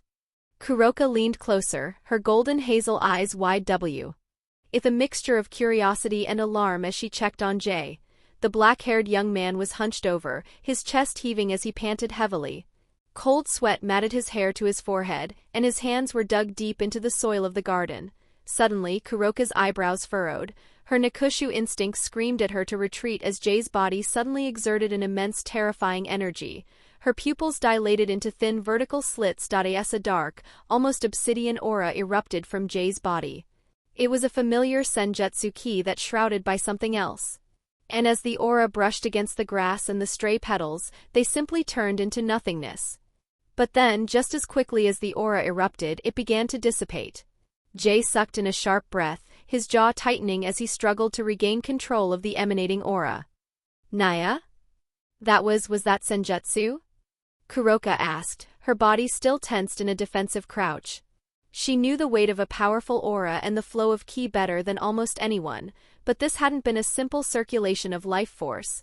It felt like the breath of the end itself, and then from behind Kuroka, Bilkis and Solomon suddenly appeared. It seems that it is not even taking him more than one try to learn senjutsu, Bilkis noted with a touch of intrigue. Her jade eyes shimmered as she scanned the ki within Jay's body, peeling back the stream of ki inside his body. But it seems that when Zayyn-sama tries to use it, since Iron is essentially a form of spirit, much like the Heavenly Father, he ends up channeling not just senjutsu, but the very concept of absolute non-existence along with it. As Bilkis looked deeper with her spirit eyes, she searched for the familiar 7 chakra points that existed in all living bodies. But inside Jay she found nothing. There were no points, no ki, nothing, as if his very being was made of absolute non-existence. Jay, having regained his composure, remained seated in the dirt. I understand it now. Naya? Kuroka tilted her head, confused by his sudden words. Jay stared at the green blades of grass beneath him, his dark hazel eyes reflecting a newfound realization after what had just happened. It seems like all this time, every time I use the black flame, I've been unconsciously extorting my own life force or spirit, making what I've been doing in principle similar to senjutsu, Jay said. Then, what's the point of learning senjutsu if you are still going to use that scary power of yours, Naya? Kuroka asked, her tail swishing with a hint of exasperation. Well, I have an idea that I want to try. Idea, Naya? Jay offered a small nod. I remember vaguely when the black flame first manifested. It appeared as Incinerate Anthem first, a bright purple flame, before it slowly turned black, as if it were being contaminated. All this time I thought the black flame was the manifestation of nothingness itself. But I was wrong. He raised his hand for everyone to see, and with a thought, a flicker of purple flame ignited in his palm. It was beautiful, flickering with holy fire and an aura befitting its status as one of the 13 Longinus. But then a dark stain appeared at the base of the wick. The blackness spread like ink in water, corroding the purple until the flame became a familiar void, the black flame consuming the air around his hand. Interesting, Solomon remarked. Even for a man of many experiences like him, what Jay had just done was something entirely new. Naya? What does that even mean? Kuroka asked, leaning in despite her better judgment. It means that all this time the black flame is just Incinerate Anthem's purple flame infused with the absolute non-existence, Jay explained. And instead of being bound to an object like its previous owner, Incinerate Anthem is directly bound to me and my spirit as its avatar. Jay then looked at the black flame, his thoughts drifting back to his past conversation with the Archangel of Heaven. That's also why Michael said there is no subspecies balance breaker of Incinerate Anthem, because I probably haven't even awakened my balance breaker yet. The black flame was just an infused state of Incinerate Anthem's base form, he thought. And because of that, Jay muttered. Jay focused his mind, visualizing a barrier between his will and the nothingness. Slowly, the blackness in the flame began to recede, being absorbed back into his palm. The fire brightened, shifting back to its original purple hue. Kuroka, Bilkis, and even Solomon were stunned. Well, it kind of needs some immense control and concentration to separate the two, but it's possible, Jay said. He closed his hand and the purple flame vanished. He looked at the three of them with flat expression. So your idea is that it's also possible to do this with your spirit? To separate the absolute non-existence from it? Bilkis asked. Jay nodded firmly. She turned to her husband, her brow arched in a silent question. Is that even possible, husband? Solomon scratched his chin, his eyes distant as he crunched the idea. Let's see. In theory it should be impossible. But then again, Zayyn Kuan is still a human in flesh and soul. That means there is still a human spirit inside of him. A human spirit that happens to be coexist with the concept of absolute non-existence.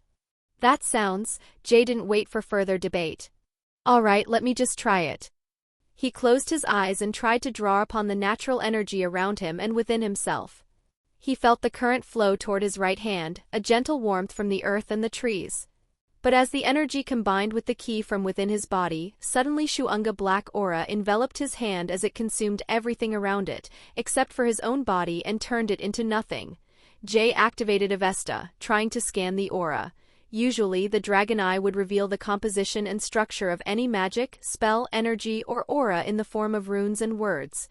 But on the black aura there was nothing, simply non-existence, as expected. Even Avesta cannot comprehend the primordia concept of non-existence. Jay thought that he pushed further, trying to peel the blackness away from the key he had gathered in his hand. For a moment his hand shook from the effort, until suddenly a sharp pain lanced through his chest. Jay doubled over, blood splattering onto the grass as the black energy in his hand vanished instantly. Naya? Boss! Kuroka rushed forward, hastily supporting Jay's body to keep him from collapsing as he suddenly coughed up blood. Bilkis's eyes widened, her gaze shifting to the analytical look on Solomon's face. It's okay, Kuroka. Jay wiped the blood from his mouth and pushed himself back up, staring at his trembling right hand. It seems like your body, no, any physical body, isn't capable of extorting that much non-existence in a pure spirit energy or key form, Solomon observed. The flame was indeed the PE, or effect medium for it all this time, as it provided a vessel to contain that concept. He continued. Naya? Then is boss really unable to hold senjutsu for more than a minute? Kuroka asked, her voice soft. There was genuine concern in her eyes now, the playfulness gone. Jay shook his head, his gaze hardening. No, it's possible. I just need to separate it before it leaves my body. I have to do it inside my consciousness. And I shouldn't go too deep, or I'll meet that figure again, what I assume is the absolute non-existence, the ion inside my body, he thought. Jay then looked at the Nekishu girl. Kuroka, it's all right. Let me try again. Kuroka was hesitant, her ears flattened against her head, but she eventually stepped back as Jay returned to the zazen position. His spine straight, his breathing slowing until it was almost imperceptible, and then he dived inward. He passed the physical layer, the mental layer, and entered the realm of absolute non-existence inside his consciousness once more. The silence here was deafening. Next, I'm supposed to search for my own spirit inside this nothingness. Jay hovered in the darkness, traveling through his own consciousness. A thought lingered at the back of his mind about the paradox of his entire existence. It was a contradiction that he, a human, a being of existence, could coexist with a power that reduced everything to non-existence. Why him? He navigated the darkness for what felt like hours. Before him, in the distance, a tiny spark flickered. It was a pinpoint of light in the world of darkness. Jay immediately tried to move closer, and as the spark grew, it revealed a figure bathed in pure, brilliant white. That's my human spirit. Like the black silhouette he had seen before, the white figure lacked distinct features at first, but as Jay approached, the light shifted, acting like a mirror. It took on his shape, his height, his hair, his silhouette. A faint, shimmering boundary surrounded the white figure, like a thin glass wall between the light and the encroaching darkness. It was as if that boundary was what allowed it to still exist. Is this what they call the indomitable human spirit?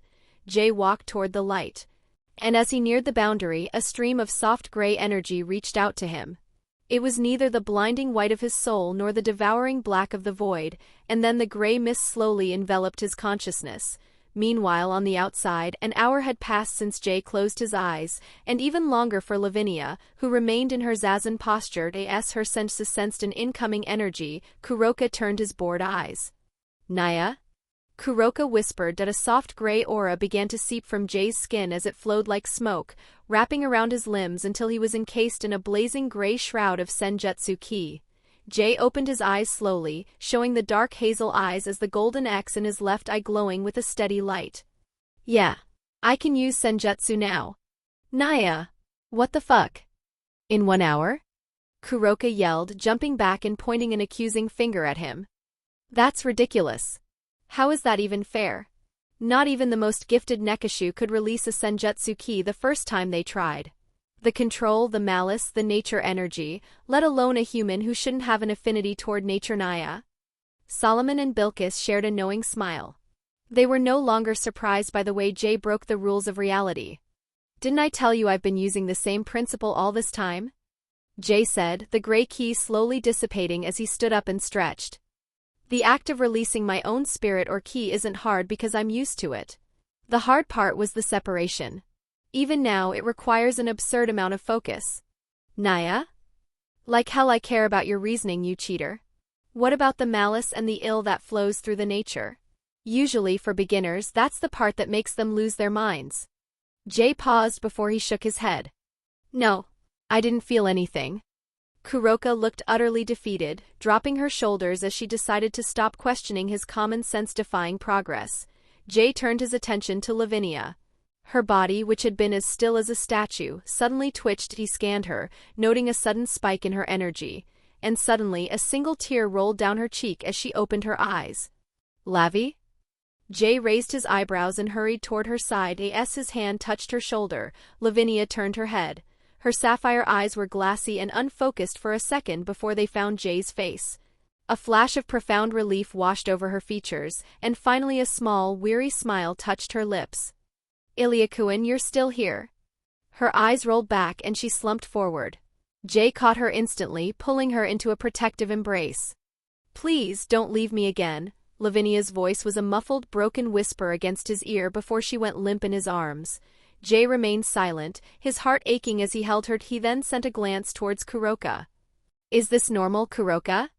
Kuroka nodded, her expression softening. It's completely normal, Naya. For a senjutsu user to feel overwhelmed after absorbing the malice of the world for the first time, it's part of connecting with nature. In fact, she did better than most as she didn't go berserk or lose herself, Naya. Satisfied with her explanation, Jay adjusted his grip as he picked Lavinia up, carrying her in a princess style. She felt light, her head resting against his chest. Solomon's voice broke the silence. I think that's enough for today. It has been a fruitful day, but in intense training, rest is just as important as the work. Naya, I'm hungry too. Kuroka added, patting her stomach. Jay remained silent. Very well. Let's go, Kuroka, Jay said as he began walking back toward their room inside the temple, the catgirl following closely behind. Solomon and Bilkis remained under the cedar tree as they watching them depart to their room. Solomon's usual relaxed demeanor shifted, his expression turning grave and complicated as he stared at the ground. Bilkis noticed the change immediately. She tilted her head, her jackal ears twitching. Is there something wrong, my husband?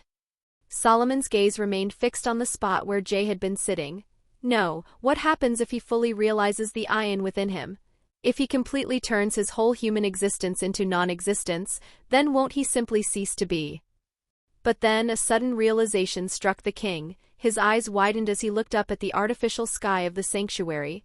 Don't tell me, the key to infinity, to Ein Sof, isn't simply to fully realize Ion and become non-existence, but rather to dissolve the boundary that makes existence and non-existence appear separate, and to become truly boundless. And to achieve that, both must coexist, not just one alone. Solomon let out a sudden, boisterous laugh. Haha. So that's why it manifested in him, a human. No. It had to be. Solomon's smile was a bittersweet mixture of happiness and sorrow. So that was your plan all along, Heavenly Father, he said, causing Bilkis to tilt her head in even greater confusion. What are you talking about, husband? It's nothing, my love. I just feel like today is a good day to have a drink, Solomon said, his eyes following the black-haired boy until he disappeared from sight. Bilkis smiled, wrapping her arms around Solomon's. I don't know what has suddenly gotten into you, but let's go then. Chapter 105. Fleeting time. A fleeting year had passed since Jay, Kuroka, and Lavinia first arrived at the Temple of Solomon. Inside this pocket dimension, where the sun was a construct of ancient magic and the seasons moved only at the whim of the divine magic, time felt both eternal and momentary. During these last 12 months, the trio had spent the vast majority of their waking hours immersed in the grueling study of senjutsu and spirit magic. Lavinia, initially haunted by the malice she encountered during her first meditation as she tried to sense the key within herself and in the surrounding nature, had finally made a breakthrough. It had taken a month of quiet reflection and Jay's constant presence for her to realize that her greatest fear, the loss of her loved ones, Jay and Glenda, was a malicious thought that only held power if she allowed it to loom over her. Once she accepted that her love was a source of strength rather than a weakness, her progress became rapid. As a master magician, she already understood how energy flows, which allowed her to quickly grasp the basics of senjutsu within 3 months. From there, it became a matter of conditioning her body to handle the physical and mental strain of senjutsu, learning Tuki to strengthen her only weakness, her physical capability. and practicing how to maintain a constant flow of ki in real battle through regular sparring with Kuroka or Bilkis. Kuroka, rarely one to give sincere compliments, began to praise Lavinia's talent, often calling her the most gifted human she had ever seen in the art of sagecraft. Of course, with sole exception of Zayyn Illya Kovalenko. While Lavinia honed her combat arts, Kuroka focused her efforts elsewhere. Having already mastered senjutsu years ago, the Nekishu spent her last few months training alongside Bilkis. Under the tutelage of the Queen of Sheba, a half-spirit and half-human, she delved into the intricacies of spirit magic. Lavinia eventually joined them in the final 2 months, as both women sought to grasp the elusive concept that Bilkis called the spirit form, a state where the master's own body harmonized perfectly with the spirits they had contracted with. Jay, however, moved in a different direction. Having mastered the fundamentals of senjutsu within a single week and tuki within another, his training shifted toward the power he had accidentally drawn out when he first used senjutsu, the purest form of absolute non-existence. The ability that Kuroka jokingly called Black Senjutsu. Even after a year of grueling training with Solomon, and despite possessing talent and a level of control that Solomon himself praised as unparalleled, his physical body remained the one thing holding him back. No matter how refined his technique became or how vast his power grew, his physique struggled to keep pace, forcing him to constantly hold back or risk tearing himself apart from the strain of extorting that power. Through sheer persistence and grueling meditation to train both his body and spirit, Jay managed to increase his limit. He could now maintain the state of absolute non-existence or use it to attack for 1 minute and 30 seconds, a 150% improvement over his initial threshold. In this mode, he was effectively nigh invulnerable, as any attack that touched his aura simply ceased to be. But despite this terrifying power, Jay remained cautious that he might never use this power unless it was absolutely necessary, at least not until he understood more about the non-existence within him.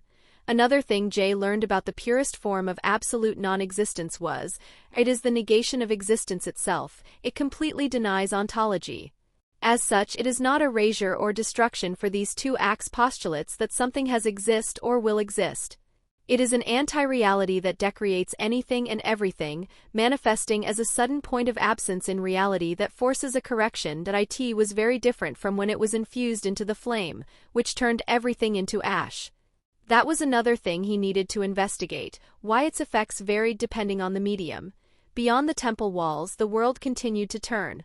Other than that, Jay and Lavinia would return to Valira once a month to check on the people and ask about what had happened during their departure to Ernesta. The last major development was the formation of the alliance of the 3 biblical factions in Kyoto. Established through what became known as the Kyoto Treaty. It was hosted by the Shinto faction, a woman who was likely still trying to hunt him as the killer of her brother, the sun goddess Amaterasu. For now, however, it seemed that Rizavim had yet to make his move. Now, as the year drew to a close, Jay stood in a wide clearing of the temple gardens. Now, fast forward to the present. Jay stood tall, on the verge of turning 16, that his lean muscles were clearly defined beneath his black compression shirt, his frame having grown to a height of 6 feet 1. His white loose-fitting pants fluttered gently in the artificial wind that moved through the Temple of Solomon, giving the still space a sense of quiet motion. Around 50 meters in front of him stood Kuroka, Lavinia, and Bilkis, waiting. "You sure you don't really want to join the spar, Solomon?" Jay asked, casting a glance toward the king. Solomon stood off to the side, leaning casually against a stone pillar with a serene smile. "No, I'd rather not, haha," Solomon laughed, waving a hand dismissively. "I'm quite content as a spectator today." "Are you scared, Illya-kun?" The sound of Lavinia's voice pulled Jay's focus back to the battlefield. The blonde girl stood with her feet braced, a playful smirk dancing on her lips. Jay didn't answer with words. Instead, a gray aura began to seep from his skin, rapidly expanding until he was fully enveloped in a shroud of blazing gray aura. The air around him vibrated with the power of his tuki. "Scared? Come on, Lavi, if you want to taunt me, you can do better than that. Then take this, Naya." Kuroka didn't wait for him to start the fight.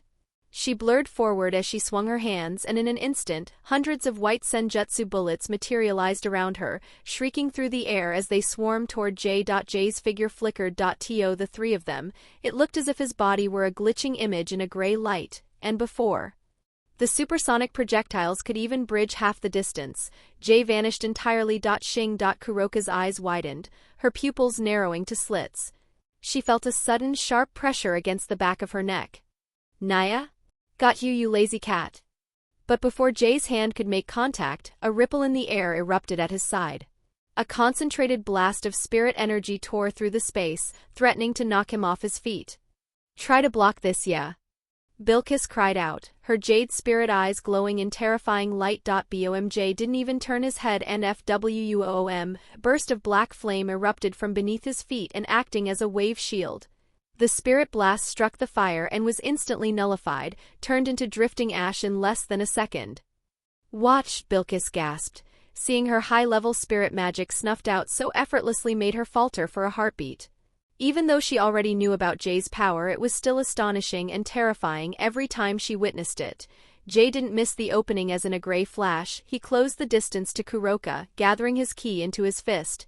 She tried to raise her arms to parry the incoming blow, but Jay's tuki, combined with his vastly enhanced physical strength, was too overwhelming even for her.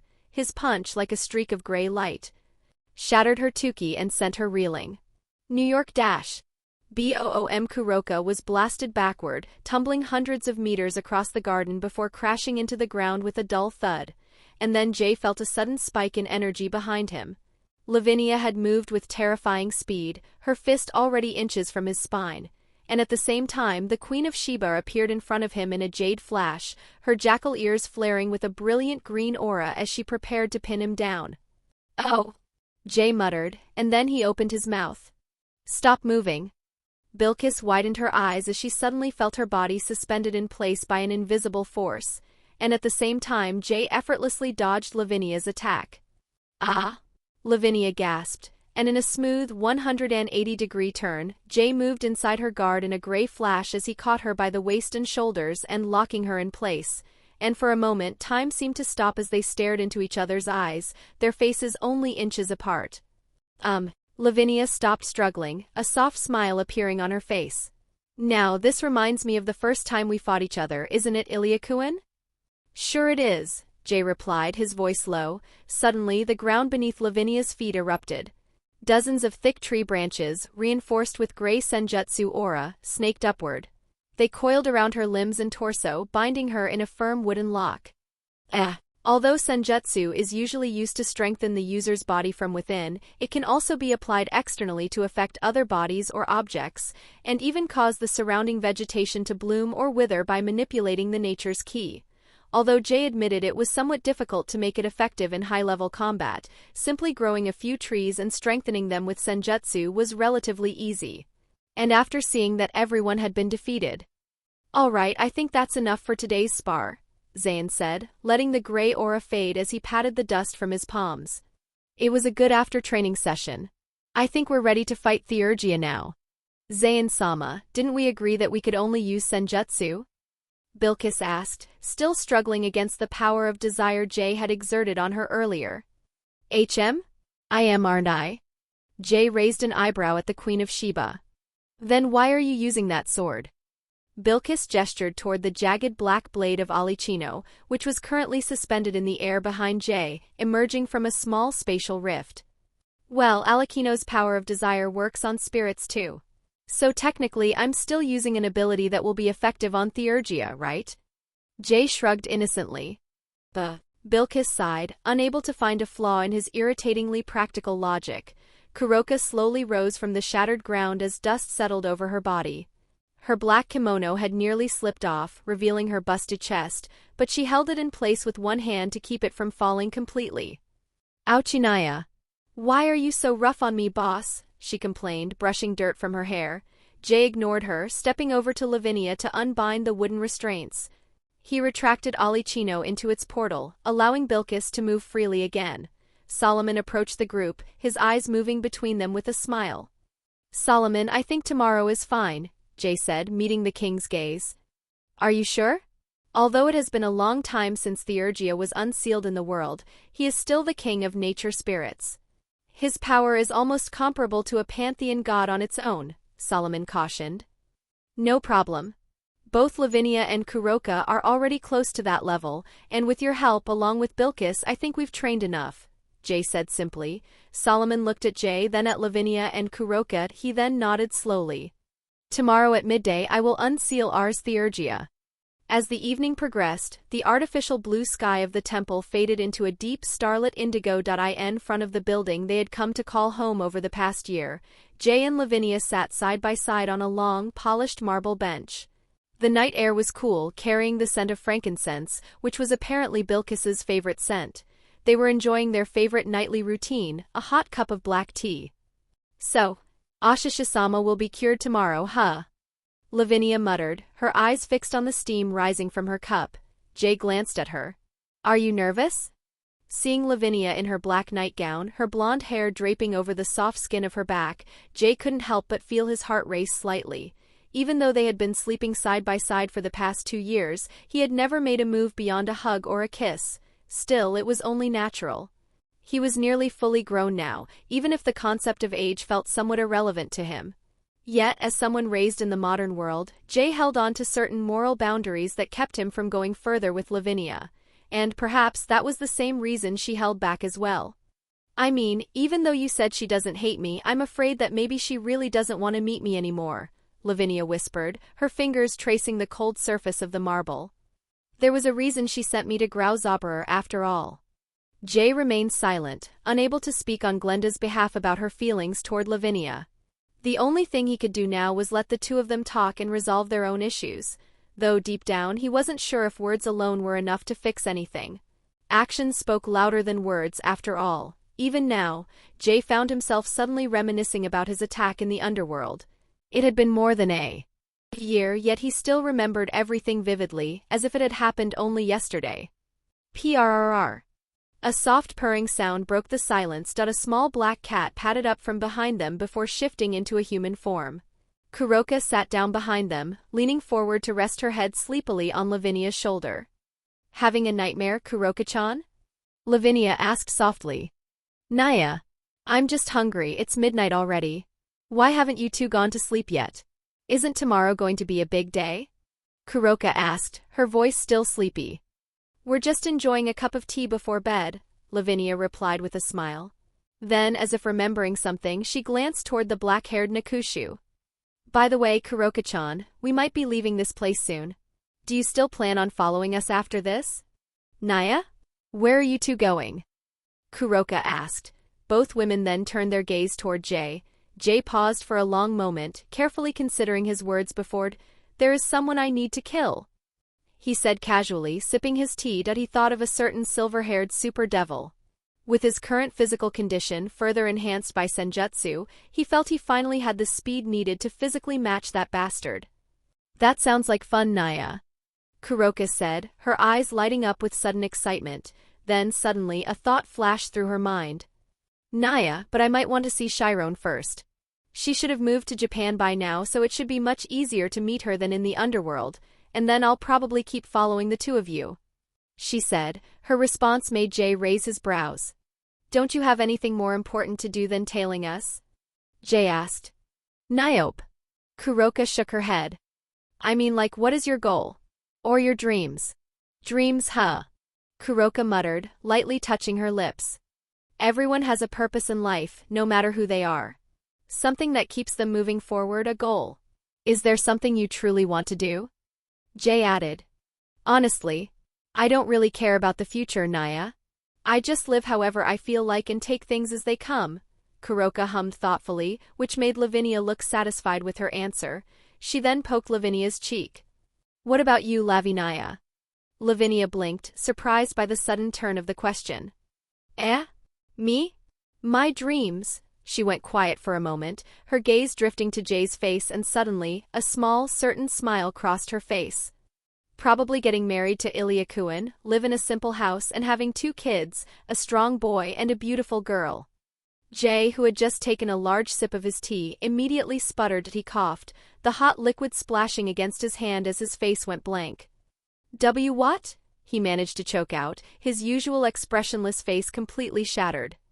You heard me, Lavinia said, her smile widening into something almost predatory in its sweetness. Kuroka's eyes went wide before a massive, smug grin split her face.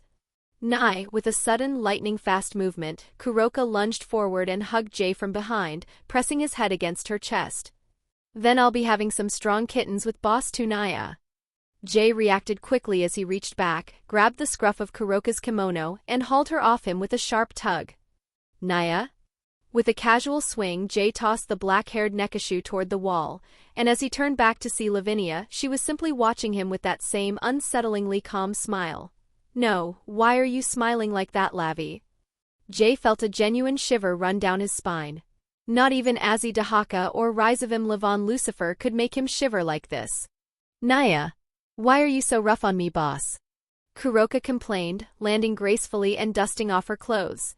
I told you, Naya, my dreams are to live with Chiron, have strong kittens, and then just… silence. Jay raised a finger. Alicino materialized through a tiny portal directly above Kuroka's head. A soft pulse of magic rippled out, and Kuroka was instantly silenced by the power of desire. Every time she tried to shout, her mouth moved, but no sound emerged. Jay shook his head, tired with her antics, sighing as he returned to his tea. He then cast a side glance at Lavinia. Lavim? What is it, Ilya she asked, moving closer until their shoulders were touching.